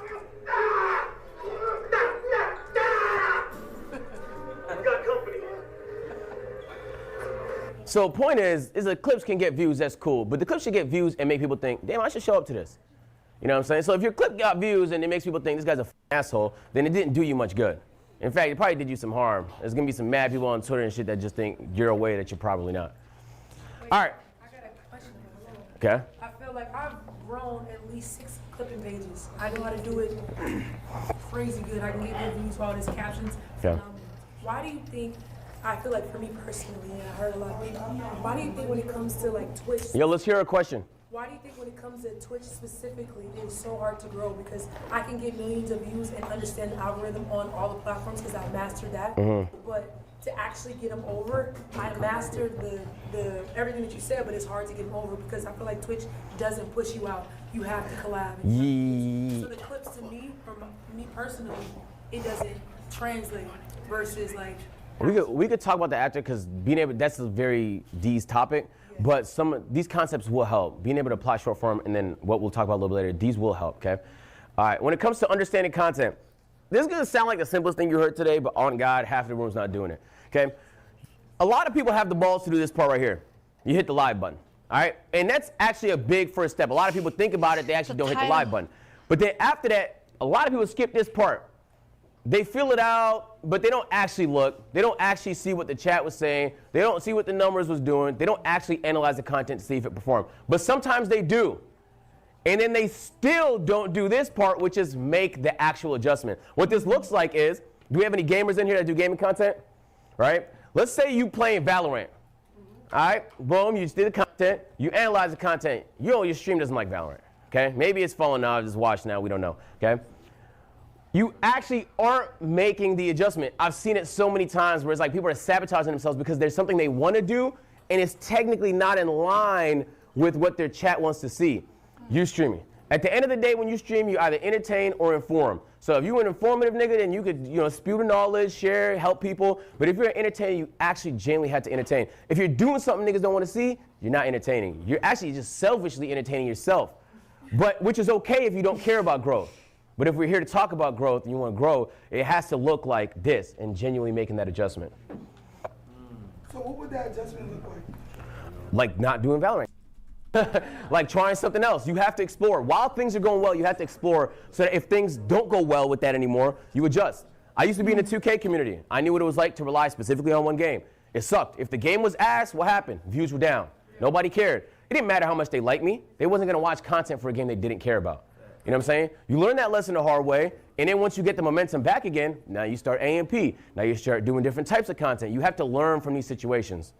Okay, so I kind of have that problem right now. Like, I feel like I'm stuck in one game. Okay. So did you just, like, experiment and just do other games that were popular? Or, like, what kind of things did you do? Did you do things that were, like, just trending? Yeah, so if you want to do games that you think have the same audience as that one, and try and create some appeal into that game. So what game do you play? Marvel Rivals. So you maybe Overwatch would be a shitty game to go to, but essentially, I appreciate it. So essentially you want to find a game that has a similar audience and try and create the most high appeal stuff you can lead with to make people think like, hey, this is not so bad. Would you do like multiple games at the same time? Like if it Explore, like what Jinxie did was a really good example, we'll talk about in a second, where he did Rainbow Six nonstop, right? Yeah, he did. But now he could do whatever he wants. Yeah. He didn't start that way. Like he experimented a little bit with certain games that had similar communities, and then he was able to he's so varied, he could play any game and it's gonna pull. Gotcha. So it's a little bit of strategy to it. But a lot of what's gonna work for that is being able to see what other people did. Back when I was making 2K content, there was a few people that pivoted away from 2K content. Yeah. And I studied the out of that. Like I was on their page, like he dropped this video, then he dropped this video, and then he went over there and did that. Feel me? But that informed me. So most of the time, the stuff you're doing, people done it before. Follow the blueprint. All right, speaking about that, who here is not in a niche? You just do whatever, whenever. Okay? All right. know. I mean, like. So I will say, the people that are in a niche, you have a higher likelihood to grow faster. There's other variables that can matter, but being in a niche helps a lot because it makes your content definable. When people look at you, they want to think, what's Suburb Baby content about? If they can't put a word on what his content's about, they're going to struggle to with that content, straight up. When you can identify what something is, it's easier to identify with it. Like, if I say Easy's a really nice person, I like watching streamers that give me a good vibe, now I know that's the type of content that I like. You have to be identifiable. Being in a niche makes that a little easy. It's not necessary, but it genuinely helps. Let me give you some examples. Jinxie, we talked a little bit about him a second ago. He grew exclusively on Rainbow Six. He wouldn't touch another fucking game, right? Now he can play whatever game he wants. He could have went IRL, he could have did a whole lot of shit, he wasn't into that. Dashie is another good example. I don't know how many OGs here know Dashie. He's one of my favorite content creators. Before he ever had a gaming channel, he had a voiceover skit channel. And he dominated. He had millions of subscribers. It wasn't until he dominated that field, he pivoted to something else. You'll see a lot in entertainment. 50 Cent dominate music, right? Then he's like, oh, what do I want to do next? I'm bored. Now he goes into film. He dominates film. Now you can do next. Be transitioning out of the niche before you conquered it. You can, but there's going to be a trough where things look a little ugly. You know, money slow down, views slow down. You could do that. I've seen it happen. Ron is a good example, right? Yeah. Where Ron had a dip, but then he was good enough to where he was able to bring it back. And now, like, I saw him at 110,000 people at 4 a.m. yesterday. So it doesn't mean you can't pivot out of niches. Sometimes niches scare people because you think, oh, I'm a creative soul. I don't want to do one thing. I don't want to be in a box. Sometimes the box is nice. And just so you know, even when you don't think you're in a box, you just happen to be in a big box. Everybody's in a box. Duke and Speed, good examples of two NBA 2K content creators that grew to the peaks in their games before they transitioned and did other stuff. Duke doing lifestyle stuff, and Speed obviously doing the IRL streaming. Okay, this is like pretty practical. The biggest streamers are doing it, and it's not a secret. The guy that's synonymous with YouTube is streaming on Twitch. The guy that's synonymous with Twitch is now streaming on YouTube. It's not an accident. Like, they're watching what's happening and they're making adjustments. Streaming exclusively to a platform that's not paying you is just like, that's kind of like only playing on PlayStation, but you could afford an Xbox and a PC. Like, you can, but you're going to miss out on some stuff. So you might as well stream on all of it. We're on YouTube and Twitch right now. But how can I do Twitch and TikTok? Because TikTok. You can do that too. A lot of people do that too. Like on this. Yeah. It's just like the issue with TikTok is if you say nigga one time, you're out of there. Yeah. So that's, for me, it's like, yeah. Nah, they fry you. Yeah. Kai's niche? Early days, Kai did a lot of prank content. Ding dong ditches and stuff like that. He was on campus. He was doing a lot of like datey type of style content. Then he was with us in A&P, and then he started doing like IRL content. So like everyone kind of starts a niche. Kai's a little bit of a hybrid though. I wouldn't say he was in a clear niche. Struggle, I yes. would say. I switched my niche fully. That's good. And I used to be in hot tubs with girls. I was like slapping ass. Yo, quiet down. Everybody listen to him. I always raise girls, mad bitches, slapping ass. You know what I'm saying? Like Mad bitches. We don't call girls ass. No, he's good. He's not talking to you though. Yeah, I switched it to all dude content, and I chill with the bros and have fun.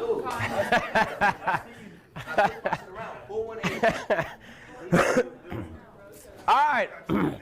In this stage, if you have under 250,000 followers, it's going to be tempting to stream more, to come up with stream ideas. I promise, you need more short form ideas. This is what your day should look like. You should genuinely be spending 60% of your day on short form. This is not exaggeration. This is not shock value. In fact, it might be a understatement.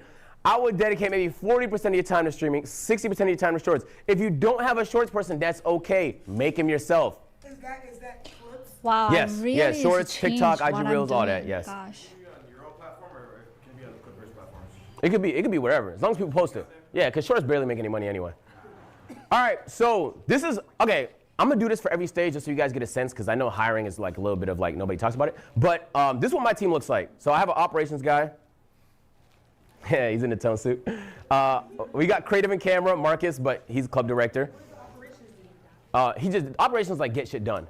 You know what I'm saying? So like, yo, we actually needed the stand built. He's getting the stand built. We need this for stream. We have this idea. Let's pull this off. He's the one that makes ideas. Like, he gets the physical things to make the ideas happen, right? Tech. If you do, who does like a lot of IRL streams primarily? All right, there's a world where you might eventually need a tech person. Like if you start going to Amazon to survive and you have all these sets you want to create and you have all these segments, there's a world where it might be helpful to have a tech person, but not at this stage. A manager, this is the person, manager or agent, they want to get you deals. They help you with stuff, you know what I'm saying? Like from time to time, day-to-day things as well. Assistant, I know it sounds like assistant is like a luxury, but if you're making like over $1 million a year, I don't know how many people here, I don't want to pocket watch everybody, but you will hire an assistant and you will go, oh my God, I've saved myself so much time. What are you gonna do with that time? Put it back into the content.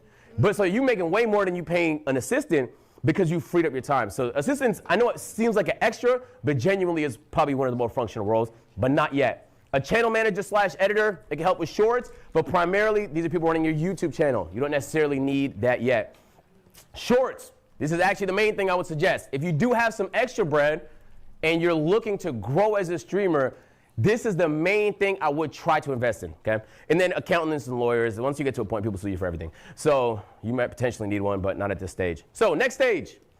This is like a little bit of the middle ground. In this stage, YouTube is the game. If you do not start doing YouTube, I promise, once you become a bigger content creator, you'll be like, I have no YouTube presence. I'm an idiot for not starting earlier. So this is the point where every time you do a stream, you're not just thinking clips, you're thinking, hold on, what's the video, what's the thumbnail and title gonna look like? Wow. How am I gonna post it? Feel me? And this is gonna be a big part of your distribution. One thing you'll learn once you get good at YouTube, YouTube's ceiling is significantly higher than every other platform by a long shot. Like I want to talk about it, if you wanna be a huge content creator and you're not on YouTube, you're not that big. It's just that simple. Even if you look at Kai before he started co-streaming, his Kai Live channel is pulling millions of views per video.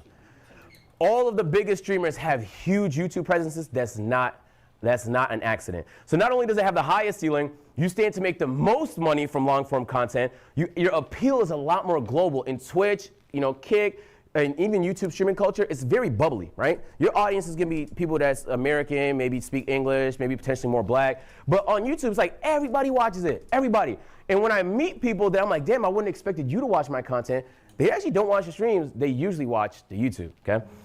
And the good thing about YouTube is there's no end. It can eat 24/7. You go to sleep, you wake up, the video got more views. So when you create content that's evergreen, you're not just winning while you're live. It's just winning 24/7.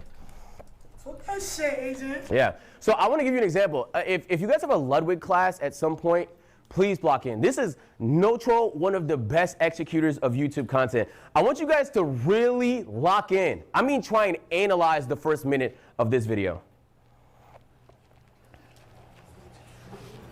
Let's see if I can run it. That's how many people have bought Magic Chameleon. For reference, that is more than Mario Kart World did in the first few months it came out. Magic Chameleon only came out a few weeks ago. In fact, it's more than Street Fighter 6 has done in 3 years, and it's more people than subscribers I have, and that's a free button to press that I want you to press now.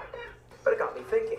It's a lot of fun to play with your friends and pick a cringe spot if you want to win, or maybe just do a funny spot that usually doesn't end up working out. But what if you had actual professionals, aka artists? How would they do? To find out, I employed the help of my good friend Squeaks to be static hunters, and we would chase down. Okay, so I will. If you look through YouTube, there's probably not a single video that any of you guys did that. He's just the best executor I know. And the crazy part is like, Ludwig is not like a Kai Cenat or Speed. Like, obviously, no disrespect, but he's pulling numbers like them on YouTube. This is not an accident. That's a gaming video. He could have just started with the start of the game. Instead, he did this whole post commentary. He played music in the background. He was cutting, zooming to things. You're visually stimulated. But then the words he's saying is hooking you. What do you mean I'm playing with professional artists? That's just a good concept. Not only did he get the good concept, the thumbnail, the title, the packaging is good. Once you click on it, he's hooking you. So you're like, damn, not only did he give me context in case I don't know what the game is, but now I'm hooked. I want to know what the best people do. He's visually showing the painting. It's like maximum stimulation, and then there's going to be the release where the game starts, but now you're hooked. You get what I'm saying? So when you want to look at mastering YouTube, mastering hooks and long form, I genuinely don't know if there's a better person than Ludwig to do that. And then here are some examples of good thumbnails. So, dumbest spots in Mecha Chameleon. Simple title, a circle and an arrow. Couldn't be that hard. But when you put yourselves in the audience shoes, you're scrolling through, you're gonna be like, where? I don't see anything. Boom, that's it. Where? I don't see anything. Let me click the video. That looks like a crazy spot, right? This is the Ash Out video. Ash is one of my favorite YouTubers and now streamers. And this is one of his funniest videos. I took a racist to the most dangerous hood in America. And not only was the content phenomenal, it was like a double prank where like he was frying people. It was like a really, really good video. But on top of that, this guy looks petrified and he's surrounded by people that you can make context of or in the hood. It's just a good video. So you should be looking when you're watching a stream, who did the score and the music? If you're not thinking like that as a streamer, is it really a passion? I'm telling you, like you should be looking at it and be like, damn, he went crazy, she went crazy. What made that so appealing to me? You will learn so much by simply asking that question. Question. I mean, for your YouTube channel, Oh, use a better what's play going to have like on? highly edited videos, like on some like Ludwig stuff from your streams, or like If it's peak content and you could afford it, I would say yes. No. You don't have to do it for every video. for the one where you was outside in the We didn't do that, no. No, I'm not gonna lie. That's why I use the Ludwig example. I could do better. Yeah. Coming back. Then I would have them arrange it in a way. But it doesn't have to look that crazy. Sometimes it could just be a cliffhanger, right? Of like the most. Okay, I will stop and wait until internet stabilizes. What's going on? I have no idea. Back. Okay. Back.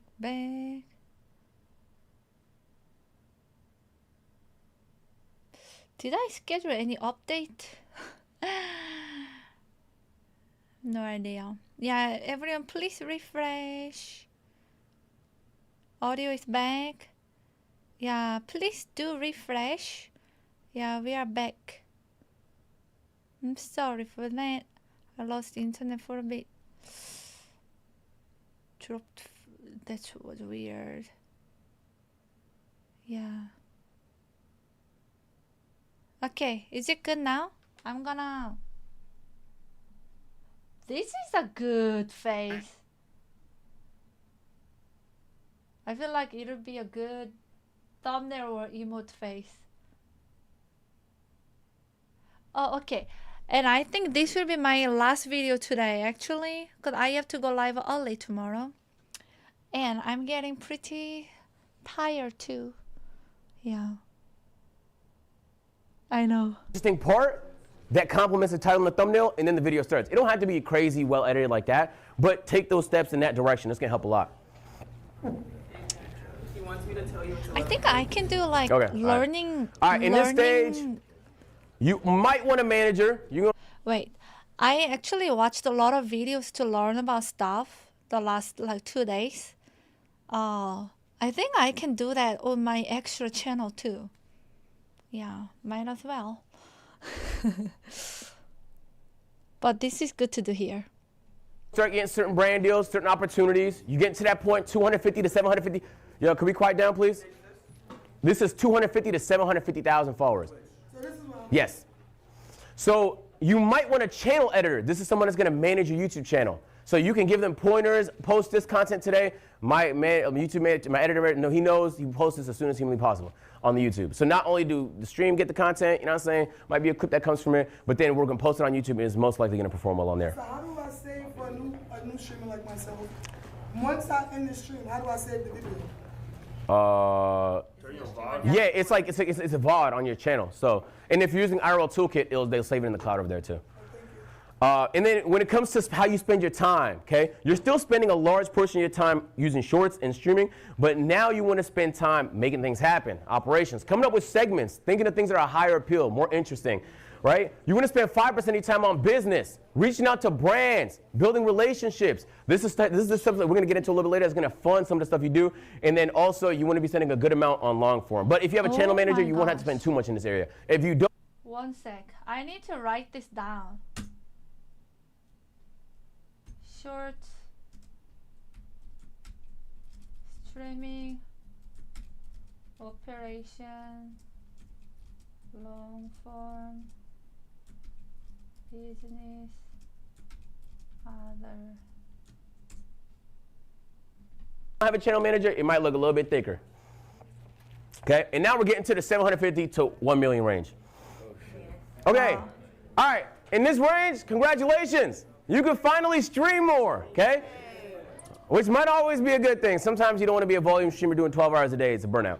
But in this, if you want to think to yourself, let me give you a couple examples. Like in this context, let's use Lacey for an example. Lacey has a channel manager. he has editors, he has managers, he has all that stuff. There's really no reason why he can't maximize his time streaming here and even after here. So like as a really big streamer, it makes sense to dive more of your time into streaming. That's going to result in more clips. That's going to result in more revenue. That's going to result in a better connection with your community. But I wouldn't pre this before you did all the other stuff. Building the community exclusively on them streaming platforms is very, very challenging. So if the goal is growth, spending time off platform first is the best way to do it. All right, couple fun facts. We talked about it earlier. Co-stream everything, please, for the love of God. If you guys want to reach out to a certain content creator, Instagram is actually the best way to do that. On your story, at them, it shows up in their notifications, and most of the content creators I know look through that. So even if, and you'll see it, they'll be in your views. So like if there's something you want to say to somebody, don't spam them, obviously. But like that's probably, if I knew like there's one way I want to reach somebody, I literally put up a story and then at somebody. You can literally privately do it too, so they're the only ones that see it. But if you want to specifically make sure someone specifically sees something, that's the best way to do it. Twitch stories are very underrated. I actually don't use them. Kai, the one that told me this last week. And he used them for every stream. You know what I'm saying? If there's a stream he wants to hype up, Twitch stories send a notification to your Twitch followers. So now they know when the stream is going to happen. That's elite. Instagram communities, super underrated, especially if your community is already on Instagram. I know Twitter comms are leaving soon, so if you're looking for an alternative, I made an Instagram community. I personally couldn't be bothered with Reddit or Discord. And the more you study, the more you win. I promise. If you are not studying, you will win less. This is facts. You can be the most entertaining person in the room. But if you are not paying attention and studying the content that's performing on your channel and on others, you will be limiting yourself. This is factual. In this section, you want to spend a large percentage of, can we quiet down, please? In this section, you want to spend a larger percentage of time on strategy. What direction are we headed? What's some fire shit I can do for the summer? What's the rollout going to be like? You know what I'm saying? You want to spend a large portion of your time streaming. The streaming is the top funnel. You go live, the clips eat on socials, you post it on the YouTube. The more you stream, the more content gets disseminated everywhere. You want to spend a good amount on the business side. Ideally, you don't have to do too much because you got managers and agents and things of that nature. And then 10% is now managing. You have a team. You actually have to manage people, and you can arrange your team however you want. It genuinely really depends on the type of content you do. My content is really variety. We do some IRL, some gaming. We do a little bit of everything. So this is the layout that I found was compact enough to where like, it's not too much people, because then you got to travel with everybody and stuff like that. But it's like you're not bottlenecked. I don't have to think to myself, oh my God, I wish we had another hand. You know what I'm saying? So the teams are super specific to the content that you do. There's no ideal formula. I would always recommend, if you know a bigger streamer, ask them. Before I made a hire, I called Ludwig. Yo, Ludwig, what you think about this? Yo, Kai, what you think about this? Phantom, what you think about this? Because everybody has a different formation. You want to see which formation might make sense for you. I have a question. So, as you can tell, you have both all very those, different teaching style. On the team. Do you have them also specifically really, work both on really that good. task, or is it like a team thing where? It's a team thing. Everybody helps everybody. Where you find these people? Wait, can you say that again? Everybody helps everybody. Yeah. If someone only does one thing, they're a little useless. I never used Twitch story. I should try. Yeah, like today, for example, my channel manager is doing some clips. Okay. You know what I'm saying? You know, but like everybody helps everybody. I also believe that like. You talking to him? No. Okay. He's the goat. Okay. But I would just say, like, I personally tell people that it's also good to know a little bit of certain other people's jobs just in case, like, we have multiple. 100%. Yes. He's not even a cameraman. He used to run operations. So, but he could also run camera. So where you find these people? Referrals usually for me. I'll ask people. How long do you think you go through trial and error finding somebody that's like good? Because like people can say they do things, but work ethic and kind of like consistency is like really important. We could talk about that off stream because it's a little tough. Okay, let me give you an example. All right, as you grow in stream. It's not that I don't. Everybody knows that making shorts is important, but like how much of time you should, actually do versus like how much time you spend on streaming and the percentage and all this stuff, like I didn't know. And also sometimes, many times actually, you know something is important but you don't do it. Yeah, actually for most things, I think people know what is good, what's important, but they don't do it for many different reasons. Yeah. Of course, everyone knows that. I know YouTube is important, but sometimes it's also watching this and then being inspired and being motivated and finding energy and motivation to try again. Yeah. Like, I always knew short was important, but why I wasn't doing it? Because I stream too much. I enjoy streaming and I don't like editing. Yeah. So I end up putting most of my energy to streaming, and then you go on trip. You naturally focus on streaming and collapse. Yeah. And then you don't turn that into content because you cannot manage it and you cannot do everything on your own. Yeah.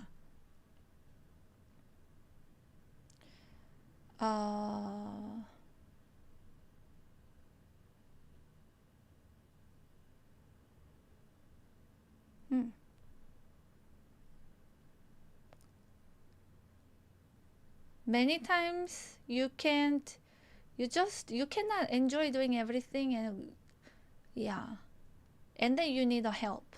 In that case, you need a help. You're going to want to take certain risks. And now we're talking a little bit about money, so I need everyone to pay attention. I know money sounds like the thing you do to get Ferraris, but this is not true. Money is the thing that's going to make your ideas come to life. Some of you guys have some really big ideas, some things you want to try, but you can't pull the trigger. Why? Because it's a huge risk. Certain risks are worth taking, others aren't. I'm going to give you 2 examples. This is a risk that had paid off for me. So, first time I went to the Arctic, first of all, I bet my chat that I could survive in the Arctic. They said, no, you can't. I said, all right, bet. That was great. Yeah, I booked a trip, and I knew I was probably going to lose money. Across flights, the north is super expensive, et cetera, et cetera. We'll get into the expenses. But it made some money, though. On the YouTube, the video actually performed really well, so I was able to get almost $7,000. And then the actual Twitch stream of it got $17,000. Which sounds good. A couple interesting factors, though. 2 years ago, this number would have said 50,000. So ads are down. And it's not because I'm running less ads. It's just that's the nature of Twitch. Twitch doesn't currently have a system where they could have higher CPMs and lower CPMs like YouTube. So overall, ads are just lower than they are. I know that going into it. That's part of the risk. So I'm making anything from like, what, $24,000 on this. All I had to do is not spend $24,000, and I at least don't lose money on the idea I'm really passionate about. This is from one stream? Yes. So here are the expenses. So between the hotels, flights, clothing, car rentals, and camping supplies, luckily, on that day I made money. Now, we're not accounting for obviously like staff expenses and stuff like that and how much time we dedicated. We could have spent on anything else, opportunity costs. This is just what we spent. On this opportunity, for me, it's okay to lose money if it's going to get eyes in your direction. For me, the Arctic was a solo thing I tried that I genuinely believed in. I really wanted to challenge myself. And so if I lost money, I lost money. But let me try my best to maximize, okay? We're going to talk a little bit about the best way to do that in a second. But this is an opportunity that worked out. Let me give you an example of an opportunity that did not work out. So this time I'm co-streaming. I make $2,000 off the YouTube. I'm making $3,000 off the video. So this is the stream, this is the video. And I'm making $16,000 off the Twitch. It's not a bad shout, but this time we're not in the Arctic, we're in the Amazon. Things are a lot more expensive and a lot more remote. And the expenses looked a little bit different. So this is an example of a bet that financially didn't pay off, but content-wise went ballistics. These are worth doing. If you can afford to eat it, these are worth doing. And you might be asking yourself the question of, okay, how can we reduce the risk of doing some of these big events? Boom, ads, but not the ones you see on Twitch and YouTube, the sponsors that people pay for. I'm gonna ask you guys a question. Who here reached out to brands before coming to Stream University? Damn, 8 people. I was talking to Malik, she showed me, she messaged 50 brands, half of them responded. I'm talking like Target responded. You know what I'm saying? You're at Stream University. This is the talk of the town. You know what I'm saying? You're not reaching out to Samsung and DJI and Fortnite to see if potentially they might be interested in supporting something you want to do. So I literally reached out to all the brands that I know, and Fortnite came back and said they want to do something to help some students. So we will actually be finding 2 streamers that have not had a brand deal before to do their first brand deal with me a little bit later today. Let's do it. Okay? But like, I could have said nothing. I could have not asked. You know, we're thinking, okay, agent, well, you know some brands, so that doesn't count. You've done 10 epic deals before, so that's a little bit of a cheat code. This is true, but let me give you some examples on how to get some of these brand deals. And then I'm gonna walk you through how I'm gonna execute the Fortnite one, and we're gonna pick some students to do it before we end class here today, okay? So back when I was a wee little lad and I haven't blown up on YouTube, there was a website called FameBit. It's like you had to apply for ads. I think the Stream Elements has it now. FameBit got bought by YouTube. Now it's called YouTube Brand Connect. If you guys are on YouTube, you've probably heard of it through there. Brand Connect. So it's YouTube's platform where you could apply for ads. Essentially, if I wanted money, I would see a scale on the website. I'd say, I want to advertise this scale. This is how I'm going to do it. I send them a little paragraph or two. This is pre-AI, so you have to know how to write. And then you send submit, and you get a brand deal. I just reached out. At the time, I was broke. I was looking for anything. $250 to sell a scale to 10,000 people, I'll do that, gang. All right? I need some bread. I was broke on campus at the time. That's just reaching out. The second thing, have you tried asking them? No, seriously, though. Like, you are completely underestimating how much. I have talked to brands that have literally told me, we only work with the biggest streamers. I've talked to brands where they said we only work with the smallest creators. We like doing small deals. We don't want to do anything too big. If you are not asking, you are selling yourself short. Third is management. You'll get a lot of inbound deals, right? For me, there's a lot of deals that come in. Honestly, Epic is a lot of them. Where like they'll reach out to your management and say, do you have any gamers in your roster that are interested in doing this brand deal? So if you can find some good management, it's a whole separate conversation. You will get some brand deals through that. Develop relationships. I had a brand deal a month ago where all I had to do was show them that I actually use a product. I pulled the laptop out. I was like, I use this. It got me a second brand deal. Building relationships. Once you do a brand deal, chopping it up with the people that was there, saying hi, telling them some of your ideas, getting to know them a little bit. This is how you spin back. You don't want to be one and done type of guy, okay? And then obviously proof of concept. Streamer University, it had like some big support from brands, stuff like that last year. But did you see that page where he showed all the brands this year? He proved it worked. So even though it's Kai Cenat, one of the biggest streamers, and this is one of his biggest ideas, he still had to prove, even Kai had to prove his idea worked before our brands were willing to jump in and help. And now that they know it works and they love the concept of it, exactly. So this also means like if you have a big idea, sometimes you got to bite the bullet and go to the Amazon and you lose $20,000 because next time you might be able to make some money on it. Okay, so I will say, and I'm going to use the Fortnite example to kind of walk you guys through what you should and shouldn't do. I'm even going to show you the brief, if you guys haven't seen it before, on like what they'll usually send you and what the communication looks like. The first question you do when you get a brand deal, please ask this question, please. What would be a successful integration for you? If you do not know what they want, you will struggle to do a successful one. This is just facts. So the first question I asked Fortnite, yo, what looks good to y'all? Like, what would you like to see happen? And they're trying to promote the sprites. So, they're all around campus and stuff like that. Okay, boom. They want to focus on sprites. What about the sprites? Oh, the fact that you could trade them, the fact that you could own them, they're permanent now. It's a new season. Each one has different things. Some of them are really rare, hard to get. Okay, cool. I'm learning all this. I'm farming information. Because when the brands trust you, they're going to let you cook on your stream. They're going to pay you to just creatively integrate it into the content that you're making already. This is an ad for them. Correct. And the ad I do with the 2 students later will be the actual ad for them. But like, if they don't trust you because you've never done it before, sometimes it's harder to get that. Has anybody worked with a brand that was a little bit like, they wouldn't let you do what you wanted to do. They wanted to do it their way. It sucks sometimes. It happens. It happens to me. It happens to everybody. It's not a good experience. But when you can find brands that trust you to just cook up. You feel me? And don't sell, bro. Because when you sell, they're going to look at me next time like I'm a sell. Because they're going to be like, oh, streamers, they don't do brand deals well. So when you do a good brand deal, you put on for everybody else. You make them way more likely to spread the wealth upon anybody else. So you want to ask that first question. Then you want to ask a second question. What are the talking points? This is important because sometimes it's going to be hard to fit the talking points into the thing you're doing. And if that is the case, it's cool to say no. So I'm going to show you an example of the deliverables in the brief. And I'm going to walk you through, like, this is what the brands will send you when you get a brand deal. What I like to do is I put it on a side monitor. You know what I'm saying? You'll have the talking points and you'll have all the facts. Really the first thing they're going to do is explain the thing that they're promoting. If it's a game like Epic, Fortnite, it's going to be a new season. New season, new fun stuff. This the fun stuff. Look, they got sprites. What do? All right, well, they're rare and they got this and we're going to have them all across campus. But for this, you're going to give away a couple brand deals. Okay, that's awesome. Where can you get them? They're going to tell you where you get them. I cannot explain this enough, guys. If you do not understand the thing you're trying to sell, you will do such a bad job. I've met so many streamers that don't look through the brief. They get on there, they're doing a brand deal, they don't know what they're talking about. And it could be kind of like funny in a comedic way, but you're not getting that brand deal again. They're not going to spin back and want to do something with you again. So it's worth your time to understand what exactly it is. In fact, I mean, come on, gang, it's money, bro. Download the game and play it. Download the game, play it, try it. If it's some IRL thing, get the product. Try the product before you say yes to some of these things. It's worth actually testing it.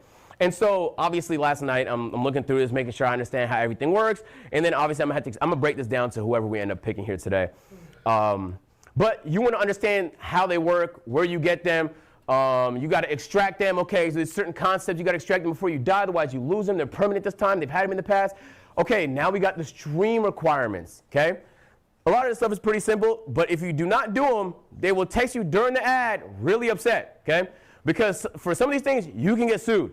So the title has to include Fortnite sprites. Okay, this is what we're doing, include Fortnite sprites in the title. Okay, and the disclosure, FTC disclosure, you have to tell people, yo, this is a sponsored segment. Okay, this is a sponsored segment. And this is, by the way, guys, a sponsored segment. Okay, and you want to do that on stream too. Now, I'll be honest, you probably can't get away with it if you're a small streamer, but the bigger you get, genuinely, they will be on your butt if you do not do that part. And honestly, just for your stream too, it's good so people know when they're being sold something. Okay.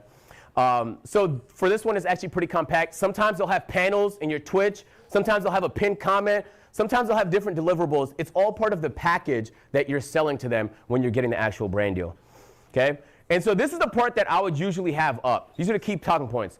I know it looks like a lot, but it really isn't. They're just explaining what the sprites do, the specific sprites with different rarities, what they're called, and what different things it is. So like the mythic sprite deploys a shield bubble every time you're using a healing item. So you want to memorize everything in the bullet points, okay? But if you forget them, you know what I'm saying, in between games, stuff like that, take a look, remind yourself. You should understand how they work, but sometimes they say mad talking points, so it's not always the easiest to follow along with, but don't forget this part, bro.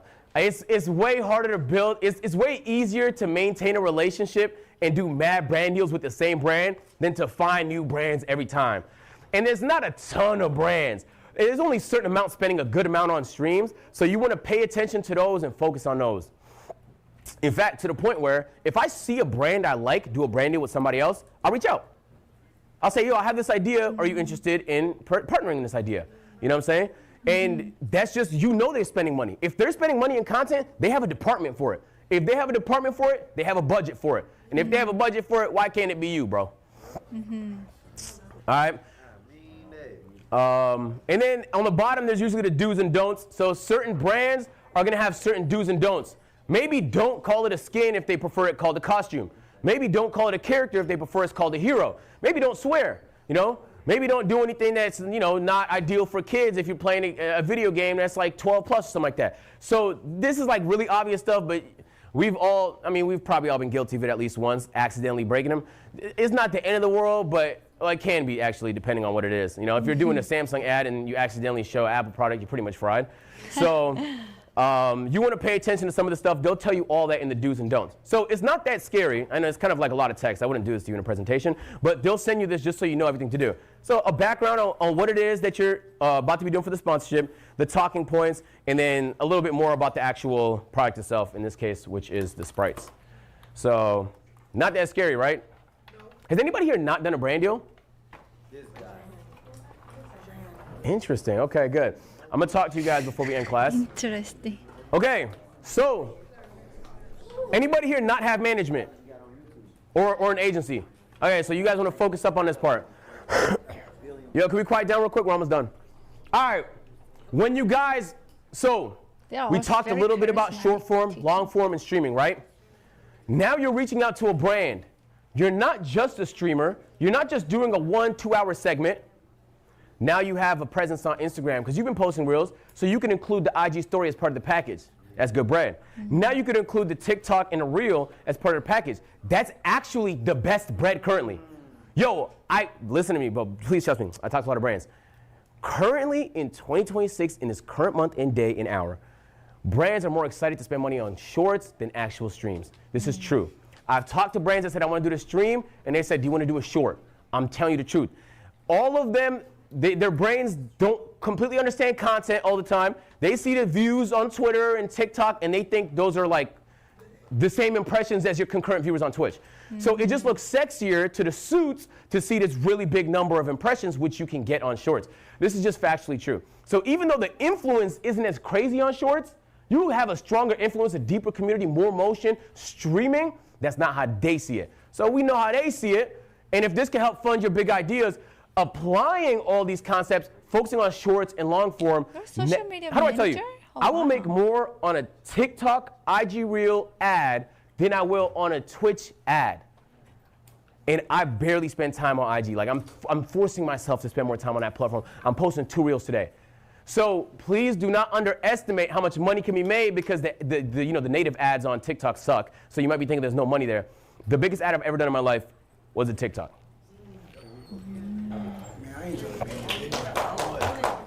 They really elevated the expectation for this the class classes. is not this is not designed for you. Next That's year, fucked up.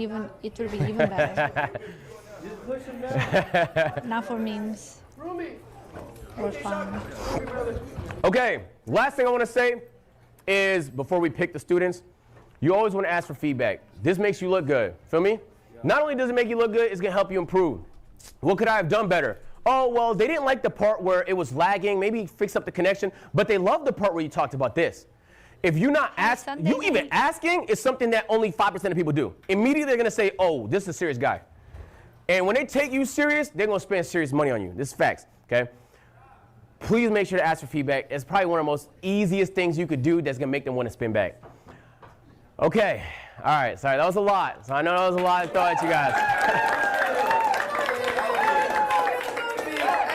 Okay, before we head out of here, because we all appreciate it. Before we get out of here, because we're running a little bit late, can everybody who has never done a brand deal before, please put their hands up? Never done it? Okay, interesting. All right, I'm gonna have you guys meet me in the front of the class, and then we'll probably just, oh my God, I forgot we're giving away a Sprite. Huh? Okay. All right, so we actually don't know. How should I get this way? Hold on, I can't just get handled like that. I can't just handle it like that. It's a question about something on the slide. Maybe I should ask. I don't have a quiz prepared because I didn't think we was gonna have time for that. Look, I'll have everybody that doesn't have a brand deal meet me in the front. I'm gonna answer some questions, stuff like that. Everybody else, you are excused to go. Running a little bit late, so you guys are good. Okay. All right. I let my chat decide, and it was like almost unanimous. Between who? Me and who? Pit Bully! Congratulations. Yeah, please don't let people steal it though. People are stealing these. Thank you. Chat loves you. Congrats. Thank you for the attention. Yeah, she was locked. That's a good pick. I can't lie. Okay. These are the group you've never done a brand deal before? Okay, interesting. All right. Okay, first thing I would like to say, amongst the people who've never done a brand deal before, we got gamers in here, hopefully. Yeah, I'm a gamer. I play Fortnite. Do people, you all play Fortnite? Yeah, I love Fortnite. I love Fortnite. I be killing, stealing, and shooting people. Okay, eliminating. Yeah. That would have been on the do's and don'ts. I don't even know about video games. I love Fortnite. I'm a go all the time. Every stream, that's how I What? You were top 100 in Fortnite? You've never done a brand deal? Yeah, he's got it done. No, not gaming. Interesting. They buy so many skins, bro. Okay, so Hard spot to be. 75% of people to give. are currently saying Edward. So Edward, congratulations. So Chad, thank Right? There's gonna be two. Okay. There's gonna be two, Chad. We need. You need a pick, bro. So I don't mind having a good gamer with me though. I'm a good gamer, bro. I'm a good gamer. Listen, I'll beat him in this shit. 1v1. Hey, on God, I'll beat that boy 1v1. Hey, real talk. Red hair. Hey, see, he don't deserve this shit, bro. Get your Chat's gonna say the names they know, but I feel like it's gonna be fire to give the opportunity to somebody they know. I don't know if I properly introduced myself. I'm Agent, by the way. Good day. Good day, nice to meet you. Hi, guys. Hey. Listen, I make Marvel Rivals content, like, and I swear, like, I'm so. Okay, you know what? We're gonna pick you because I had a conversation with you and she was talking about wanting to do different types of content. So this is gonna be a good pull. I know, but I know. Mobile Fortnite is different, bro. What about me? Yeah. I just wanted to see how he handles this Okay, well, I'm situation. sorry, we cannot make you vote, but if you're in my next class, we have an even crazier giveaway. All right. Yes. You gonna pick me? If you're in it. Alright. That's cool. Yeah. Well, I cannot really watch other videos. I should go sleep, but it was super fun actually. Hope you enjoyed too and found that it was informative. You learn so much. Oh, me too. I learned a lot. Yeah, the agent classes were a lot more like packed with like detailed, detailed and like specific, sharings. But he went through everything, so he knows his stuff. Yeah, tons of good information. Yeah. From Ludwig? Yeah, I didn't know. I missed one. I will watch. We can do more tomorrow. Yeah. Yeah, I will stream tomorrow. Yes.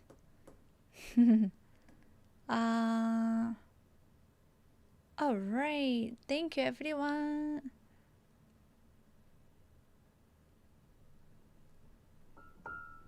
Oh, actually, before I end, no, I need to make some adjustments that will help me to time manage better and not have to keep streaming so many hours, especially for piano, so that it becomes more sustainable and so on. But I have a like question for the community.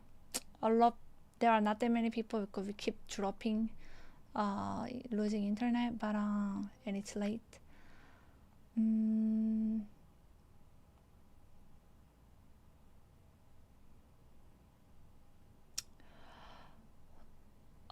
What can you like? Why do you watch my stream? What makes you keep coming back and watch my stream over other streamers?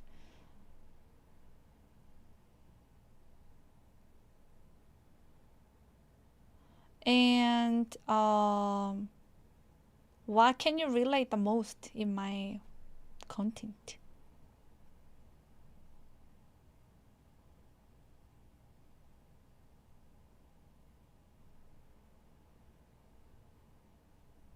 Nice vibe, personality. Because I guess that's like personality vibes.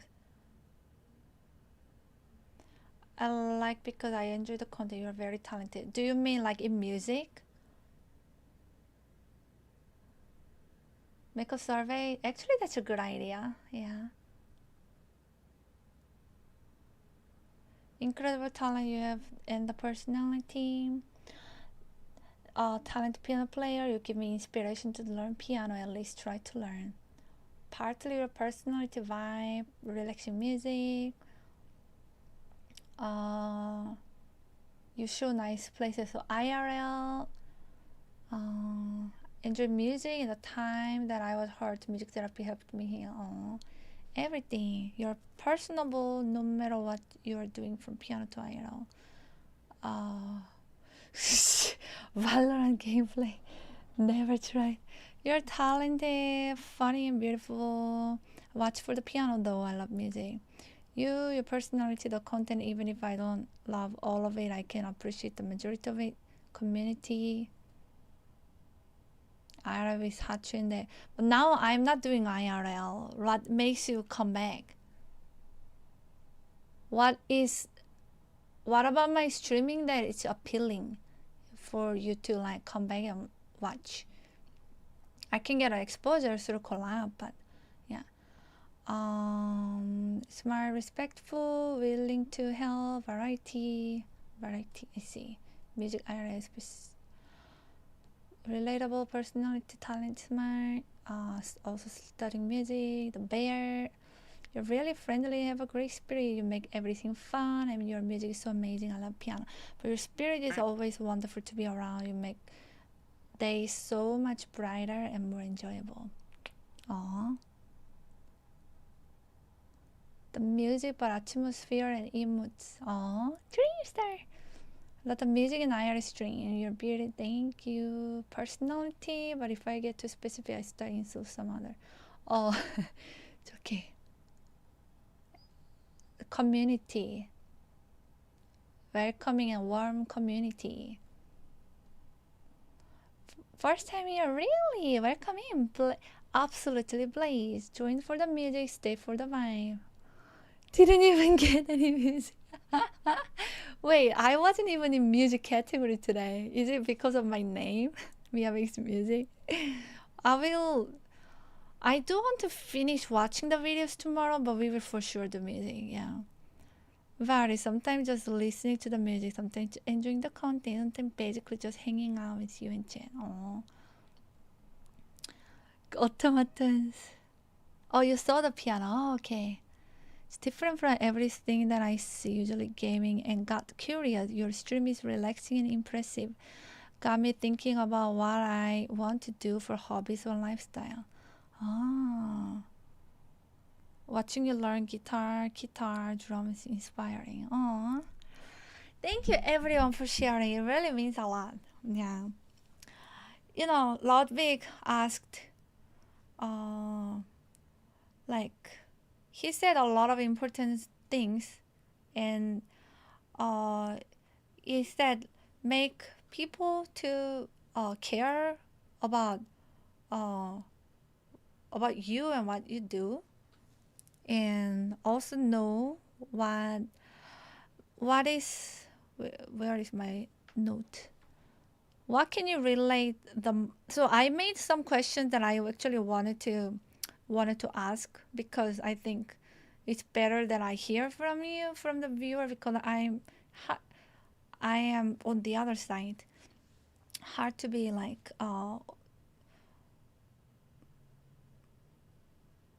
it's easier, and I think it's better if I hear, instead of imagining what might be, why the people might be watching my stream or relate. Yeah, I wanted to hear from you. And what makes, and it feels like most people said it's like personality and the good vibe, community and music, yeah, and some variety, or me learning new things. So basically everything. Thank you. You and your seminar gamer, you are here too. You and your music is amazing. I always watch drumming streams until watching you and how to perform piano, and now you both drum as well, so it's even better. Nice. Oh, thank you for watching, beginner drummer. Beautiful and calming experience, genuinely yourself. It's like we're just hanging out with a friend. That's how I feel when I'm streaming. I feel like I'm hanging out with community. Yeah. But it might be helpful to be more intentional as well, instead of just like hanging out day to day, if I really want to actually, because I know it's important to grow in other platforms, yeah, and the long-term benefits, if I want to do this as career, I am doing, but yeah. Yeah, that'll be good, pass too. But also asking at the moment, and people just sharing, it's also good. Your positivity, kindness, and care for the community, the warm community, always brighten my day and inspire me to try to make a difference too. Aww. And I enjoy that this is like a little piano bar full of good energy. Aww. Right now, I would have watched while gaming if it was piano. Gotcha.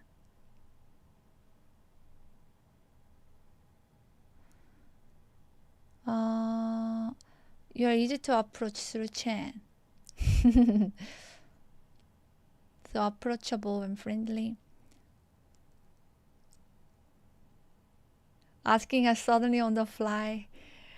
Yeah, I gotta do this while I remember. I've been lurking. Oh, thank you, Seminar Gamer. You are kind, so this is comfortable space stream to have. Oh, that's good to know. Yeah, thank you everyone for the answers. Hope you get more sponsors. Yes, I never really like reached out first, and then just did like through stream elements. But yeah, it inspired me to do more. Yeah, and not just stay in the comfort zones. Do you watch piano videos on YouTube where they make pianists play missing piano tracks to song? You could do something similar with livelearn, play it along. I know piano, but I didn't really watch many. But yeah, those could be fun. Mia's talent on playing any song, multi-instrumentalist, music therapy is calm and peaceful with Mia's voice. Mia's cooking, so many. Oh, thank you. Now I want to ask, what is most like, I'm thinking about like YouTube. If I were to post something, what would be something, no, so that's why I'm asking, but what is the most like standing out quality, or what I do, or the most impressive like thing that you see on my stream that I do that makes me stand out as a musician or streamer or whatever? I think like what you shared is why you watch, is like what you enjoy and your preference. But now, like, if you could share, if you could see anything that makes me stand out as individual or as musician, that would be helpful to know.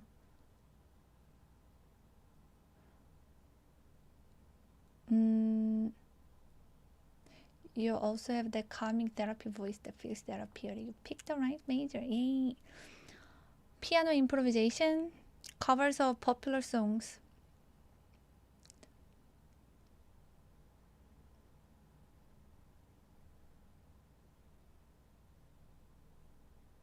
Improvise to learn new requests, like by ear.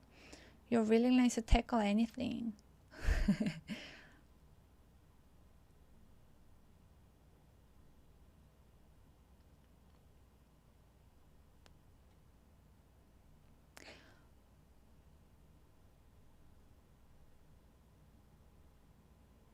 Oh, blindfold improvisation.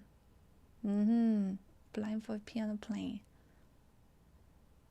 Like, so in music, blindfold piano playing was most like entertaining and impressive.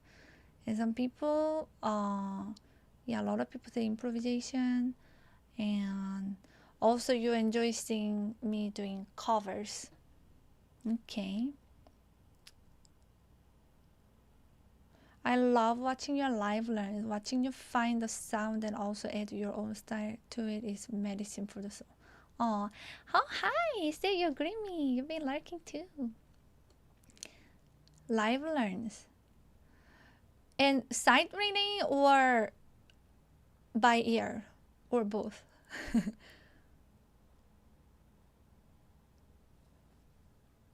Oh, thank you, Switch Crisis.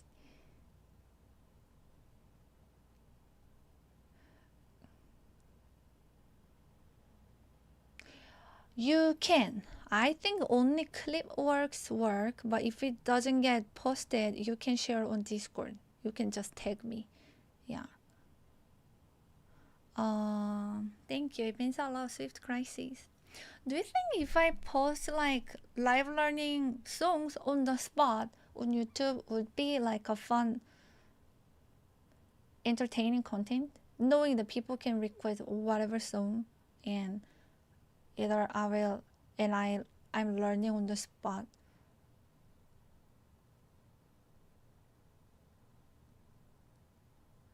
I love your improvisation. This is so amazing how you can sound like you're playing a piece right from an old-time composer like Mozart or other. It is so emotional and draws me into your wonderful music. Aww. Thank you. I like the holiday collab with Extreme Violinist. Oh, yeah. Music collab also good. Violin habit. How you stand out is in the YouTube videos are the case where situation where you meet randomness because you are not shy, not have courage. Being spontaneous help adventurous. I know Mia doesn't like the visual compliment, but it's a bit bad guy I mentioned. Oh, would you still watch me if I'm like 50 years older? But I have my personality and I have my piano skills. Yeah, everything's same, but I'm just 50 years older with gray hairs and with full of wrinkles. Yes, yes. Aw, thank you. Most people with skill don't have personality or humility. A video like that does really well on YouTube. It gets shared like really. Oh, the one that you want to share. Most definitely. Oh, thank you, Seven Gamer. What makes you stand out amongst all the music streamers? I would say your willingness to try anything. Thomas Tank Engine costume, bungee jumping, various IR challenges like 900 squats in a single day. I think you even did squats in a moving gondola and a boat, and while playing piano too.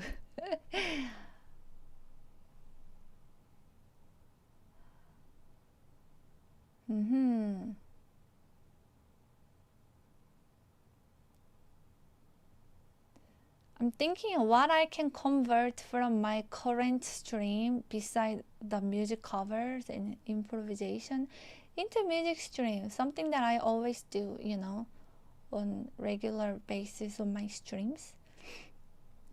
Didn't really think about like livelearn challenges, but yeah. I think YouTube could be very good for you. Covers livelearn, 20-45 minutes of sets. Creativity, talent and skills, spontaneity, and being personable. Thank you, Dreamster. I have such high respect for you too. Mia caring about others, like teaching how to drive with great patience. Oh, I really enjoy. I enjoy teaching and helping. Yeah. Hillary Han. Oh my God, she's so good. If I'm still alive yet. Aww. Maybe sure, showing just the intro to some of the varied livelearn music that you have done and the alert request itself. Actually, yeah. If we can pump out more.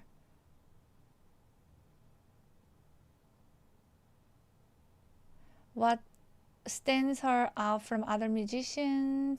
The background. Oh, my studio background? Yeah, studio, like visual, everything is actually important. Lighting, camera, that's why we spend a lot of thoughts and invest. Yeah.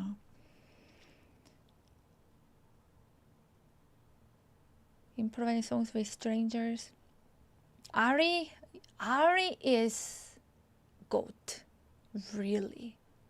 I think Ari is genius, and I'm so happy he's getting the recognition that he deserves. Yeah.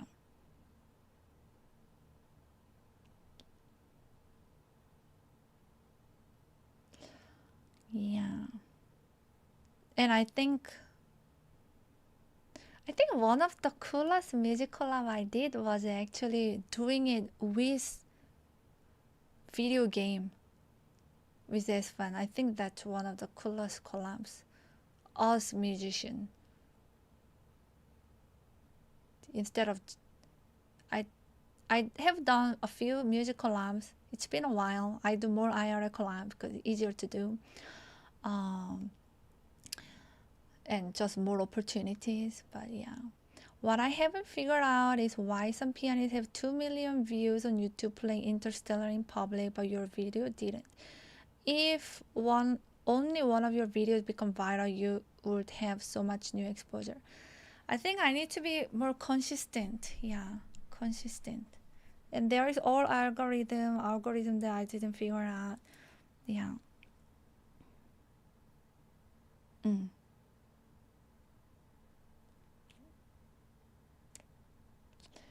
But yeah. Okay. There's a lot to do, a lot to think.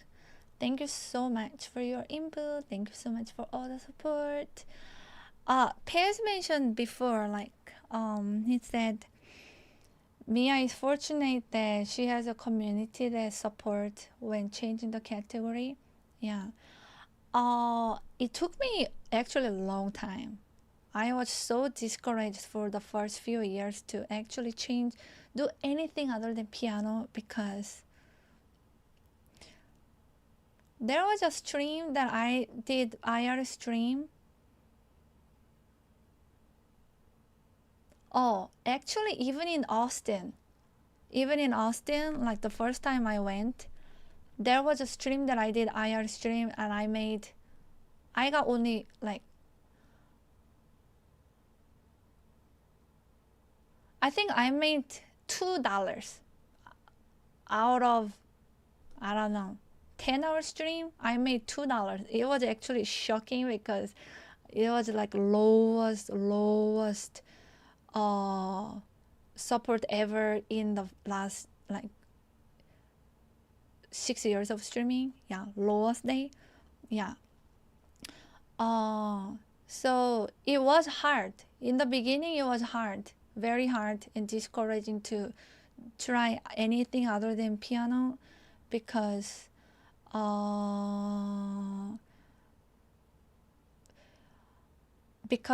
you know, like, it's hard to support when people are used to certain thing, and if you want to do something very different, it's hard to adopt for everyone, you know.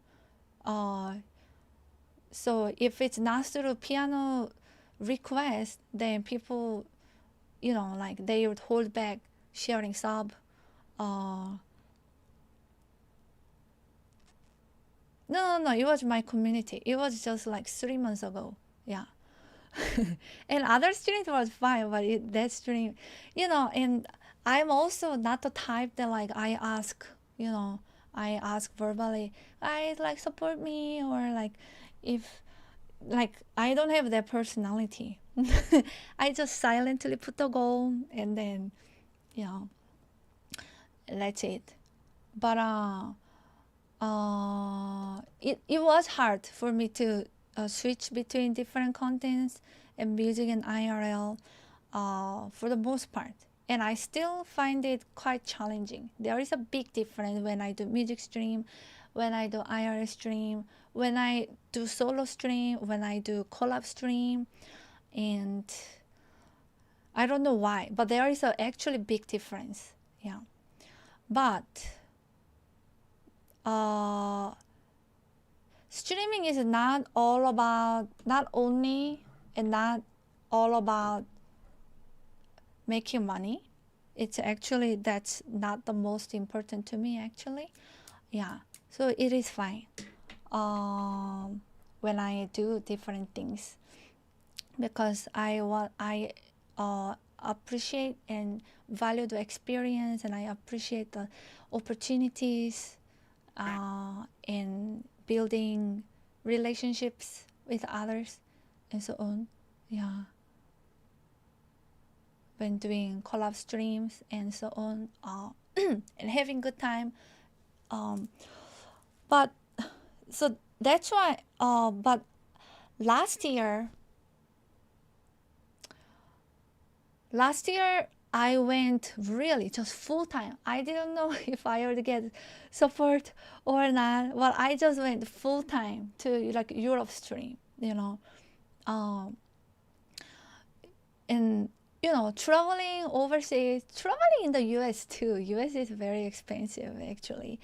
But just like going on a long trip is actually very expensive. You actually really need support, more than when you are just staying at home, because hotel, flight, eating out every single day, and all the museums and whatnot, it's like maybe so much more expense. So you actually really need more support. But I didn't know if I would get. But once I took the courage and went to it, like, people really like support, and I feel like my community learned to support IRL streams, you know, even if it wasn't music. And then it was good. It was good. I wasn't. If you just break even, that's already amazing, because like I said, I value the experience and life experience. You cannot get back your time, and everything that you experience on trip, it becomes like really like valuable memory and asset for your entire life. So just the fact that you can travel and do what you want and experience and do bucket list while being supported, just the fact is already amazing. So if you break even, that's already so amazing. But people, yeah, have been supporting like more than that. So grateful. Oh yeah, and all that top of paying rent back home. Yes, yes. Yeah. Yeah, in Austin, like I wanted to also, Edwin never asked, but I wanted to also pay rent for him since a long time, and I know it cost a lot. Yeah, so I wanted to help. But anyways, I do really feel like it became sustainable to change to different category and learn and do piano and IRL and be comfortable switching, and it became also comfortable, and my community got used to it like since last year. Yeah, after I went cold turkey for streaming IRL for a long time, like 2 months, 3 months, 1 month. Yeah.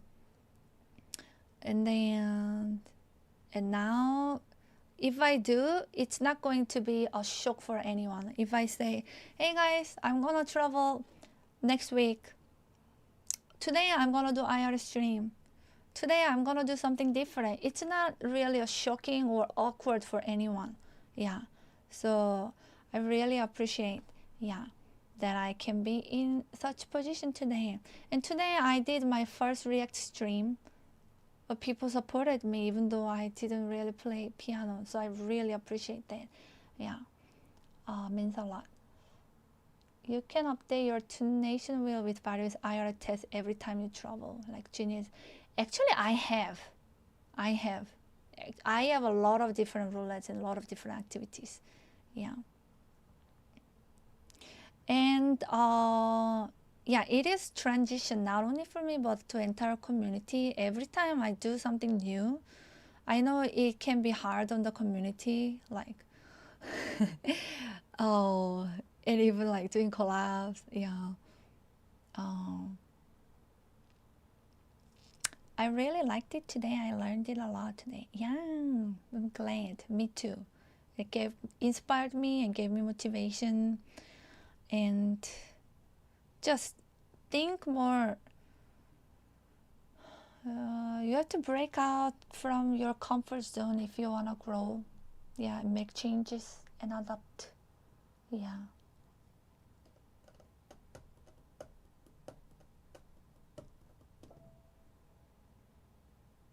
Yeah, those videos will be like really good for streamers and also viewers to understand streamers. Yeah, I feel like those lessons will be viewed for a long time, which is good. And I can see myself keep going back, you know, for the great advice and tips. Because you cannot remember everything. People forget over time and or lose direction or motivation. Yeah. But people who made it big and to top, there is a reason why they made it big. So a lot to learn. Yeah, and doing variety is good. Some people said, I like watching you because of the variety. Some people like me because they like seeing me learning new things, trying new things. Yeah, so it's good. Everything is good. Yeah, you just have to keep doing and not be discouraged. Yeah, if you wanna do, you need to keep doing. Don't give up.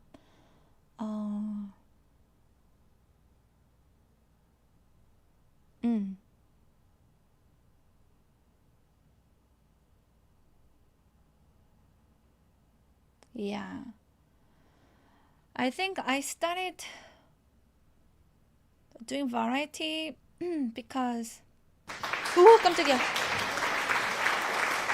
Beeflo, thank you. Thank you so much, Beeflo. Really appreciate it. Wait, did you try to make a specific number? Let me see.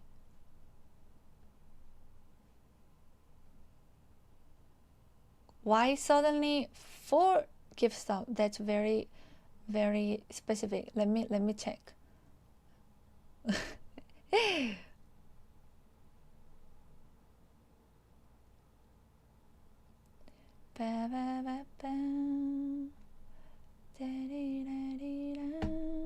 Oh, 450. Oh my god. Beautiful. That's amazing. Thank you so much for the huge generous support.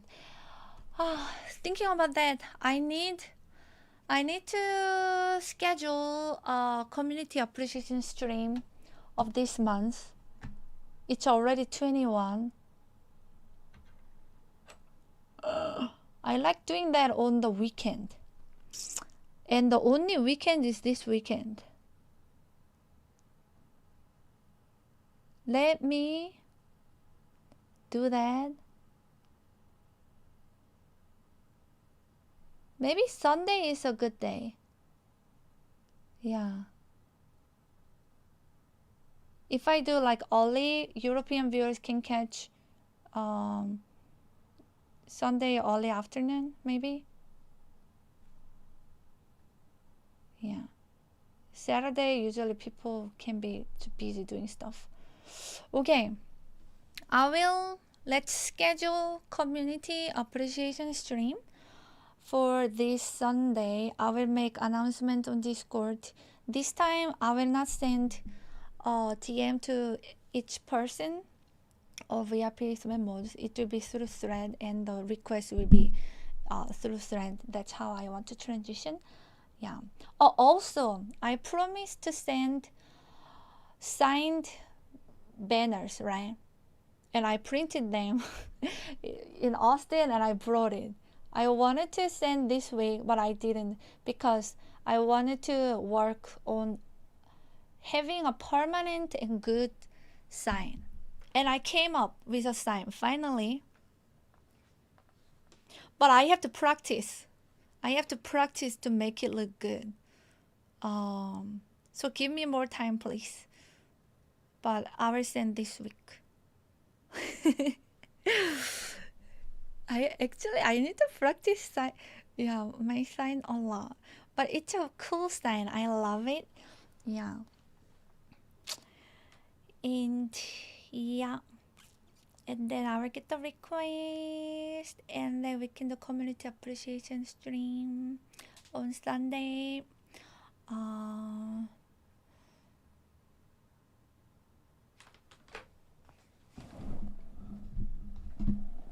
I somehow want to do a weekly meal prep stream. I've been bad with it, but I need to, even for myself.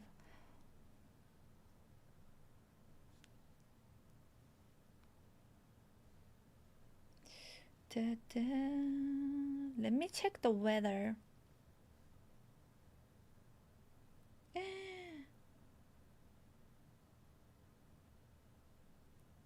Wednesday, Tuesday. Okay. Tomorrow and Thursday, the weather is pretty good. Not too hot. Friday also okay. Saturday also okay. I will do outdoor cycling IRL stream one of those days, and we can knock out the sub depth, exercise depth. Yeah.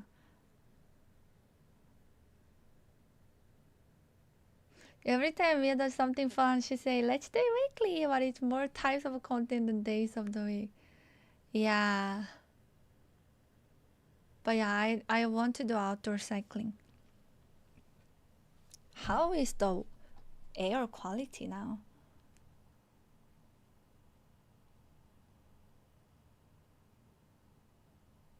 Oh, it's still unhealthy.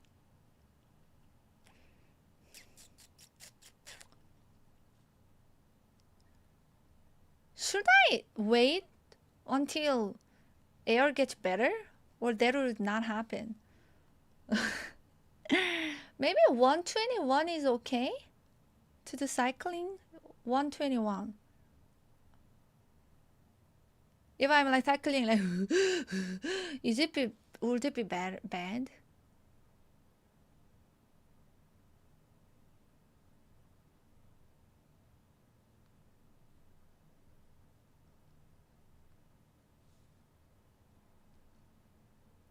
Wait until air improves? Okay. And I feel like it's still way too hot for me to do indoor cycling in here. Or not. This day is actually okay. So maybe I will do indoor cycling stream. Yeah. So, yeah. That'd be good. It'll be good for my back. It'll be good to catch up the depth. And I will just have max fan. And we can have media share so that it covers all the fan noise. Fan-based content? No. Oh, and I actually want to do that because I changed graphics card. Finally changed. Yeah. Now I have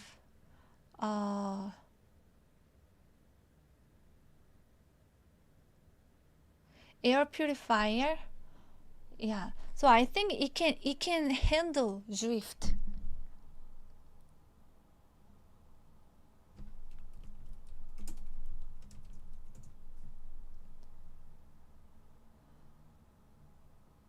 I have 5080. Yeah. You know what's so funny? The Zwift program, it was so heavy. So heavy. It was using all the memory as soon as like it would start. That's why it was lagging so much. Yeah.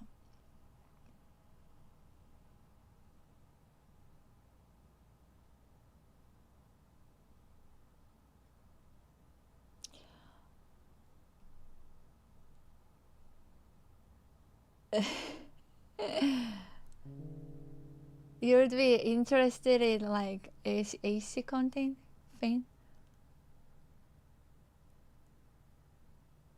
Yeah, it will be no issue. My other one was super low. Yeah. Anyways, thank you so much everyone for always supporting and helping to. I will actually I want to, yeah.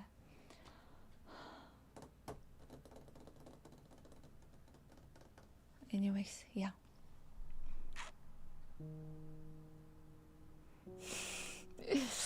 I don't think I can do that on the I do want to get AC. It will have to be actually the route that I wanted to go to try to be budget friendly. It will not work. Yeah, but it's been way too hot. Yeah, so I will do that. Thank you, Breakpoint.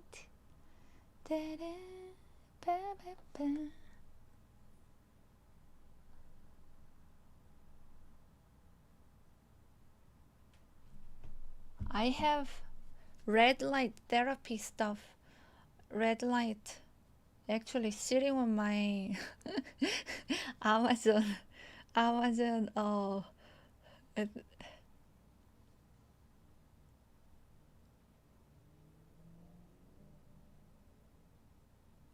cart and Rocket. I need to order this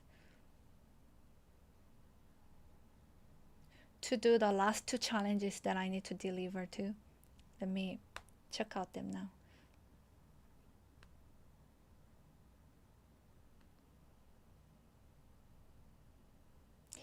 Pink bubbles and red light therapy, big panel, and Rocket kit.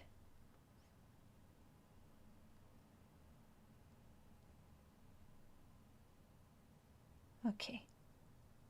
They'll be arriving. So there's more IR content and variety content coming. Interesting ones. Yeah. Alright, everyone. Have a good night. Thank you. See you tomorrow at 11.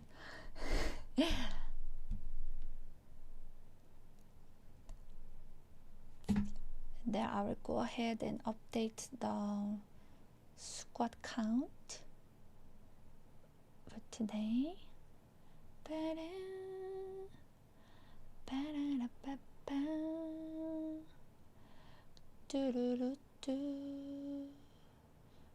Sleep. Sleep. Go to sleep. Relax. Relax. Relax. Relax. Thank you. Go to bed. Go to bed. Go to sleep.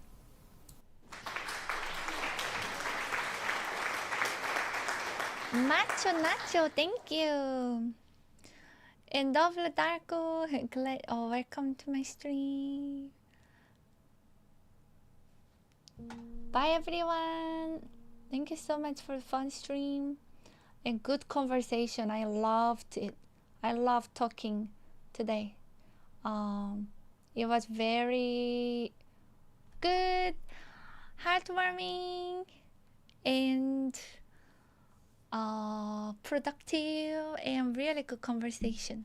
Yeah, I really enjoyed this discussion with the community. Yeah. Good night, everyone. My ears. Let me rate somebody first. Oh, wow. Daniel Scam is in Thailand. Let me rate Pim.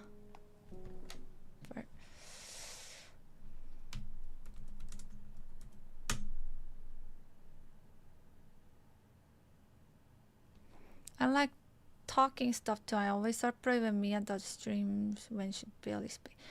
Yeah, music stream hard to talk. Is it weird talking to a screen? No. I feel like I'm talking to a lot of people. Yeah. Community, friends, yeah. I don't see like I don't know your faces, but I feel like I'm talking to real people. Yeah. Good night, everyone. Pass, Newbie, watch me every day. Swiss Crisis, Seminar Gamer, Big Marvin, watch me every day. Remington Edge, B-Flow, Drift, Zo, Dreamstar, Panda Yujin Oppa, Cosmic Arbiter, Animixel, Dragonfly, True, Michael Rare Zebra, Arigato, Macho Nacho, Double Darko, Jerjam Breaker, Aloe Rina Projections. I really appreciate a lot of like people who don't really type also like answered my question. It meant a lot. Thank you. Bluebird, Extended Silence, Breakpoint, The Ghost, Michael Rare Zebra, Frankie Boy, Kutrang. Oh, rated. Bye. Good night. See you tomorrow. And everyone on YouTube and Kick too. Thank you.